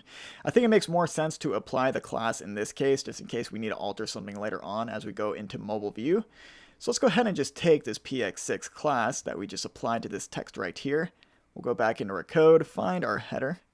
It's going to be this element right here. And you'll see the inline style being applied. We can go ahead and get rid of that and paste in the class of PX6. So now on save and refresh, this is now aligned with our text, which is exactly what we want. And even though we got rid of that top and bottom padding, we still have PY18 in here, which I believe is something we created ourselves. We can go in and search for that with PY18, and there it is. So we're just setting our padding top and bottom to 18 pixels.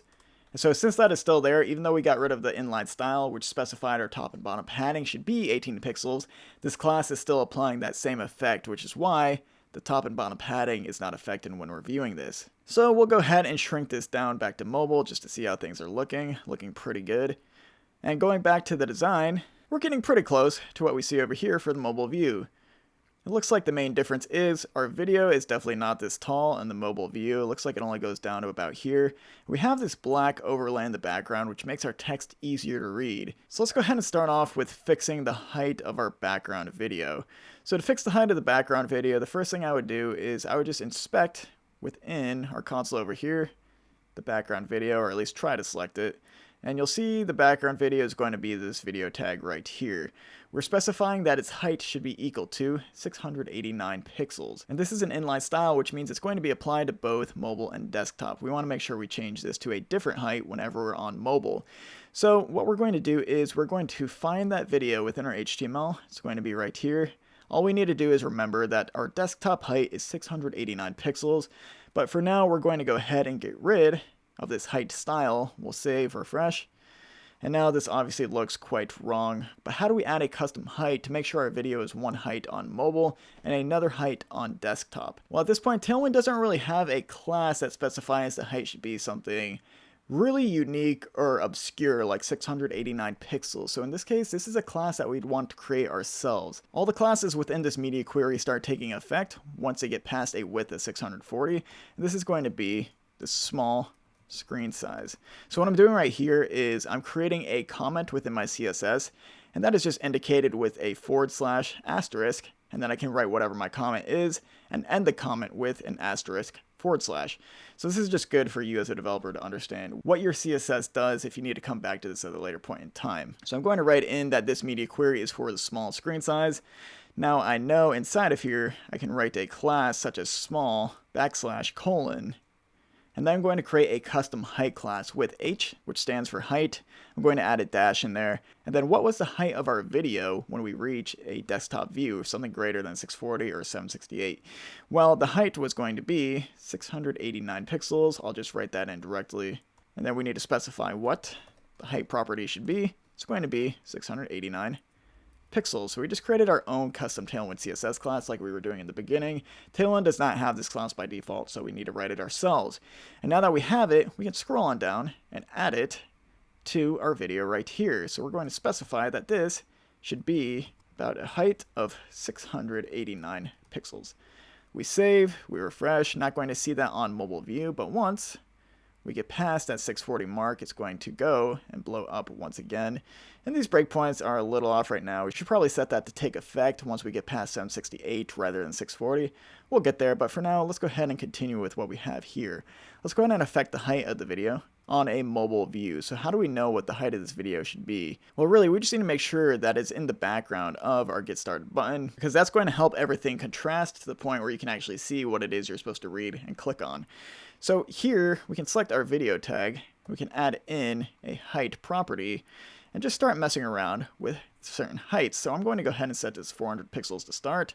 That looks pretty good, maybe a little less. We can always go back to the design to see exactly what we need to go by. So you'll see we have, looks like around 100 pixels of spacing underneath our button. Let's see what that looks like on our site right now. That is pretty darn close, I would say. So I'm actually going to go ahead, make this in an increment of 5. So I'm going to make our height 385 pixels for a mobile view. And to do that, all I need to do is go above our media query right here. All these classes are by default going to be mobile and above. They're only going to be overwritten by small classes like we have down here. And I'm going to create a class called h. And what is the height that I want to select? It's going to be 385 pixels. And I'm going to set this equal to a height of no other than 385 pixels. Makes sense. So I'll go ahead and take this class, and now I can apply it to the same video tag we applied this height of 689 pixels. So I'll go ahead and paste that in there, save and refresh. And now you'll see that height is taking effect, but as I go more towards a desktop view, the new height takes effect. So now we have our own custom height classes that still use the Tailwind methodology of using those small, medium breakpoints. But as I mentioned, as we go past 640, the height increases, but the spacing up here does not. So it just looks a little weird. So what we want to do is we want to make sure this height difference only takes effect once we reach the point in which the space up here above our text actually takes effect. And that is going to be whenever we pass the screen size of 768 right here. So all we're going to do is we're going to create a new media query. And this is going to be a media query for medium screen size. So if I want to create a new media query, all I have to do is copy this line of code right here with the media tag. I'll go ahead and paste that beneath our comment, add a closing curly bracket, and now our minimum width for medium screen sizes should be 768 pixels. So this will only take effect on larger tablet screen sizes. So now all I need to do is take this height 689 pixel class. I'm going to go ahead and cut it out of our small media query and paste it within our medium query. But now, since this is a medium query, we want to make sure that we are using the correct terminology to indicate within our HTML that this is only applied to medium screen sizes and above. As a result, I'm going to get rid of the SM and replace that with MD. Scroll on down to our video tag and make sure that I'm also replacing the SM down here with the MD to make sure that this class takes effect. I'll save and refresh. Looking good. Now when we go below 768, that spacing is taken away, and then things get smaller and go straight into mobile view because we still have that 640 pixel breakpoint. So you might want to go ahead and make sure that your 640 pixel breakpoint only takes effect on 768 pixels. It's not going to be too big of a deal because this is still readable even on these sizes as you begin to scale down your screen. So for now, let's go ahead and leave this as is, but I think that looks pretty good for our layout, at least in regards to text and our buttons, typography, and so forth, for getting this looking like it should on a mobile screen while still scaling up to a desktop view that looks good and accurate to our design over here. To get this black overlay, we're going to want to create a div specifically for that. We're not going to be adding any text content, any images, or anything, and this is pretty much the way I would do it all the time for adding some sort of overlay like this, and you'll probably see it a lot as you develop websites across your development career. So what we're going to do is we're going to go into the section that houses this background video, which is going to be right here. So right above the video, what I'm going to do is I'm going to create a new div. And there's not going to be anything inside of this div, but rather we're just going to go ahead and make sure that this div is a specific width and height. We're going to make sure that it covers up the full height and width of the video. And then we're just going to set its background color equal to black. And then we're going to use a new CSS property called Opacity to make sure that we fade that black out a little bit so it's a little more transparent and we can still see what's happening behind the black background. So what I'm going to do is I'm going to add a class to this empty div, and I'm going to start off with a class of bg-black. So we never actually wrote a class called bg-black. If I go back to index.html, we're not going to see anything simply because this div has no width or height because there's no content inside of it. If there's no content inside of a tag, well, it's simply just going to be a height of 0, 0. So that means we have to set the width and height manually. Now, where did bg-black come from? That came from Tailwind itself. So if we were to go to tailwindcss.com and look up background color, we can go ahead and visit this page, and we can see some of the classes we can use to change the color of our elements to different things. You'll see they provide a huge color palette, which is really nice. But the one we're going to use is bg-black. It just produces a black background. So that's what we're using, and now we need to go ahead and specify what the height and width of this element should be. So if I were to use some random Tailwind heights and widths, let's go ahead and just make this something like height 12, width 12. I believe this should be around like 100 pixels wide and high. We go ahead and add that in, and you'll see something happen right here. This is definitely pushed down, but we don't actually see that black background in place. If you don't see anything and you're wondering where it is, you can always just go ahead and use your inspector tool, which we're going to do right now. We know that this black box is within the section tag. We'll open that, and here is where our element is. If we go ahead and inspect it, well, our background color is being applied, but why aren't we seeing anything? Well, probably because we have a position absolute on this video, and it comes after our div tag. So therefore, it is being placed on top of it. If we want to change that and keep this where it is, we can go ahead and add a position of relative. And the only reason we're adding a position of relative to this div is so that we can use the z-index property to bring it forward over the video. So now that we have position relative, we can go ahead and add z-index and set it equal to something like 10. And there is our black box. So this is what it looks like. So let's go ahead and translate this over to our code, just so we can see exactly what's happening as we continue developing this. Our width is equal to 12. We'll go ahead and add that relative class on here, and now we want to affect our z-index, set it equal to 10, just so we can see our black box. It's not behind our video. We save and we refresh, and now our black box is there. Perfect. But we really need this black box covering the whole video, not just this little section right here. And we don't really want this black box affecting our layout in any way. You'll see it's pushing down on our text. That shouldn't happen. Our text was already set up and ready to go within the last lesson. So here, what we're going to do is we're actually going to change this position relative to position absolute. Because if you want something taken out of the document flow, you don't want other things affected by the height or width of that one element. You're going to want to change it to position absolute. So we're going to replace relative with absolute right here. And now you can see it's taken out of the document flow. This is no longer affected by that. And now we can begin editing the actual width and height of this and also position of it to make sure that it covers up this full area right here.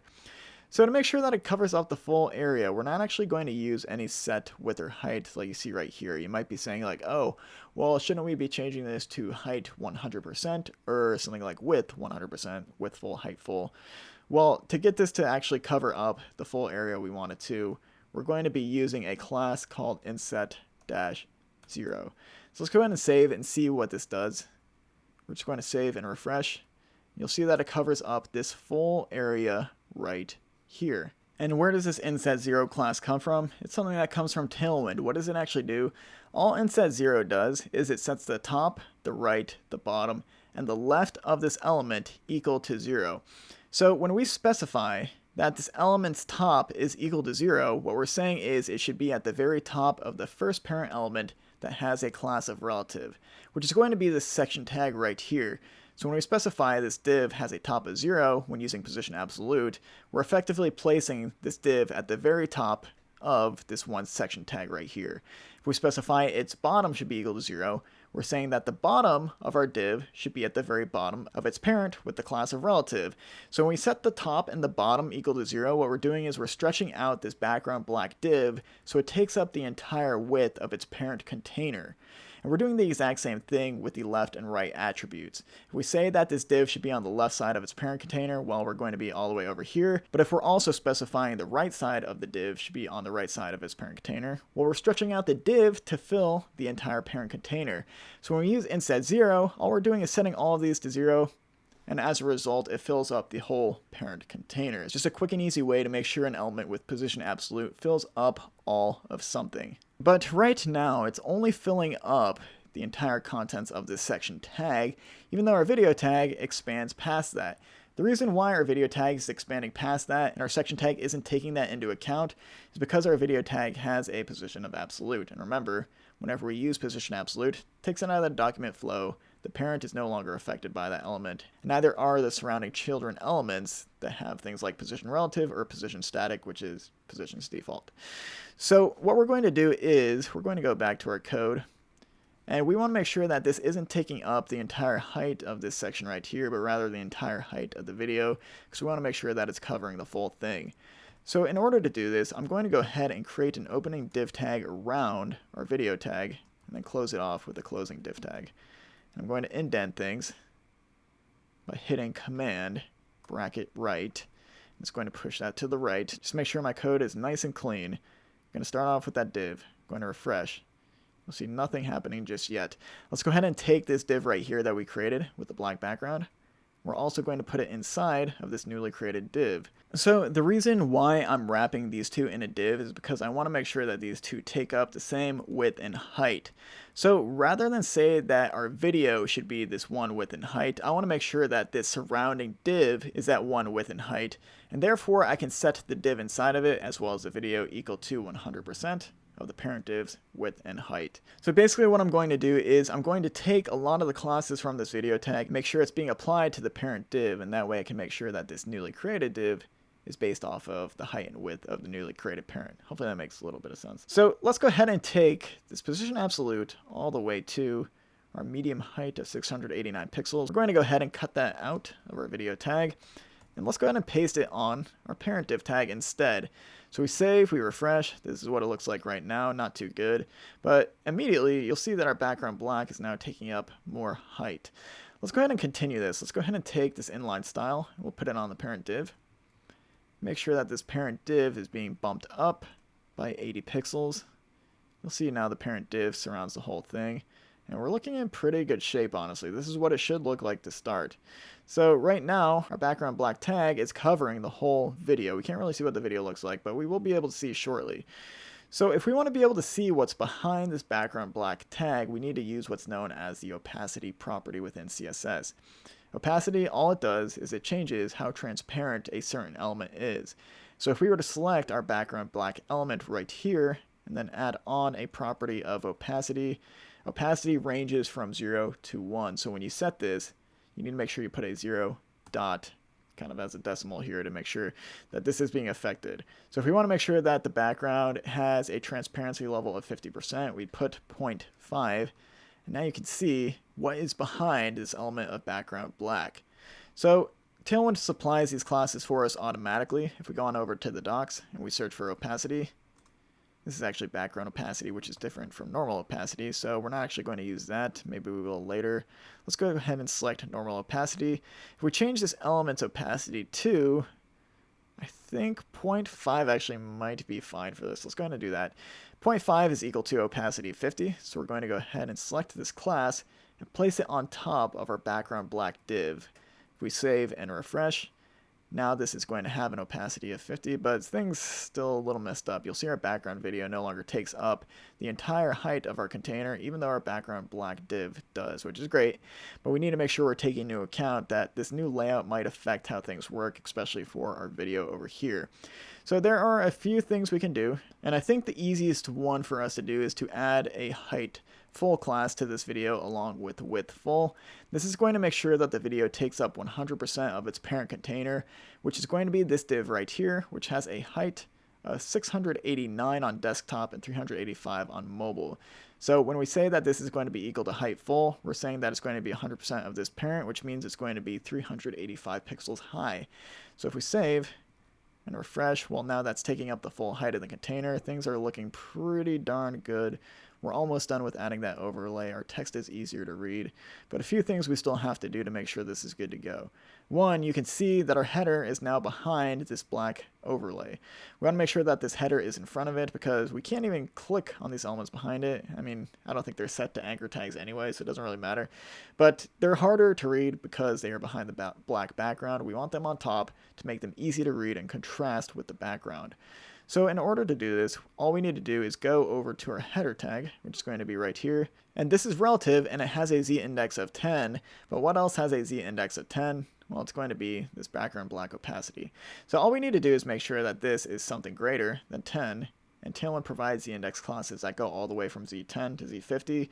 So if we change this to a Tailwind class of z20, then refresh, you'll see that now this is a z-index that's higher than 10, so it's closer to us, thus being overlaid on top of the background video. And just so you can see exactly what we did, if I select the header tag right here, we added on the class of z20, which applies a z-index of 20. It's going to be larger than 10. Now we can see it. So cool, almost done.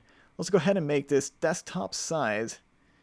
You can see this is what it looks like. So you can totally keep this as is with the background overlay on top of it. It does a few things. It makes your text up here a lot easier to read than if we're just on the dark purple background. And two, it makes your text here easier to read. So a benefit for all of your text and legibility. But if you wanted to follow the design as closely as possible, you'll see right here that background overlay is not being applied. And that's okay because these elements really aren't getting in the way of the text where the text is still legible. You don't really need that background overlay in place. So if you wanted to follow the design as closely as possible, what you could do is go find your background black overlay, which is right here. You can say once you get to that desktop view with MD, you want to hide the element with a hidden class, which change the properties display element equal to none. So if we were to add that, refresh, we can still see our text is all pretty readable for the most part on this larger screen. Not having too much issues, maybe a little bit at the top up here with that little guy coming down. But once we go down to mobile, you'll see we're in pretty good shape with that background overlay, not having many issues at all. So this brings us to the next CSS property we're going to learn, which is going to be creating a background gradient. A gradient is essentially a background color that fades from one color to another. You'll see them on a lot of sites. I know Apple puts a lot of gradients across their site, and this is something we're going to add here because you're probably going to use it a lot. So if you look really closely on the desktop design, you'll see that this text is pretty legible.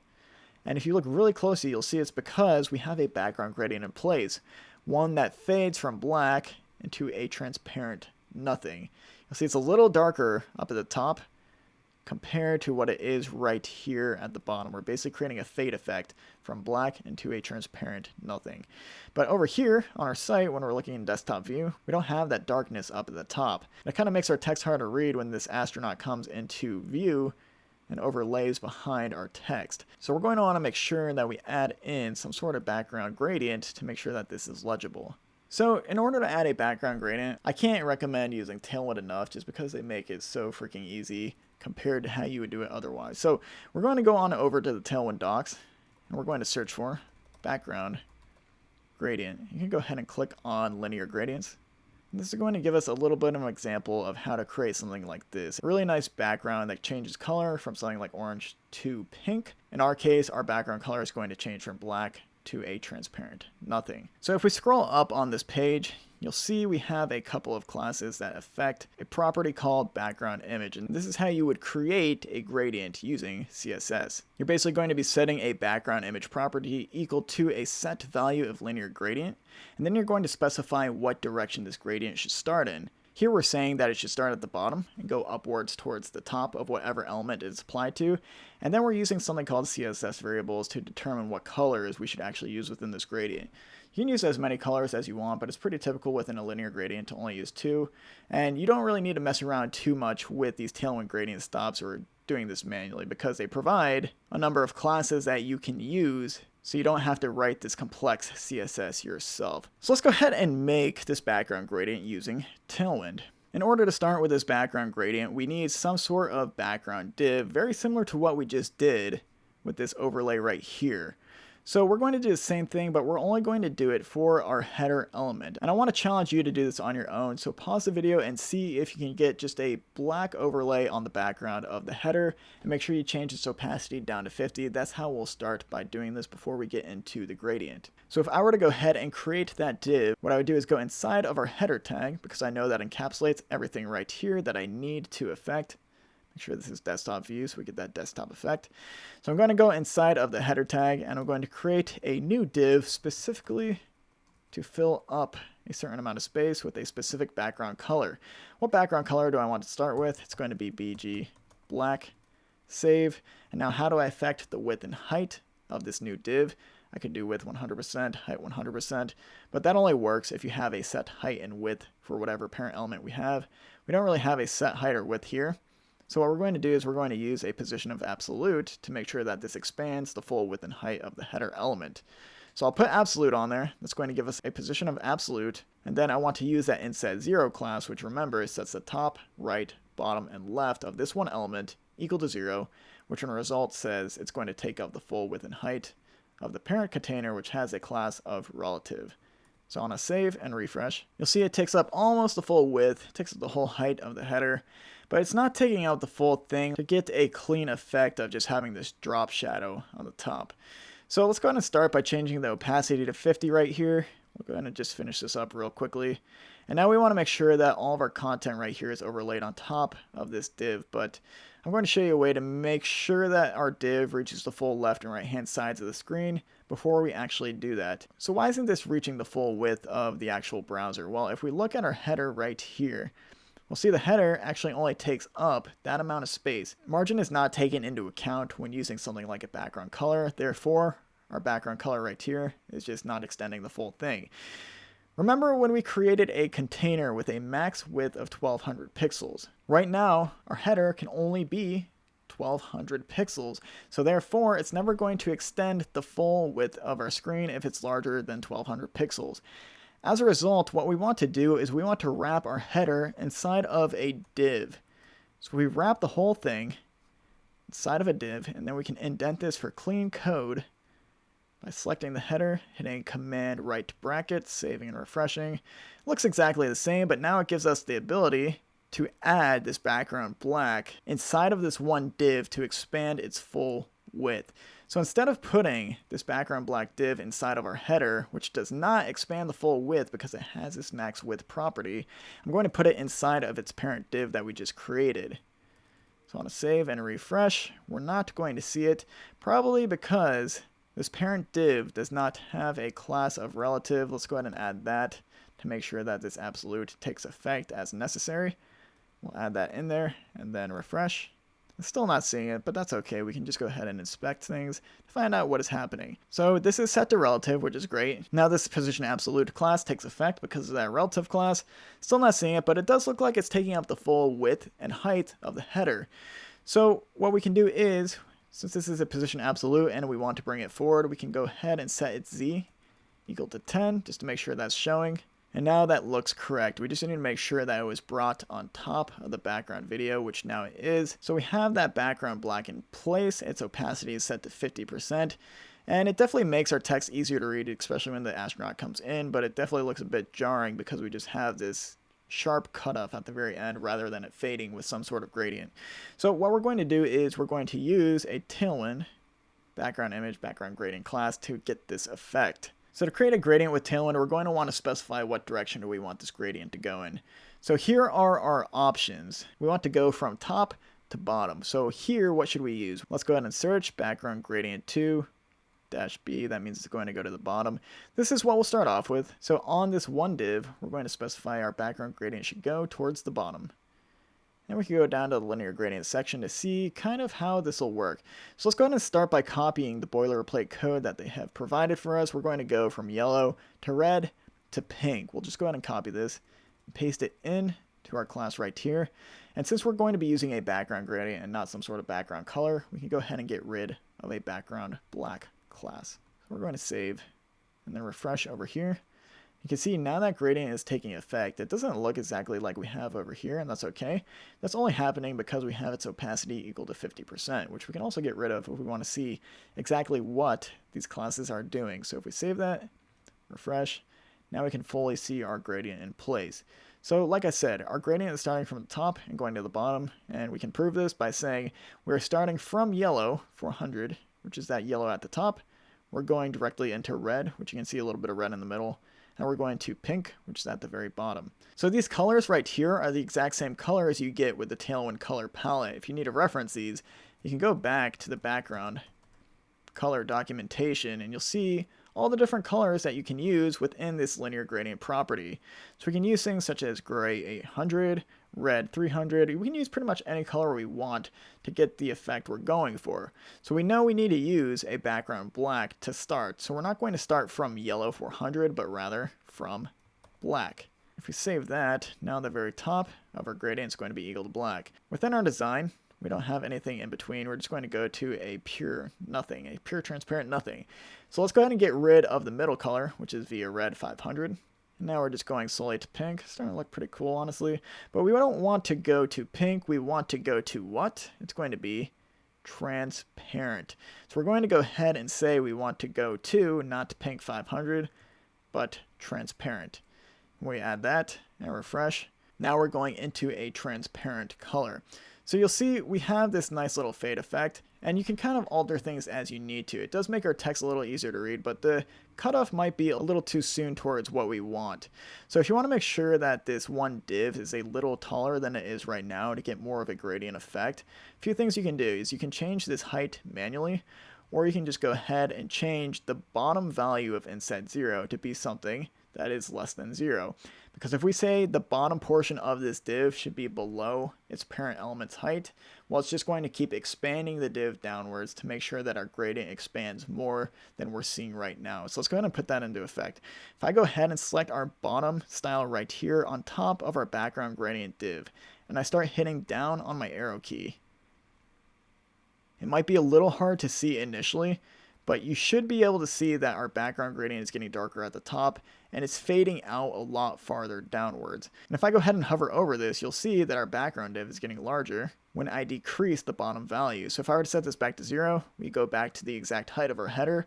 But if I'm going to go ahead and decrease this by a certain amount of pixels, it's going to get larger and larger, which means the amount of space in which our background gradient takes effect is going to get larger as well, which is going to make sure it's darker at the top and fades out at a later point in time near the bottom. So let's go ahead and look at this around negative 36 pixels. I think that looks pretty good. It covers enough of our text up here to the point where it's very legible, and it doesn't really take away from anything. It's pretty hard to notice this background gradient in the first place unless you're really looking for it. So what I want to do is I want to make sure I keep track of this bottom attribute, since we only did it within our browser for testing purposes. And now where are we applying this inset of 0? Well, it's going to be to our background gradient div right here. So we can go ahead and keep inset 0 on there to make sure that everything's going to be 0 initially. But if we want to override this one bottom attribute, we can simply go ahead and add an inline style for this. So I'm going to go ahead and do that. I'm going to set our style equal to have a bottom of negative 35 pixels. And on save and refresh, we should be able to see this text a lot better than prior. And it looks like we are indeed good to go. And let's double check that just by inspecting the element. We have a bottom of 35 on it, which is great. And hovering over it definitely shows that it's bigger than before. So one quick thing to make sure this is definitely good to go is we'll resize down to mobile. And you'll see it's definitely a little darker at the top than it was at the bottom, even though we have that black overlay in place. So I'd probably go ahead and get rid of this on mobile just because we really only need it for desktop, since we got rid of the full background overlay in the first place on desktop. So what we're going to do is we're going to hide this new gradient that we just created on mobile. All we have to do is specify by default this div should be hidden. We save, we refresh, no longer available. We only have that black overlay in place. But once we get to desktop, can't see it anymore. It's kind of hard to read the text when an astronaut comes in. So we'll say whenever we reach a medium size, we'll go ahead and change this back to its default of block. And now that goes back. We test this by resizing our screen down. You'll see that overlay is gone. Size it back up. There it is. Cool. So just by developing this one hero section right here, we've pretty much built out a lot of what we need to style a full website, including something like this next section we're about to do. So we're going to take all the lessons we just learned, compile them into this. We're just going to make sure we do it mobile first to give you guys an idea of how a different methodology works. So let's go ahead and do this like I were developing a website for a real world client. So we're going to go ahead and inspect this mobile view. You can see it's just this rectangular container with a few statistics inside of it. Easy enough. So I'm going to go ahead and make sure I keep this on the side, and we're going to go inside of index.html and see where I should actually put this section right here. And it pretty much always makes sense to line up your code with how you see it in the design. So we know the stats section is beneath the hero up here. So we're just going to go to our hero section within the code, which is this one right here. And right beneath it, I'm going to create a new section. And this is going to represent the stats section, just so we can reference what we're actually developing. So what do I need to do here? What do I need to develop? Well, it looks like in the background we actually have this one container div, and then this stats div is being pushed upwards using something like position relative and a negative top value. So when we start our section div, this stats section is actually inside of this background section. So this background section is where we're going to start. We're going to go ahead and add a class of a very dark gray, because you can see this background right here is a pretty darn dark gray. The darkest gray we can get within the Tailwind color palette is going to be 900, so that's what I'm going to reference. And let's continue writing up our markup. So inside of this background section, we have the stats div. I'm going to go ahead and write out a div for that. And then inside of this one large div, we have 3 more divs. So we'll go ahead and write out 3 more divs. Inside of this first div, we have something that looks like an H2. It's not quite an H1, not as big as our main hero text up here, and maybe it is. H2 is totally fine to use. It doesn't really matter which H1, H2, H3 tag you use. So we're going to go ahead and say H2 here, set it equal to 84. And then we have some sort of sub-headline. Usually for sub-headlines, I just like using paragraph tags. Doesn't really matter which tag you use for this either. But I'm going to go ahead and say that this should be a paragraph tag. And then I'm just going to go ahead and duplicate this for the other 2, such as hours of content and students. So that's a good start for our HTML markup. If we go back to our actual site, we'll go ahead and shrink this into a mobile view. And you can see our section being displayed right here, but we can't really see our text because by default our text is going to be black. As a result, let's go ahead and style our typography now. So on our design, you can see that our stats, our main stats, are going to be this large purple typography. So if we need to select that within Figma, you can see I'm trying to select it right now, and I'm only selecting the whole group. This just means that this is nested inside of the group, so we want to double click and then double click further to make sure we're selecting this one individual element. So if we scroll down in the inspector over here, you'll see that we can get this exact color. But if we just want to use the Tailwind color system, which should be pretty close to the color we see right here we just go ahead and reference some sort of mid-range purple. So for H2, I'm going to add on a class, and I'm going to say that our text color should be a text of purple, and that's something mid-range, maybe a little lighter because this is overlaid on a dark background. Let's go ahead and start off with a text purple of 300 and see how that looks. So you'll see when we save and refresh, we don't actually see that color taking effect. So let's go ahead and inspect to see what's going on. You see our actual div is up here behind our background video. Not fun. So what needs to happen here to make sure that we can see this div? Well, we probably need to deal a little bit with a new property called overflow hidden. So if I were to go ahead and add this property to our main content div right here, our main content section actually, overflow hidden, you can see now we can see our text beneath it, which is great, but it creates for the effect of no longer being able to see the content above it. And we no longer have that padding that was beneath this section either. But using this overflow hidden property is how we want to start. So we're going to go to our section up here, add overflow dash hidden. And now what do we need to do? We need to make sure that this content section expands the full height that we want it to, expands the full height that we want the video of. So we'll also go ahead and take these two classes right here and we'll paste them on to our section div. That's going to go ahead and get things going with the padding down here. I know it looks a little weird right now, but we're going to go ahead and fix this. We're going to go ahead and take the top -80, paste it onto the section tag.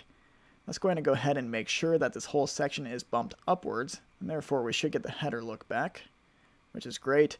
But now our text is way at the top, which is obviously a big issue. So we need some sort of padding to make sure that it's being pushed down. So right now we have a padding top of 32 being applied to our desktop view, but there's nothing being applied to our mobile view right now. So I'm going to go ahead and apply this to our mobile view by adding pt-32. It's going to go ahead and push it down an adequate amount, but it might be a little too much compared to what we had prior. So I'm going to go ahead and go down on the scale system to something like 24. That looks pretty good for a mobile view, so I'm going to go ahead and keep that. And then I want to increase the amount of space we have down here just by a little bit, so I'm going to add some mobile padding bottom to this as well, padding bottom 8. And now that's going to take care of everything we need to do to this section, but we still have this white space in the background because since this is a element with position relative and we're setting its top equal to -80, well, we're taking into account that space that was up at the top, but we're not taking into account the space that was newly created in the background right here. So you'll see when we hover over this section, and then we hover over the next section, there's this space in between it because of this top -80 pixels. That space is totally fine, but obviously we need to change the background color somehow. So what we could do is we could change the entire body element's background color to be this dark gray of 900. So what I'm going to do is I'm going to inspect this section right here. You can see background gray 900 produces this hexadecimal value. I'm going to go ahead and grab that and go scroll up to our style tag. And inside of our body right here, I'm going to say that I want our background color to be equal to that hexadecimal. And when I do that, save, you'll see that it covers up all the white space with this new background gray color. So that's going to fix the issue we were having with this background element covering all of our stats right here due to position overflow and the complex layout we have going on with mobile and desktop view. Now you may notice on this desktop view, since we pushed everything up on our section, this text right here also got pushed up, and that was with a class of mdpt32. So this is all of our content right here. We pushed everything up. We kept the medium padding top the same. We probably just want to bump this up by a little bit. So the next value on the Tailwind scale, I believe, is 48.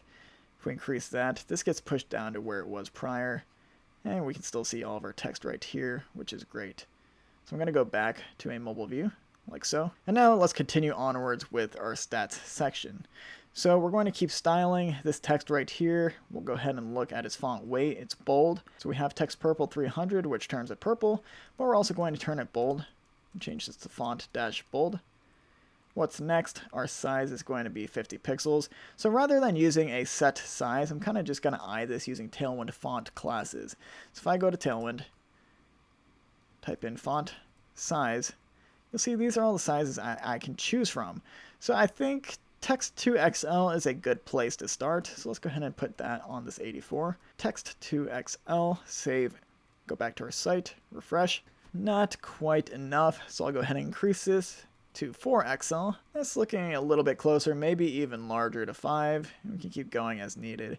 Then I'm going to go ahead and stop at that 5XL mark. So that's looking good. Let's go ahead and see what we need next. We're going to go ahead and focus on this lessons text. So this looks like it's a light gray. If I don't want to have to create my own class, I can just simply go ahead and use Tailwind's grayscale, which is going to be a text of gray, something a little light, something like 400. Let's see how that looks.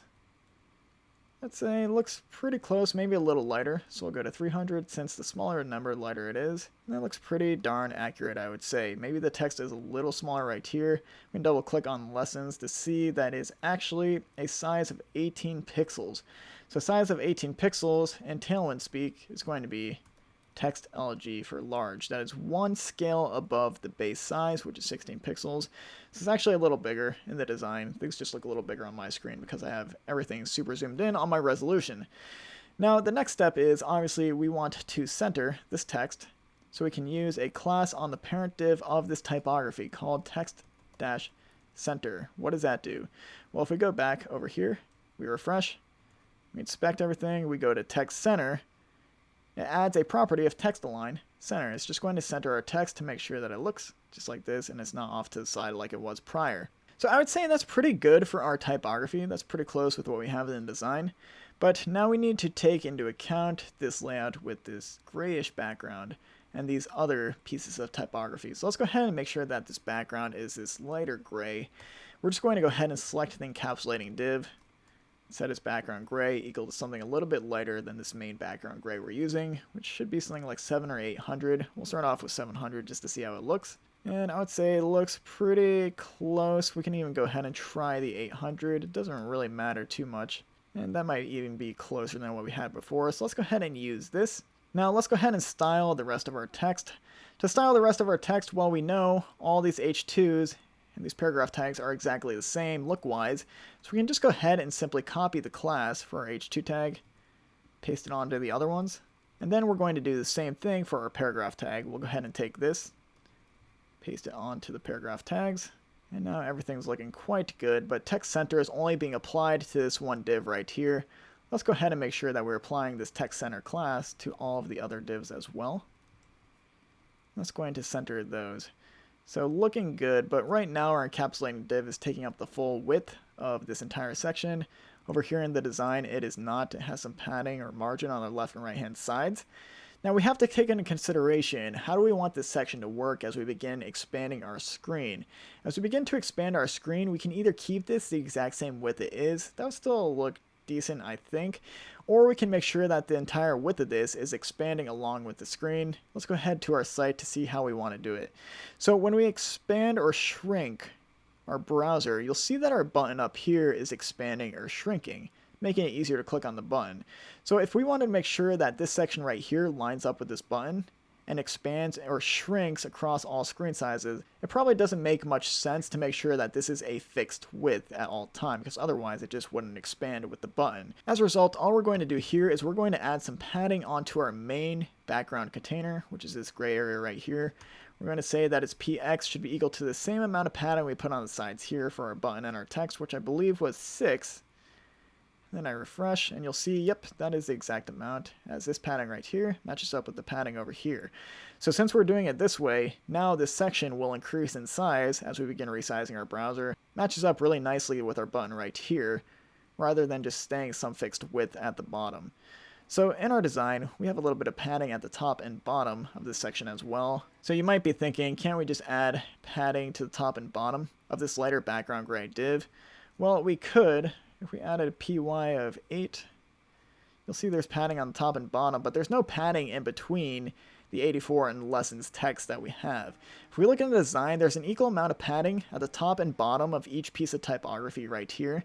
So we want to make sure that we're not adding this py8 to the entire container div, but rather to each individual div that contains some sort of text.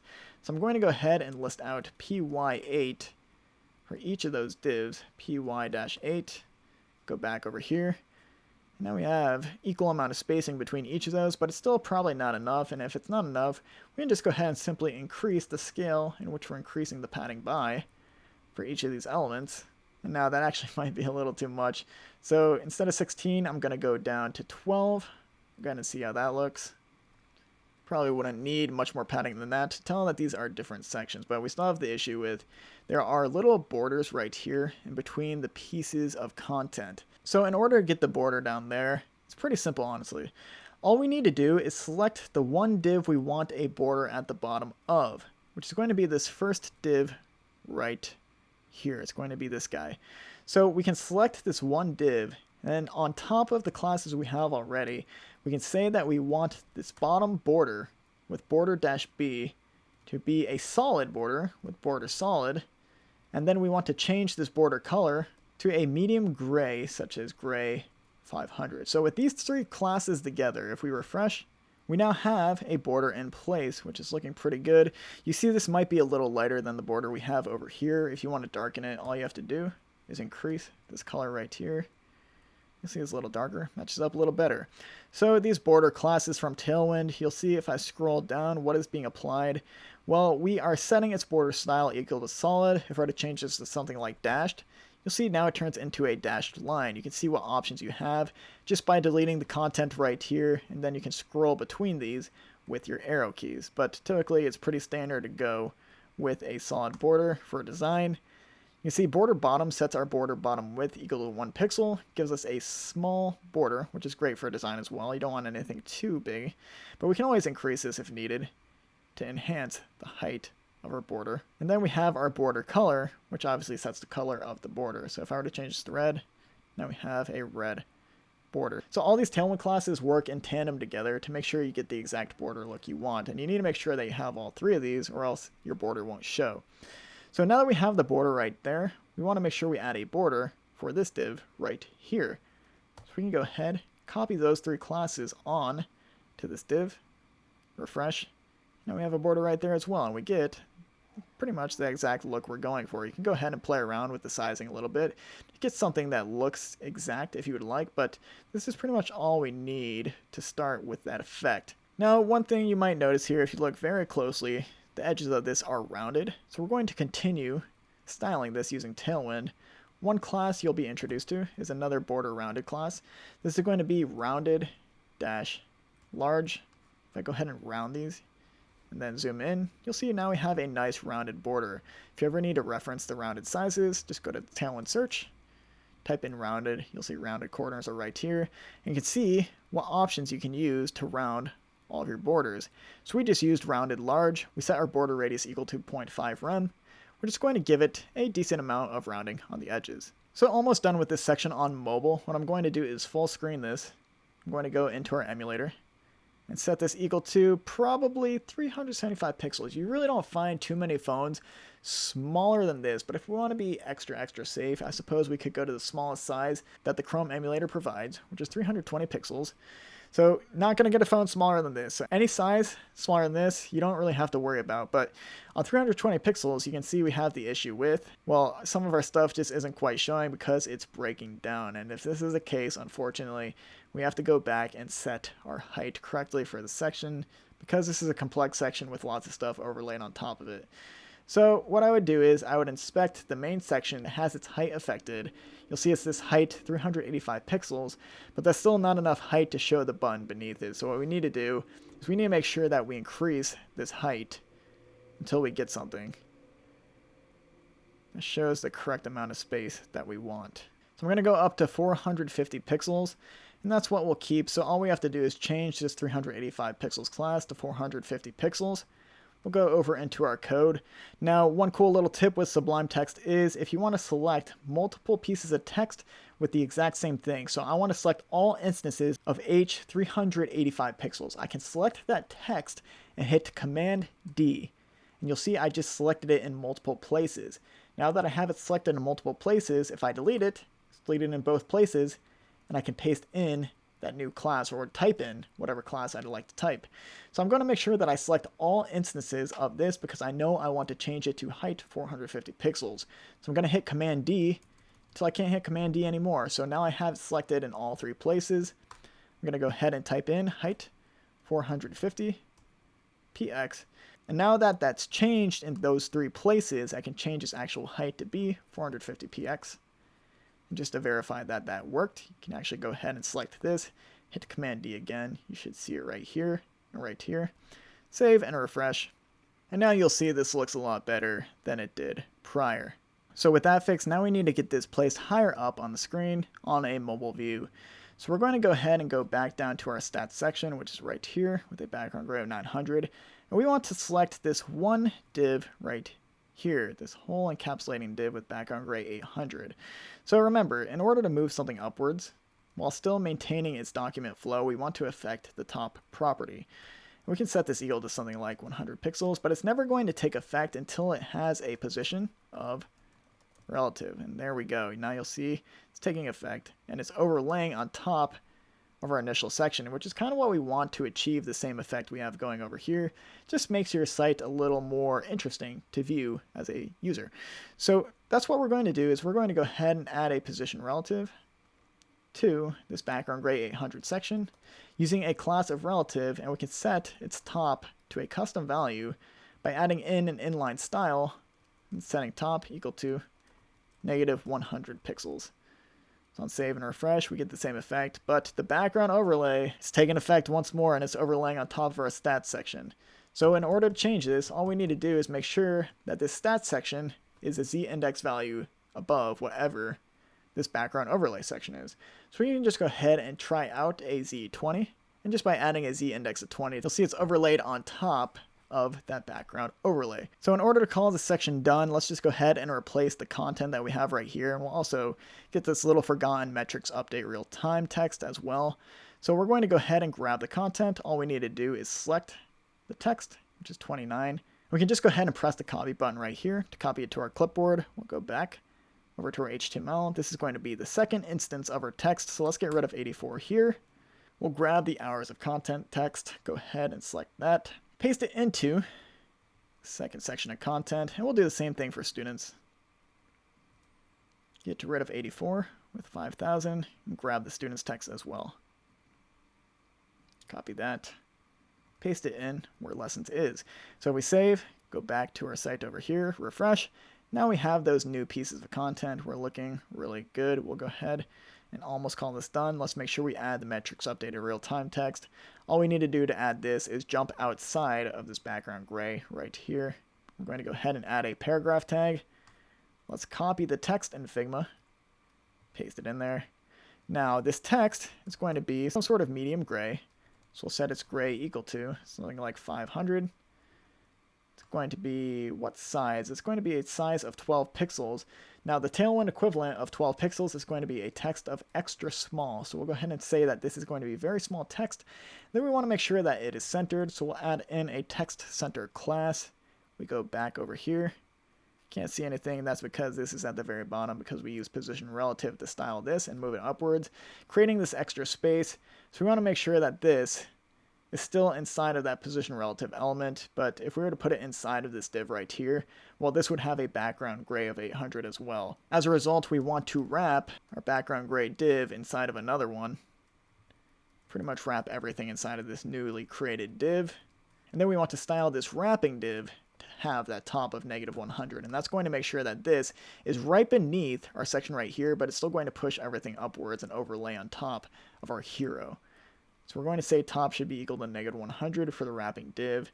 And for this to take effect, we need this relative class on there. We probably need to grab that Z20 as well, because Z20 is only taking effect for relative or absolute elements. So with the save and refresh, now this is moved up. It's pretty tight with the section, and it's not in the design, so all we need to do is add a little bit of margin to it. So we'll go ahead and select our paragraph tag and say our MT top should be equal to 4. That's about a little bit of margin, and that's pretty darn close. I say I like how that looks. Pretty close with our design over here. So now that this is done in mobile view, we can go on over to our desktop view and make sure that this looks like this over here. And thankfully, a lot of what we just did on mobile already looks pretty darn close and already looks good. You can pretty much technically end it on this, but if you want to get this looking as good as possible for user consumption, you probably want to make sure that it looks like this on the design. So what do we have to do to style what we have here to look like this. Well, the first thing we need to do is we need to make sure that these elements are placed next to each other. So going back to the beginning of this course, can you remember, how do we place block elements next to each other? Well, they need a parent that has a class of flex. So if we look at these content divs parent, the content divs are right here. It's going to be this one div. So if this one parent div has a class of flex to set its display equal to flex, I'll save and refresh. Now, just with that, these are immediately next to each other. So off to a good start.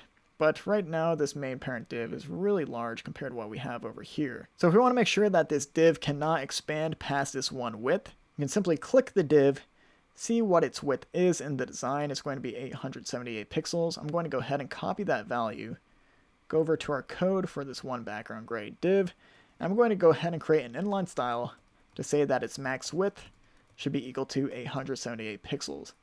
If I save and refresh, it's definitely going to shrink this down quite a bit, but it's no longer centered. But whenever you have an element with some sort of max width, you can always center it with an MX Auto class to make sure the margin left and the margin right are calculated automatically, centering whatever div we just applied it to. So next up, we need to make sure that these three pieces of content, the divs that they're inside of, have the exact same width. So we're going to be using percentages for our width here.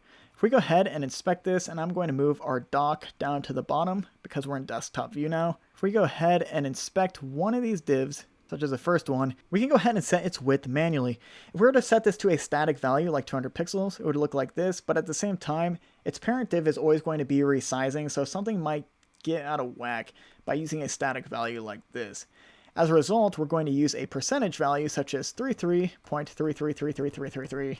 Percentage. Doesn't really matter how many 0.3s you have at the end here. But we're using this one specific value to say that this should be 1/3 of its parent div because we have three other elements inside of the parent div. If we set their width all equal to this, so let's go ahead and select our second div, set its width equal to 33.333 something percent. Well, they're all going to be equal width and everything is going to be centered perfectly within them, which is what we want. So in order to get this value with Tailwind provides some nice percentage classes as well. We're going to select the one div we want to affect the width of, which is this one right here. We're going to set its width equal to width 1 divided by 3, 1/3. And when we add this class, save and refresh, you'll see when we inspect this div, the div with a class of width 1/3 now has a width 33%, which is 1/3 of the parent container. So we want to do that for every parent div of content. We'll go ahead and copy that class, paste it onto the second div, paste it onto the third div, refresh, and now all three of these divs have the same width, which is great. But two of these divs have this border at the bottom still. We want to make sure that this is not taking effect for desktop. So what we're going to do is we're going to find the divs which have the class of border-b. We're going to make sure that this is not applied on a desktop view. We're going to select our medium breakpoint, reference our border bottom class, and make sure that the border bottom is equal to 0. And with that, on refresh, you can see it's no longer there. We're going to do the exact same thing for the second div, which has that border bottom. So go ahead and paste on medium border bottom 0, save and refresh, and now that is no longer there as well. But now we need borders in between these on the x-axis. As you can see right here, we have a level of separation. Let's go ahead and add that in. So one quick shortcut way I want to show you how to add this in with Tailwind is using the divide class.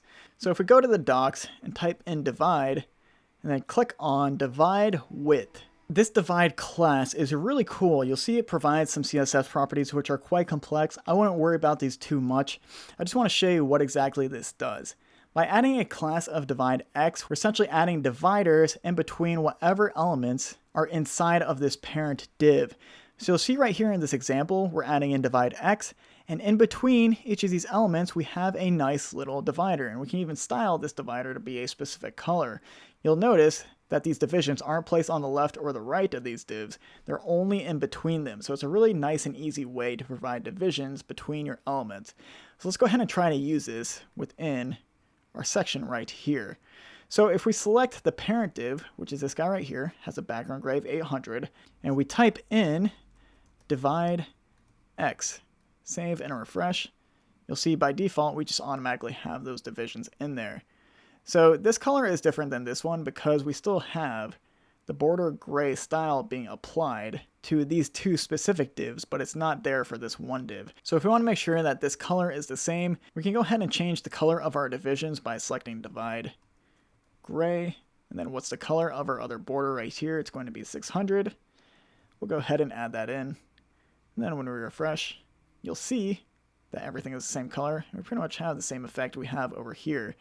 Now, one thing to note is, although this is looking pretty good when I resize it, while we still have those divisions in place, our flex is taking effect when it shouldn't be.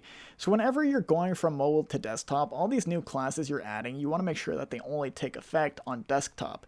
So you want to make sure that they're all prefixed with MD so that you maintain your mobile classes, which were already styled. But once you get to desktop, then you can apply these new classes. So I'm just going to go ahead and add that to divide X, divide gray, MX auto, whatever we just added on there. I want to make sure I'm adding on MD colon. When I do that, things are looking pretty good. We want to make sure we're also doing this for our width class. So we only want this width to change once we hit a desktop screen. So I'm going to add MD to width 1/3 for each of our divs. Save and refresh. Now we're back to where we were on mobile, which looks great, but once we get to the desktop view, we're going to go back to this look that we have over here, and things are looking pretty much one-to-one with what we have on the design on both mobile and desktop, it looks like. So I'm going to go ahead and call that for this course. I know it's a long one, but that's pretty much every single piece of CSS content that goes into web development that I use day to day within my professional job and that you'll need to continue building websites on your own like this. If you would like to further your CSS education with me, I'm going to do a premium course on chriscourses.com, which continues this lesson. We're going to go ahead and build out this popular courses section using the same techniques I showed you, introducing a couple more as we go. And then we're going to develop the rest of the site on chriscourses.com. So we're going to be developing this popular courses section, everything you see beneath it, such as this feature section, the video section. We're going to do the slider right here. We're going to develop a pricing section, frequently asked questions section, this little cheat sheet section for gathering CTAs, people coming into your site, whatever. And then we're also going to add in the footer, and it's all going to be mobile responsive. Going to teach you every single thing you need to know to develop your own web pages using HTML and CSS. So I hope you enjoyed the video, guys. Make sure you check out the premium videos if you'd like, subscribe, and I'll see you in the next episode. Peace.